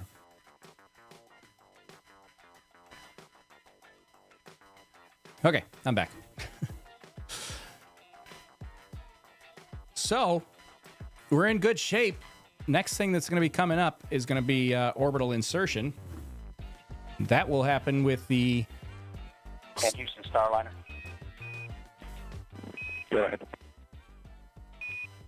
Yeah, if you could relay a message to our brethren at ULA. We're all listening. Go ahead.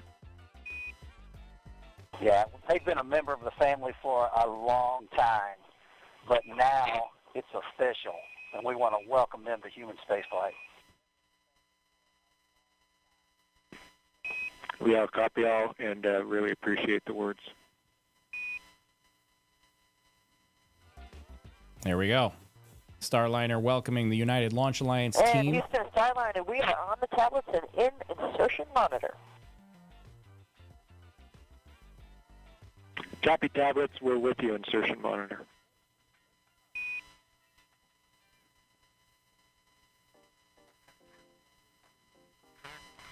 Yeah, first, Eugene says, first we had no data, then we had all the data. Yeah, it is true. They did give us a whole bunch of data.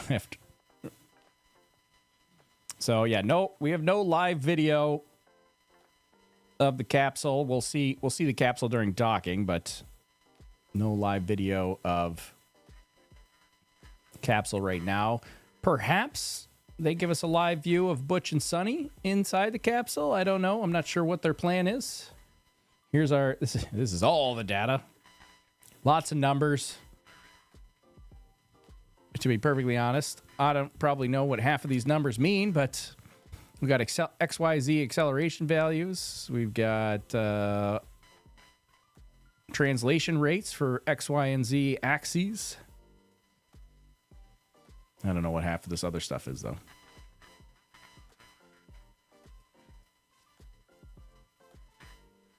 But yeah, so we got all the data now.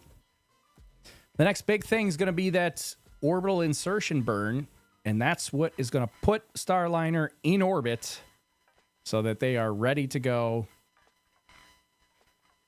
to the International Space Station. Right now, they're not in orbit. We're not out of the woods yet. And Houston Starliner, last arm is off. Backup control switches, enable 1 on, enable 2 off. SMRCS is the mode.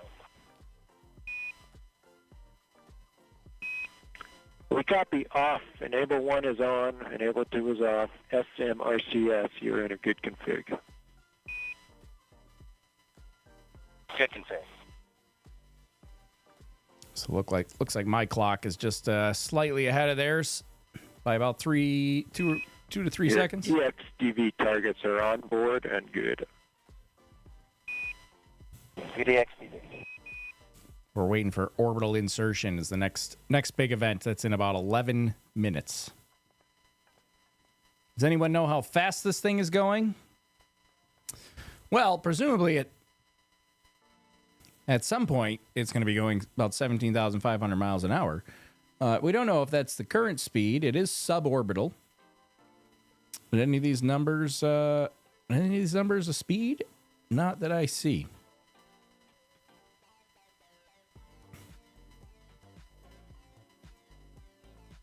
I don't see a speed on here.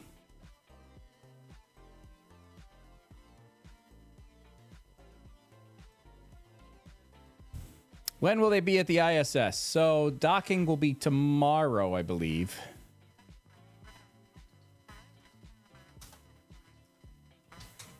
Let's see, when, what time is docking?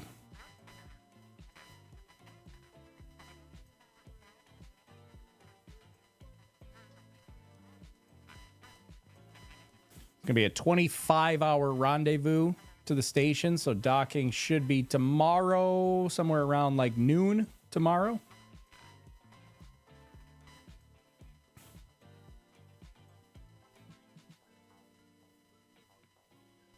I don't know. I don't have the specific time in front of me.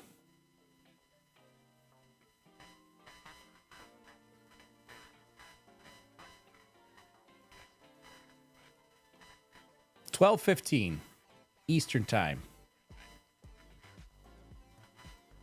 is the planned docking for tomorrow. So there you go. 12:15 Eastern Time. That'd be 16:15 UTC tomorrow. So 25-hour rendezvous to the space station. They'll do a couple phasing burns to get there. But the first one that we really got to get through is this one coming up in about 9 minutes to get into orbit. Because right now, we're still not in orbit. Starliner, still no action on your cabin temp. You're in a good config. It's 74 degrees in there. Yeah, and that's just due to that T2 sensor sitting beside the light. So we're actually going to inhibit that particular sensor. We'll let you know when we bring it back online. Okay, great. Looks like we're on our way to thrust alarm. Concur. I don't know what he said there at the end. Looks like something. But sounds like the... sounds like they got a cabin temperature sensor. Cabin temperature is reading 74 degrees Fahrenheit. So that's probably a little bit higher than they want it to be. Not too bad, but they did say that that temperature sensor is right next to some lights, and that's why they think the temperature sensor is high. So they're basically going to ignore that temperature sensor, they said.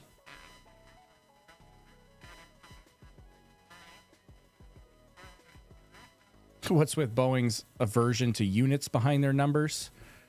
That's a great question. Yeah, because no idea what any of these units are.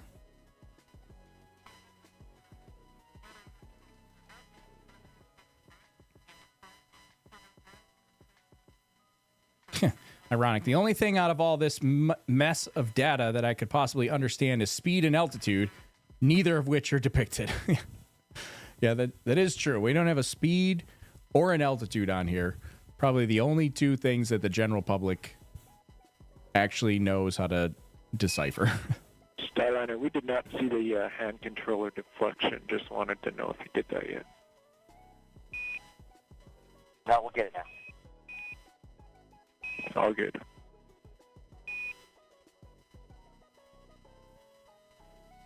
Yep, we got a little bit of maneuvering happening. If you look at the gyro in the top left, they're doing some maneuvering, getting the vehicle prepared for that orbital insertion burn, which is coming up here in another 6 minutes. What happened to the MET clock? It stopped.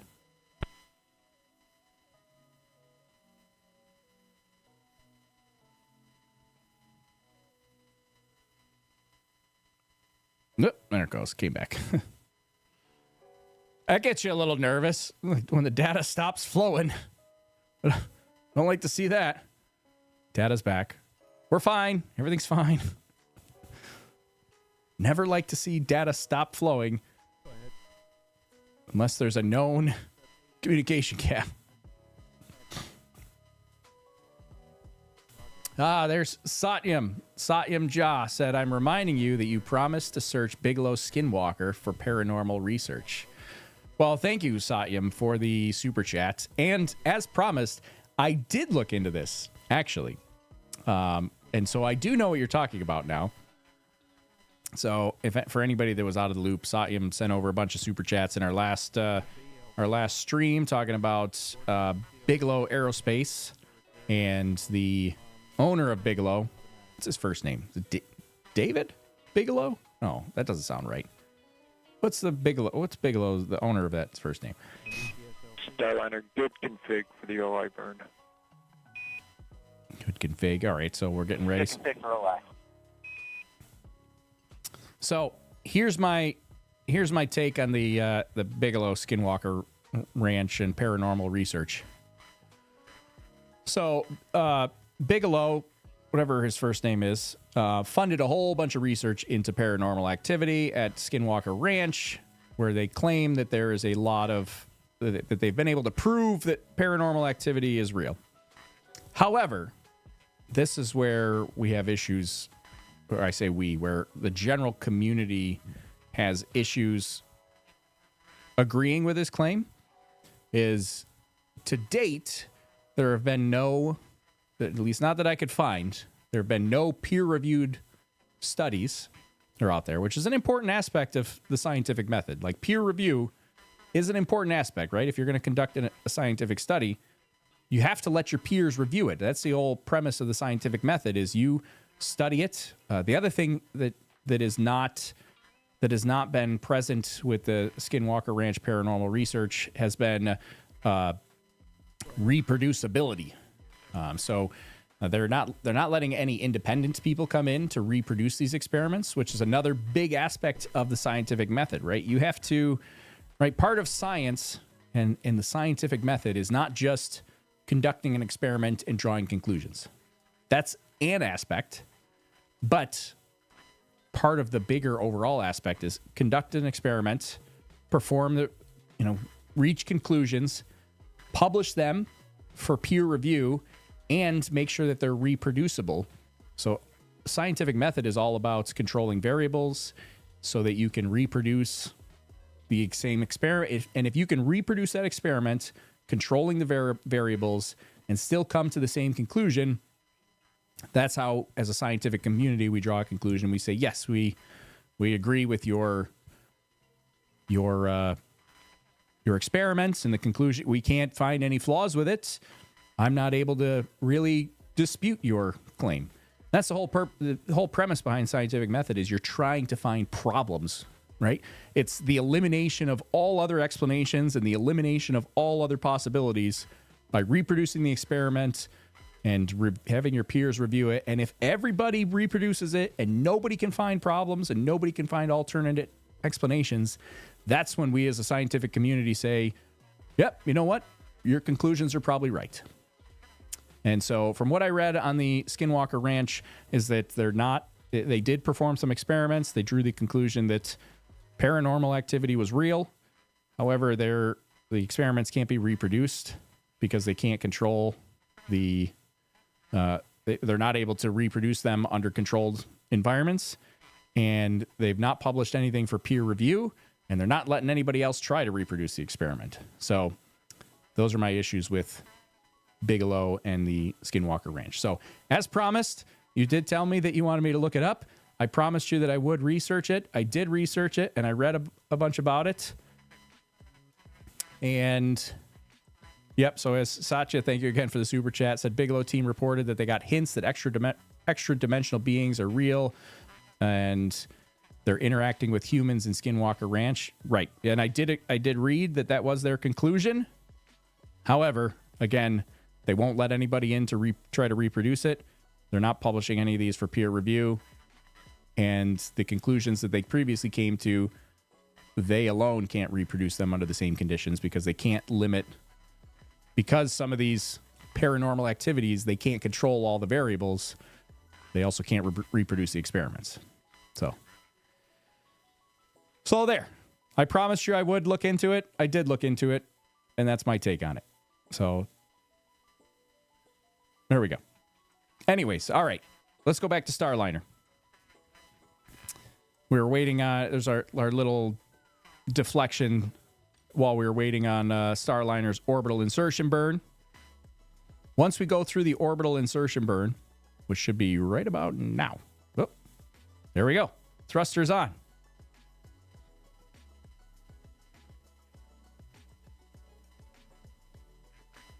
Got the OMAC thrusters activated.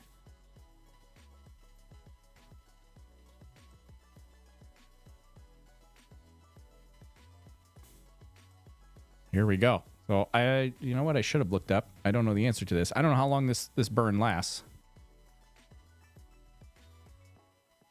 I did not gather that data. But here we are at the orbital insertion burn. This is a big, big step here. Oh, there we go. That looks like the end of the burn. At least I hope that's the end of the burn.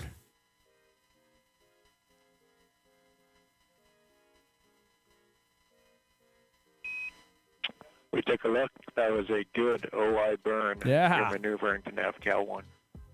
All right. Good OI burn. Going to NavCal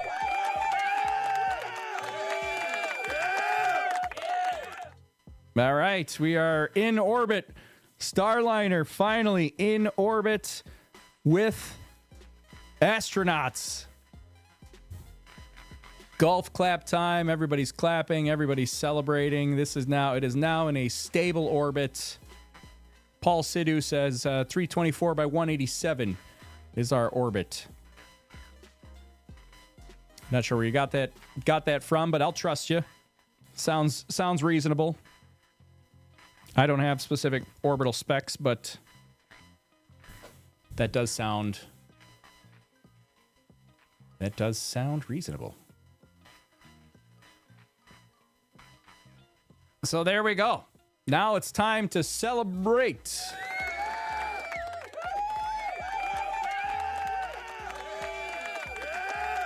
Let's Lobster Fest. Let's Lobster Fest. Yeah. All right. Time to Lobster Fest. We're good to go. Did Flight Club profile this flight? They did do a live launch. I don't have it pulled up here right away. But to give you an idea, this was our expected launch. So we had Centaur cutoff here. Oh, here you go. Actually, it is showing the live position right now.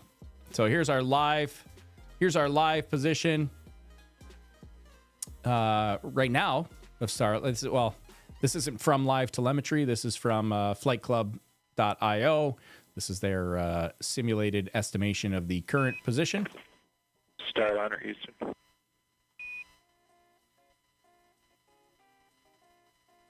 Go ahead, Starliner Houston. Yeah, you do have good cooling. The sublimator is working. We are watching it, though, because the water usage is just a little more than we thought we were going to see. You probably noticed that.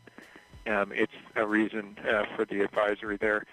From the ground, we'd like to swap you over to the other leg. So we're going to close sublimator leg 1, wait for about 60 seconds, and then open up leg 2. You'll see us do that. No impact or action. Okay, we copy. We'll be watching. Thank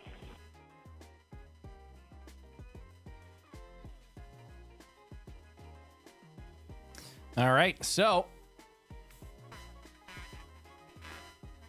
yeah, no cabin video. So 1960s. Yeah, it's a shame we don't have any cabin video. That's I was hoping to see our astronauts in orbit, but no view of the astronauts right now. So let's take a look. We'll go back through. So now that we have completed our launch, I want to give a replay here. Let's see. How can we go? Let's replay our launch. Let's relive this moment again. And let's see it. We'll put our replay text on. Oh, jeez. That, first of all, that camera switch, that scared the out of me, because like that camera switch, I mean, it was kind of money. I kind of love it that they switched to the engine ignition, but boy, did that scare me. That was kind of cool. But yeah, let's go.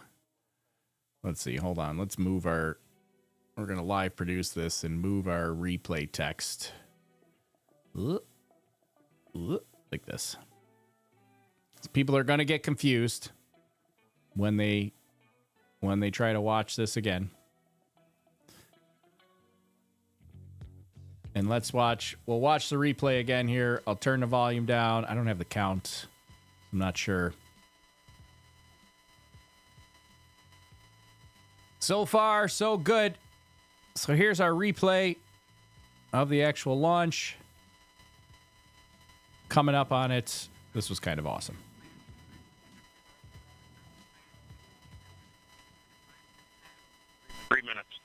Oh, 3 minutes. Hold on. All right, fast forward.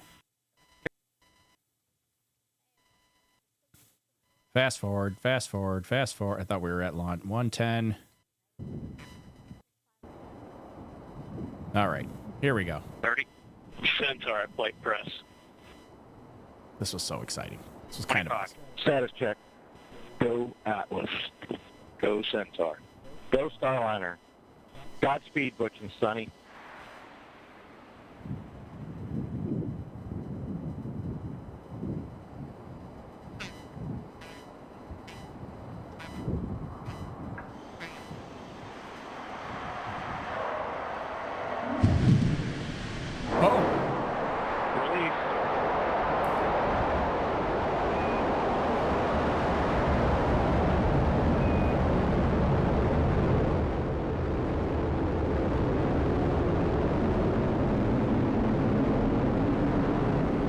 and Starliner roll. Roger, roll. Let's call out for the roll program.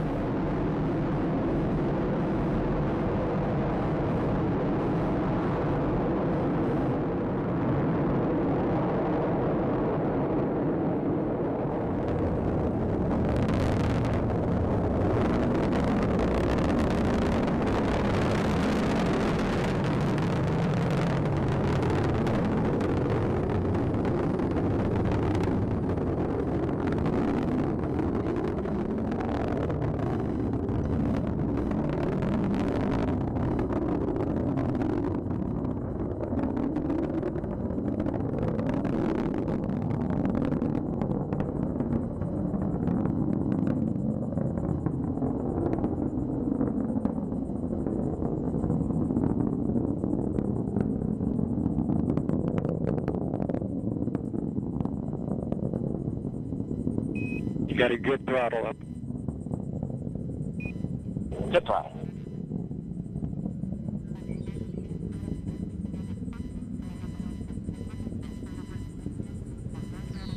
I mean, that was a pretty awesome sounding liftoff.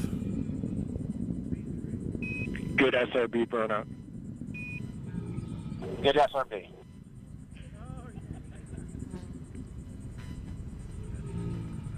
We'll take it all the way to when they cut off the engine sounds.